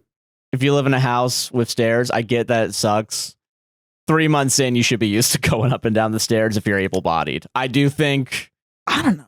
Yeah, okay, all right. I've lived well, you have too. Yeah. But maybe I'm not able-bodied. No, that's fair. No, and I do think I'm putting the asterisk of able-bodied because I do think I'm relatively able-bodied. I feel like I am too, but like I'm fat and it hurts. No, that's fair. Yeah. It doesn't hurt that I can't be doing it, but it hurts enough that I should care about it. No, I get it. And that I would avoid going up and downstairs if I needed not to do that. Yeah. Is it valid to then demand other people to change their behavior around me? No. No. So, I mean, but I get why. That doesn't mean I condone his behavior. I just know why. Yeah, okay, I understand that. Yeah. I mean, listen, I know I'm saying after 3 months, stairs do suck. I don't know, because when I lived in the house with stairs, like, I don't know, by the end of it, I was loving it, because I was just like, I was two-stepping it, like fucking... You're fucking crazy, man. I hate it. But also, I'm a weird little freak that likes exercising, so I don't know. Exercise. I hate exercise. I hate stairs. Both of them were carpeted. Fuck that shit. Never make carpeted stairs. What are you doing? Carpeted stairs are a little wild, yeah. I hate carpeted stairs so much. Especially when you had to vacuum them, like I had to vacuum them. Yeah. I'd rather fall and break my head on some wooden stairs than have to ever carpet another set of stairs ever again. That is fair. Yeah. I don't know, man. And if you're in the shower, you deserve privacy. If you want privacy during your shower, you lock the fucking door. I get it. Yeah, I don't care. Yeah. I mean, it's just such a nothing issue. Yeah, that is becoming an issue because your partner's just like, I don't know, I just want to go in that bath. I need to go in that bathroom to piss for myself, please. Yeah. You're not allowing me. I pay half the fucking bills in this house. I feel like this could just be a conversation. If he, if he is like, you're not allowed to, if he's like, you're not allowed, I'd be like, that's weird and that's controlling. bullshit. Yeah. I'm allowed to do whatever I want in my house as long as it's not hurting you, hurting anybody. It's really not hurting you. You are fine. No, it's hurting my butthole when I can't poop. when I refuse to go up and down the stairs. Yeah. But I think if he were to say it hurts my joints, I work this or whatever, and I want to minimize the amount of time I'm walking up and down the stairs. Yeah, and I can understand that, right? At the very least, you can figure out what to do about that. I think, a simple system for that, and it's not your fault that you have to do it. Like, it's like, if you're going to take a shower, let him know you're going to take a shower and ask, hey, do you think you're going to need to use the restroom? Like, even I understand that, like, if you're going to the restroom, it can just pop up. But then I think it gives OP the chance to be like, I really hate it when people barge in on me when I'm in the shower. Yeah. I grew up in a house where no one knocked. I just like the privacy of being in the shower by myself for a little bit. Is that okay? Also, it sucks to get walked in on. I've been walked in on before at my old house. Yeah. Like, yeah, no, it's not. It's an embarrassing situation. Yeah. I mean, I don't know. I personally don't care about it, but I'm also like, whatever. I will say, okay, I'm not calling out my sisters real quick. I also get the idea of like, I don't know, man. So when I was like a teenager or something. Yeah. Maybe even preteen, my sisters decided to pull a prank on me, quote unquote, where I was in the shower singing and they snuck in and tried to, I think, record me like with an audio. God. Yeah. And I heard them giggling, so I looked out and like then they giggled, like they ran away. Oh. And I was pissed off. And this is where I'm the asshole in this situation. But also they offered, so I'm not the asshole. I went in and they were like, okay, he can get us back by punching us in the shoulder. And then I punched them both in the shoulder and they were like, I don't know if they offered. I think I just punched them in the shoulder, maybe. Like, oh. Yeah. And then I started crying because I hit my sisters. That's horrible. Yeah. So lock your fucking doors, everybody. Jesus Christ. Just be nice to your siblings, I think. Jesus. That sucks, Josh. I'm sorry. No, it's all right. Let's air this dirty laundry out right now. I remember your mom telling me that story because she was like, and I don't know if this is dramatic or not, but she was like, he stopped singing after that in the shower. I still sing in the shower. Well, and then she said, and then he met you, and now he sings now. And I'm like, oh. At the time, I was like, oh. And now I look back on it, and I'm like, that's a little not true. Yeah, I think that's. She was just. I don't know why she was like, I have to convince Sarah to stay with Josh somehow. Like I have to just lie for my son. I don't care what my son does. You gotta stay. All right. You're the I'm only so thing. Worried. He's gonna kill himself. It just feels like one of those things that's like so a mom lying to make. Yeah. I feel like I still listen to music in the shower after the fact. So I don't know. I think she just didn't hear you sing as much after that. Yeah, and was like sad. Which also about like it. No shit. I don't know. Yeah. How are you the victim in this? Hold on a minute. Hold on. Wait a minute. It says a lot about you. All of this says a lot about your family. Don't punch your siblings. I mean, I get it. It's also, this is how bad I know I'm strong, because apparently it hurt like a motherfucker. So yeah, they still like you. They still like me. Yeah. But I do want to say that also that it did hurt for sure, because chat said that I wouldn't hurt a fly because they don't think I'd beat someone up, and I had to explain that every person I've ever met. Well, also when you were working at the airport, people were afraid of me. I remember that. No, they thought you looked like they called you Nirvana because they thought you looked like Kurt Cobain. Where was the place that people thought I would beat the shit out of someone? No, I worked with one guy who said that I showed him an image of you, and one guy said he looks like he could beat me up. And he's right. So fucking remember that, everybody. I mean, yeah. I have anger in me. I'm just saying that guy was really tall. He was really tall. So he was like 6 foot something. So that doubly proves my point. He was very strong. I was a bit like, really? I was like, what? Size doesn't matter when you fucking knock him on the floor with your foot. All right. So true. Yeah. Anyway, solved it. You're very strong. You could beat him up. Yeah, I could. Yeah, you could okay. have done. Keep that in mind. I mean, he said it, so yeah. You look like you're running for president. That's one of my favorite when we did the Photoshop file for the what's it called? That's one of my favorite. Yeah. Winning Junimo card using the presidential one. All right, we got 3 more stories, right? Yeah. All right, let's do some classic simple stories, right? Yeah. Am I the asshole for having an afro at the Nutcracker? No, I already know where this is going, and it's pretty, yeah. Yeah. 12th comment. Where do you guys think this is going? Just 1,000 comments with the single word racism. I can't wait for 1,000 comments. I'm not gonna read any. That's awesome though, because I'm gonna be on vacation. Yeah. On mobile and first time posting to the sub, I will try and be as objective with my description as possible, and please let me know, am I the asshole? I went to a community production, tickets were $30 USD, and most of the cast were kids. of the Nutcracker in my small town on Sunday midday. I have very kinky, curly, dense hair, which is naturally an afro. It takes a minimum of an hour for me to braid, which I didn't have time to do prior to the production. I'm 5'2", and my afro is about 3 inches. I just took a tape measure to it. You should not be put in a position that you have to measure your afro. I'm sorry. 3 inches? That's not large. I've seen larger. Honkies will find any reason to complain. So, all right, let's not be performative, Joshua.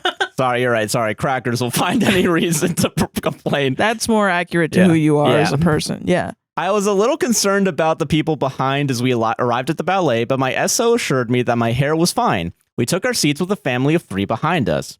We were at the end of the row. There was a small child behind us in the aisle. The seating was staggered. A woman behind my significant other, and another small child, maybe 8, behind me.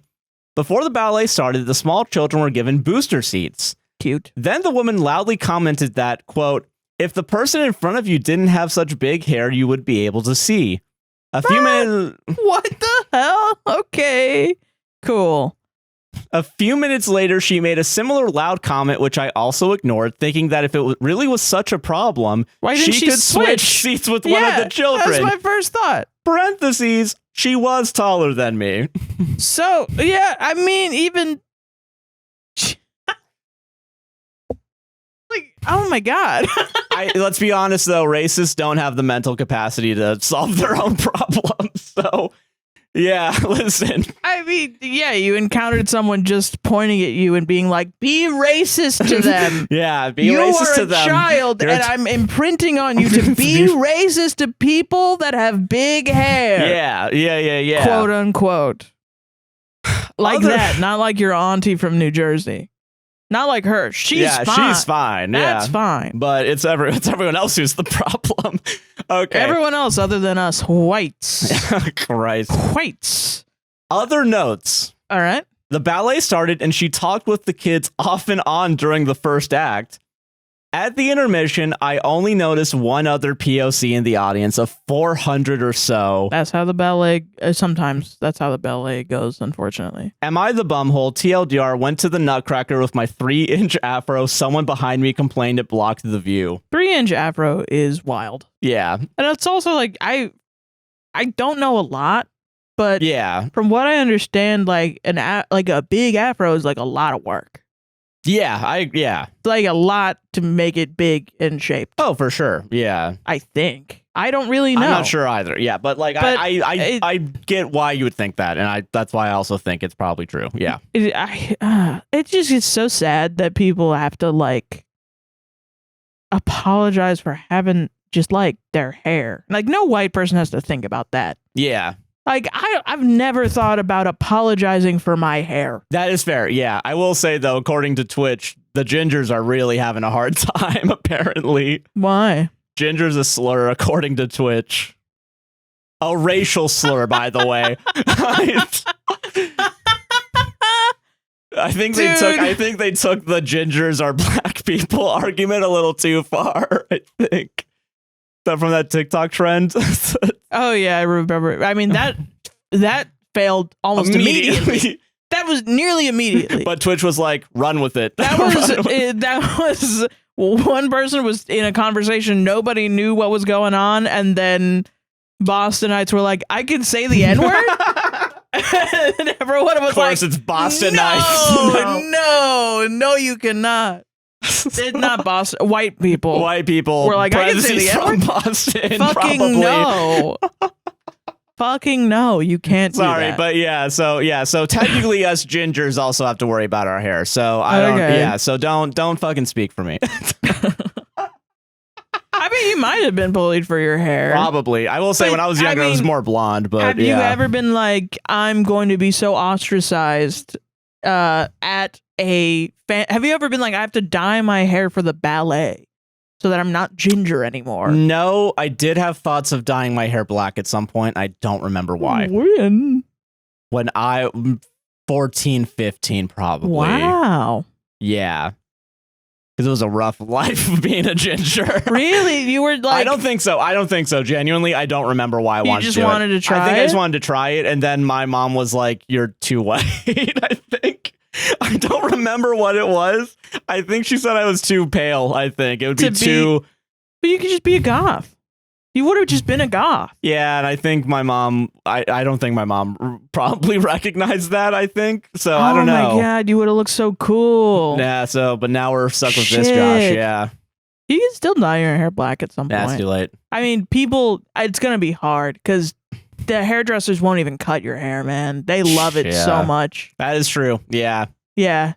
I get my hair cut and they're like, all right. And then he sits down. This is all completely off topic. I'm sorry. He sits down and he's like, no, yeah, we should talk about racism and make it about us. That's better.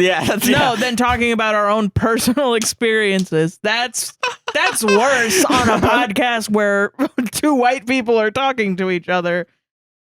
We should talk about POC's experience and input our thoughts. Yeah, that's what everyone needs. Experts discuss. Parentheses, white people discuss. White people on racism. Weirdly enough, kind of correct. Racist on racist. Actors. Yeah, no. But they never talk about racism. It's just a big table. Just a gigantic table. Yeah. Sorry. But yeah, no. Also, chat was surprised that I only just recently started using conditioner. Yeah. I mean, it's crazy how good your hair is. I don't know, man. It's insane. Some of us are lucky. Mine is so bad. But I think it is because... Okay. No, sorry. Shit. No, sorry. I was thinking... I guess I'll fuck myself. No, then. you know what I was literally thinking? Yeah, my hair is good, huh? Huh. Sorry, I didn't register that you were talking about your hair in that sentence, so it came out bad. I was genuinely self-centering myself, thinking about my own hair and the amount of times we've gone to a salon, and genuinely everyone in the salon is like, you can't cut your hair. It's so beautiful. I think that's fucking crazy. As someone who does, consistently touch your hair and also helps you shave your hair, I don't think you have bad hair. I do think your hair is fine. I don't know what the fuck is up with my scalp. At the very least is fine, and at good, it feels nice. Yeah. Okay. So, yeah. Thank you. I said my hair is shit. You went, yeah. Not even thinking about you. That's even worse, though, somehow. Somehow that's worse. But bringing it back to the topic. Yes, at hand. Yeah. What I mean is, it sucks that there are people out there that have to worry about the way that they present and how it will change the way that people interact with them. I agree with that. Yeah. Yeah. And I think there are some ways in which, we can just never fully comprehend it, I think. Yeah, no, I agree with that. Yeah. I will say, though, I do appreciate the measurement weirdly, although it is shitty you had to measure it. Yeah. Because if you were 5'5", you would end up being at that same height. Yeah. So it's like... The only thought that in this scenario where OP could even be the asshole, it wouldn't be for having an afro. No, not at all. I think it's fine to have an afro at the ballet. I think in general, you can have an afro everywhere. Yeah, you should be able to have whatever type of hair you want. Wow. Yeah. I think it's really weird that contrary to the American government, I think most people should have rights, I think. Believe it or not. Freedom to express yourself is good, actually. And I want to see people express themselves. For sure, yeah. Yeah. No, you're not the asshole for having an afro at the ballet.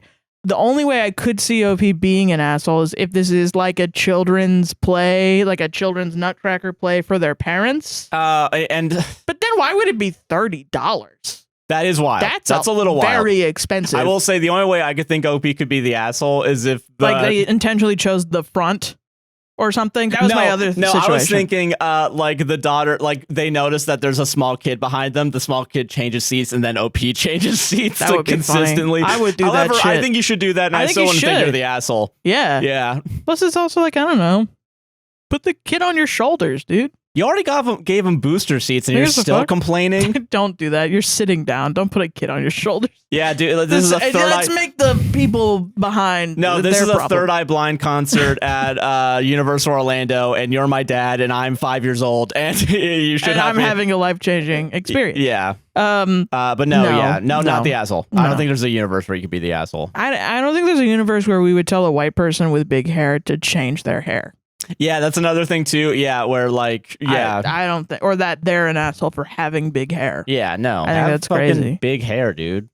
Be yourself, man. I don't know. Yeah. Also, I'm gonna be honest with you. I don't fully understand. However, yeah, braiding's a bitch. Don't fucking do it. If you can get away with not doing it, don't do it. It depends. Sometimes it's protective. No, that's fair, and I understand that. But Yeah. if you didn't have the time, like, yeah, no, don't even try. Yeah, like, No. because I pull my hair out, putting it up in a ponytail. I can only imagine. There was a time where on TikTok it was the like when a white person compliments your braids and now you know that you have to change them. And I was like, oh shit. Ah, fuck. I was telling my friend Aaron, I was like, I always compliment everyone on their hair. Yeah, all the time. literally everybody. Literally every single person. And Aaron was like, really? And I was like, yeah. And he was some like, people have some people have nice hair. I don't know. I want to compliment people. Yeah. I just like, I don't want to stop complimenting people. Yeah, I think there's a way to do it without coming off as like racist, I guess. But I do get like, I can understand someone being off put by like, I don't know, like a white person like objectifying I'm only you. talking about your hair and nobody else. Yeah. Yeah. Yeah. I guess it's like when it hits me, I'm like, oh, that's nice. Like I'll compliment somebody on like really straight hair as well. So yeah, I get it. I get it though. Yeah. Like, I'm like, oh, if you put effort into your hair, I'm complimenting you usually. Yeah. No, I understand that. D&D circle jerk. Let's go. My DM total party killed us because we said yes. To getting total party killed. Yeah. He said, do you want to get total party killed? They said yes. And then DM was like, okay, you're dead. I killed him in real life. Taking out a gun and shooting the miniatures. This was just a funny joke. Okay, I like the top comment because it's funny. Okay, fair enough. Okay, so a cloaked figure shows up at our current base in the dead of night. They pull back their hood, revealing an unnaturally pale yet beautiful face and 2 fangs noticeable in their mouth. With a smile, they asked if they could come inside. Obviously, I said sure, because he seemed to be a nice guy, and then he proceeded to kill the entire party, while the DM kept making frantic references to the silver weapons on the wall, the garlic in the kitchen, and the holy water we had in our inventories for some reason. Honestly, that was just cruel more than anything else. If only there was some hint. If only we had any agency. And the top comment is, you're the asshole. You only said yes. You're supposed to say yes and. Yeah, there you go. Yeah. Me when I watch Dropout too much and play D&D. Yeah. Yeah, that's good. That's a good joke. That's good. I just thought it was good. I was waiting for you to tune in. No, sorry. No, I got there. They're vampires. I get it. No, I get it, Sarah. All right. I'm not a fucking idiot. Saying, you're usually quicker than that, man. You're usually quicker on the response. I told you I lost half my brain cells watching a movie and you didn't listen to that. So I don't fucking know what to tell you, man. I did listen. I just chose to ignore it because it didn't fit my... Oh, so you chose to ignore it? So then that's a worse problem than whatever I was doing. Sure. Okay. It's worse than whatever I was doing. Boyfriend that does relationship math. Yeah, I'm trying to... How do I come out of this? I just have to be the better person. I just have to be the better person even if I'm the worst. If I'm bad. I can't be not least bad. Yeah. No, that's a good joke. I don't even know what to say other than... Has there okay, real quick, actually, I do have a question for you as a DM. Yeah. Has there ever been a similar moment where you have given the entire party all of the things required to kill a guy, and then we just never use them? Yeah, all the time. Okay. Literally all the time. Okay. It's either you don't look, and you just miss it, or you just don't use it for some fucking reason. And it's usually like you're getting pulled into 3 ways. That's probably usually, yeah. Yeah. I think it's easy to get lost in the sauce a little bit sometimes. Yeah, it's like the story wants you narratively to probably... A lot of D&D, I think from the modules, they want you to, for some reason, assume that your party member's okay. And go somewhere else and do something else. Got it. So there's like a little bit of split exploration or something. Yeah. Which I find insane because nobody ever fucking chooses to do that unless you're like a professional D&D person. I feel like we all watched enough Scooby-Doo to realize if the party splits, someone's going to see a ghost and not everyone's going to be there. Yeah. So you guys never do that. You never want to leave somebody behind. to potentially get fucked. Yeah. And then also, I don't want to potentially get fucked with no one around me. Yeah, exactly. So, like, why would you go off on your own? And usually when somebody... Oh, sorry, go ahead. No, can I say real quick, that almost happened in one of our D&D sessions where last week, where the octopus character went inside like a little cave formation, and there was... I don't remember the name of Banshee. A Banshee, and me and the other person. Well, we weren't like 100 feet away or anything, but we were not like in the room. Yeah. So it was like oh shit, this guy can almost die if we don't get over there. Yeah. But yeah, sorry, I cut you off though. I mean, and that's also that octopus character is just like a dick. And was kind of being a dick in that session. I loved it though. It's not like a dick like fuck that player. It was more like he was playing the character of being kind of a piece of arsonist, shit. Murderer. And so yeah, like that was like 20 minutes after he just killed a man. Yeah, so it was kind of like straight up. We'll see what happens. Like, yeah, so I might look the other way for this Banshee, honestly. I know it's usually like I feel like sometimes you guys as players are like, oh, you did that as a DM to like humble me, and I really don't. I just kind of let it happen. I just let it play out, and I'm like, this is what happens. Yeah, like eventually you do need consequences for your successes. No, yeah, I agree with that. So like I'll let bad things happen, I'll let good things happen as well. Yeah, because it's all part of the story, man. Yeah, and I don't know. I've played enough RimWorld to know this. Like, yeah, for sure. Yeah, and it's like sometimes karma just happens naturally. Oh, for sure. So like that character, they had just taken a bunch of shit, lit a bunch of shit on fire, killed a sick man because they felt it was better than letting him die of like sepsis. And then he shows up and he's like kind of big for his britches in that he's a very OP character because he is. Yeah. And he walked into a room without looking into it and was like, I just want to kind of get through this and get through this part. And he walked bored. in. Fuck this crap we're talking to. And he got next to a Banshee, which I will say he would have been able to kill. The Banshee the Banshees in D&D have an ability where if you fail a specific save, you go down to 0 hit points. Yes, yeah. So... yeah, to roll death saving throws all of a sudden. Bad. It was pretty crazy. That I will say the person playing this character is really good at taking these moments. Yeah, that's true. On the chin and just kind of being like, well, that's how the cookie crumbles. And then meanwhile, I'm like, fuck. Why are you doing this to me, Sarah? You're either like, God damn it, or you're like, downed again, I'm a piece of shit. And then fuck, no one likes me. The third player is always 100% of the time like, what the fuck? Regardless of what happens. I just walked into a burning building. I'm dead. What the hell are you talking about? So fucking funny. That's fair. Yeah. But yeah, no, interesting stuff though. Yeah, that's a good joke. I fuck with that. Solved it. It's for the DMs out there. Just for DMs over there. Yeah. Merry Christmas. Here's a joke. Am I the asshole for assuming my girlfriend would nudge me awake for something we were doing together? Me, 34 male, and my girlfriend, 33 female, have been together for 3 years. Things are mostly good, but we have been arguing more than usual lately, and in particular, we keep arguing about this one thing. I don't know if I'm just being defensive or if we're actually just different people. She's really into fitness and racing. There was a big race in New Zealand she's been hyped about for months. Re-release registration opened super early in the morning for us here. We just moved to Thailand last month, but before that we were in the US, parentheses East Coast time. So she went through the trouble of figuring out time zones, what time we need to wake up after the move, set calendar invites, talk to me about it, set alarms the night before, the whole deal. Okay. I will give her that. She's great with that stuff. I told her I wanted to do the race too, but honestly, I'm not as hardcore about this stuff as she is. When the registration went live around 4:50 a.m., she woke up, but I slept through it. I struggle with waking up. She knows this. Tickets sold out crazy fast, like minutes. Ooh. She had her own ticket in her cart, but then went back to try to add me. And in that time, everything sold out. No. So she didn't get a ticket either. Oh. Neither of us got one. Damn. She's not full on mad, though I can see that she's deflated, but she says me not being awake proves I didn't really want to do it. And if it mattered to me, I would have been up with her. I told her that if she needed me up, she could have just woken me and I would have helped. I like running and she loves LOTR.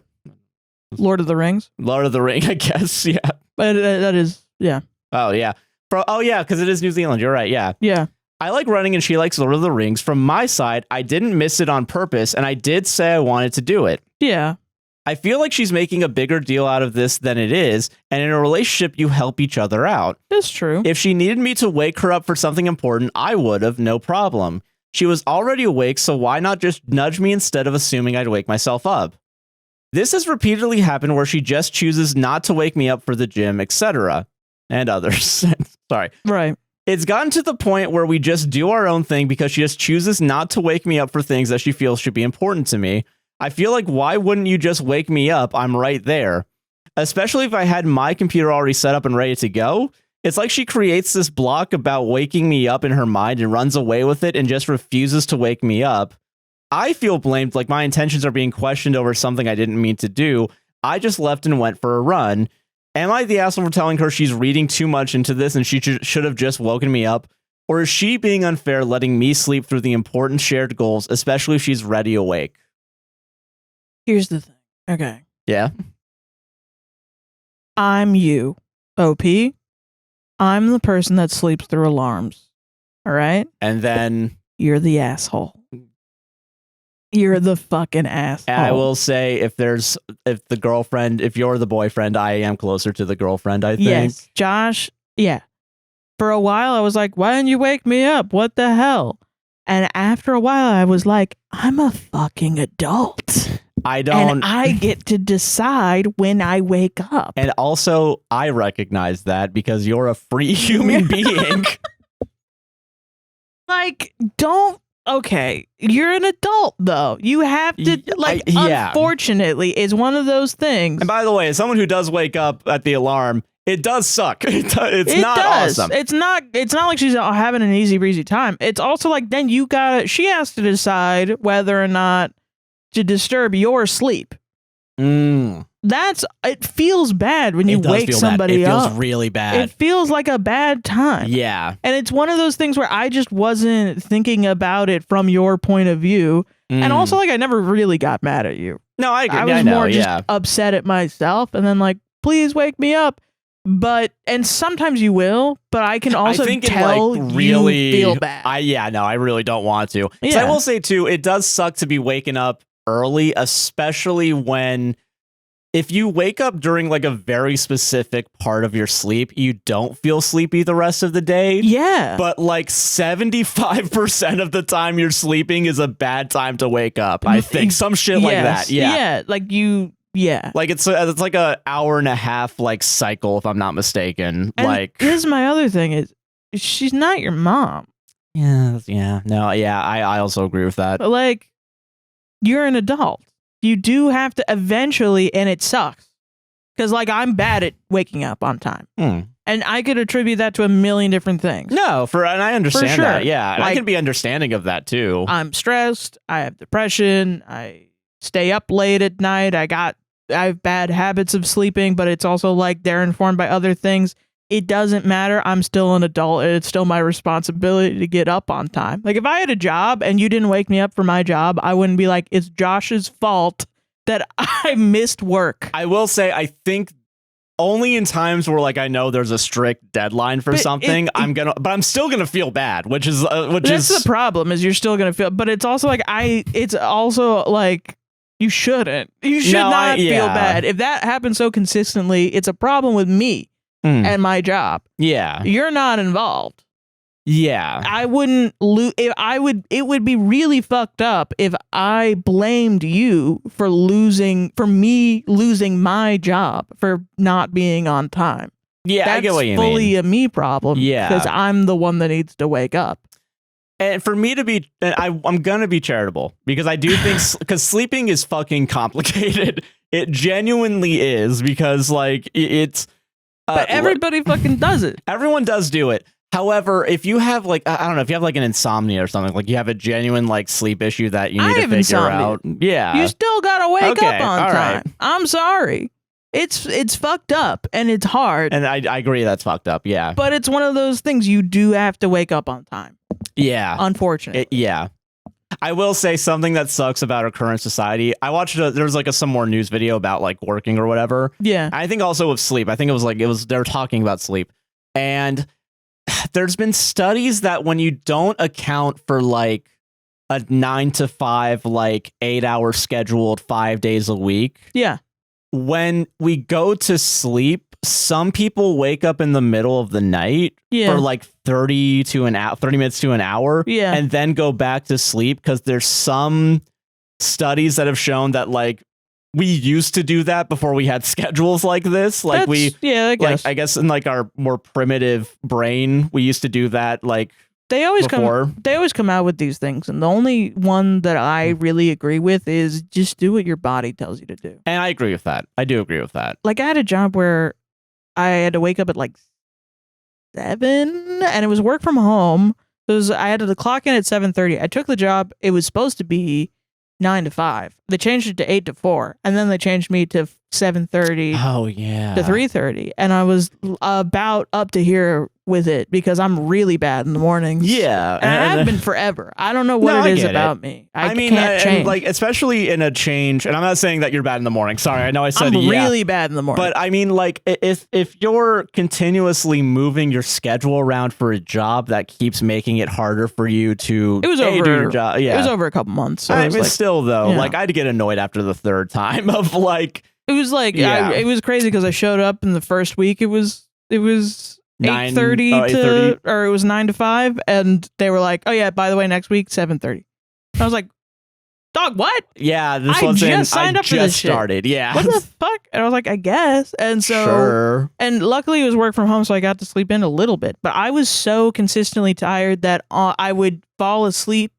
I would skip lunch to take a nap. Yeah, you would. Yeah. And then sometimes I would sleep through, and I legit couldn't go back to work. I was too sleepy. Too sleepy. And I had to be like, oh, I'm sick.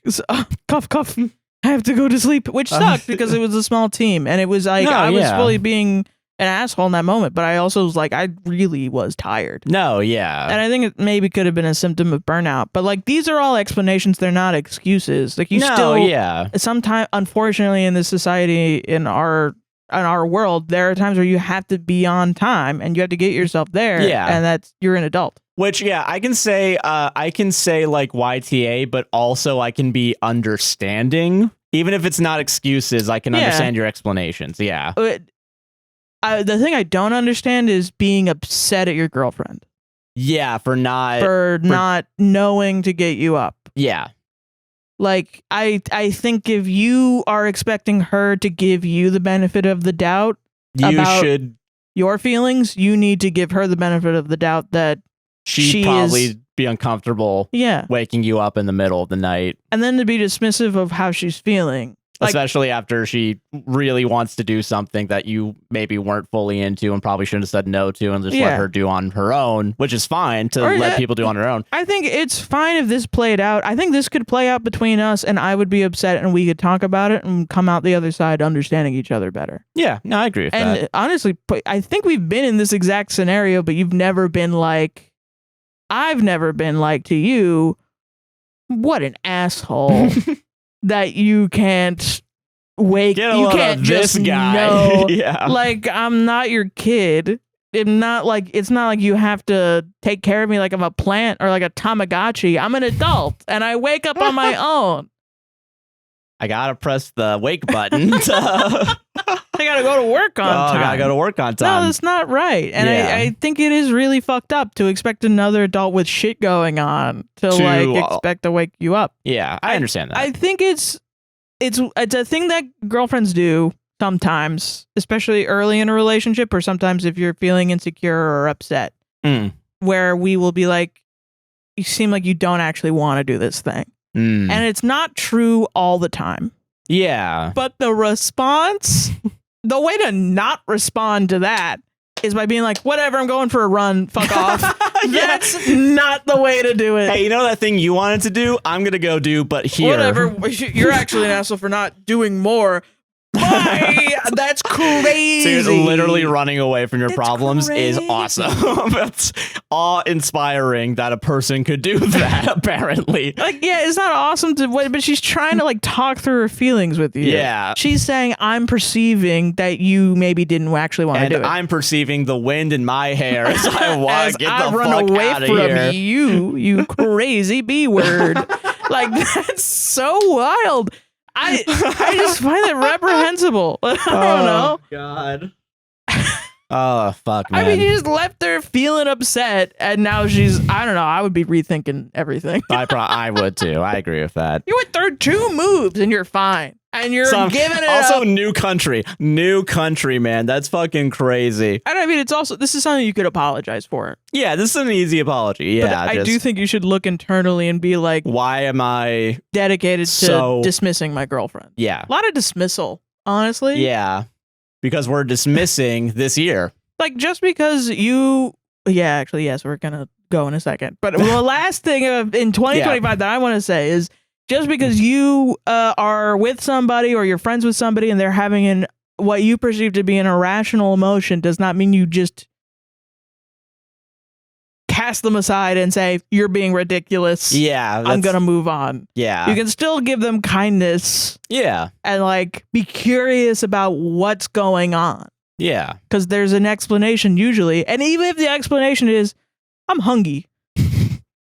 Or which, let's be just honest like, here, whatever. It happens all the time. Me. Yeah, like, That's I don't me know. 100% of the time. I'm hungry. I don't know. I just felt weird today. Yeah. Then why can't you just be like, well, I can get you that.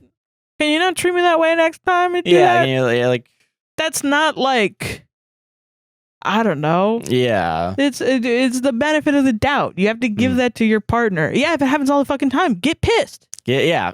But like not the first time. The first time, yeah, maybe just a little bit, yeah. And I know this isn't the first time, but it's also Yeah, that's this the one thing, yeah. I don't agree with. You're one. literally saying, yeah, it's a rocky relationship already. It's been on the rocks the past couple days. I mean, I don't know. So I ran away.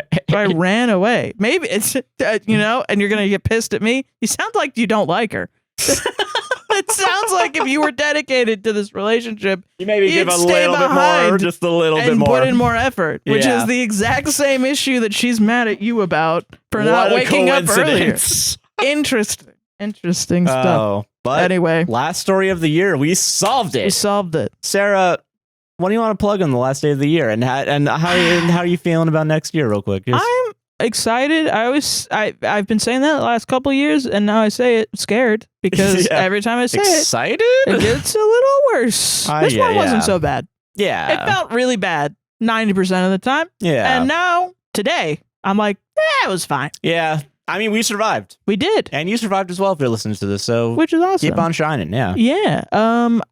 You can follow me at That's O'Hearon, THATSOHEERON on .tumblr.com or on Blue Sky, the same username. And also, I stream on APWSTR Gaming on Mondays. And when this comes out, I might be joining somebody's stream on Friday for a little Christmas stream where we play Yeah. Barony and Jackbox. That's potentially what we're doing. Yeah. Potentially, I'm pretty sure. Yeah. Let's see. Let's see. That's what we agreed Let's see. upon. That's what we agreed upon. Junimo Kart. No, we're playing that. Yeah. Yeah. But I'm Joshua Chinland on most things, including Instagram and Blue Sky. I am also a guy nicknamed JC on Twitch. And as we mentioned, I stream on Tuesdays and Fridays at 5 p.m. Eastern. And on this Friday, there might be a special guest joining for Christmas. I wonder who that could be. Yeah. Santa Claus. Yeah, Santa Claus is If I coming. show up, I'm dressed as Santa Claus. Dude, it's like Santa Claus's like first day off in like months. Oh, God. I just delivered 1 billion fucking presents. Now I gotta show you gamers up. Yeah, I'm trying to show what's up. Now it's time for me to game. Yeah. Yeah. But if you did enjoy this podcast at any point in this year, don't forget Yes. to like, comment, subscribe, hit the gosh darn bell, raise 5 stars on Apple Spotify podcast. Genuinely, if you do remember a good moment, please leave a comment down below about it as we make a compilation Yeah. that we have to make an intro for after this. Fuck, I forgot about that. That's the work doesn't end. Yeah. It will. We'll have a break. Yeah. But yeah. We have a break next week. We're going to be taking next week off, Yeah. but we will be back in the new year, refreshed, ready to go. Yeah. And yeah, don't forget, we are APWSTR on TikTok. A podcast will save this on Instagram. A podcast will save this relationship on all podcasting platforms, and APWSTR Productions on YouTube. Consider joining the Instagram. We are trying to get to 10,000. Yeah. So please consider joining if you have an Instagram account. Thank you so much for the wonderful year we've had on this podcast. We wouldn't be able to do this without you guys, and we do very much appreciate it. Yes. And sorry that when you sent your raps, that we didn't see because our it. messages were off on Instagram, but we love you anyway. We do love you, and we Thank do you very appreciate much. the warmth and support. Yes. I'm just atoning for my sins we don't know why that happened. But it's fixed now. Yes. So now repost your Now raps. repost your raps now in the new year. Do it. Yeah. But yes, thank you very much. Thank you all. Happy holidays. Happy holidays. Patreon, Buy Me a Coffee, those websites, and also mutual aid links down in the description. Yes, mutual aid links down. Yeah, do some good. Do some good at the end of the year. Holidays, happy holidays. Merry Christmas to those who celebrate. And Happy New Year. And happy we'll holiday. see you all next year. Merry Christmas. Merry Christmas. Happy Hanukkah. Happy Hanukkah, yeah. Happy Kwanzaa. Happy Kwanzaa, yeah. Yeah. Yeah. All the things. All the things. But yeah, have a good one, y'all.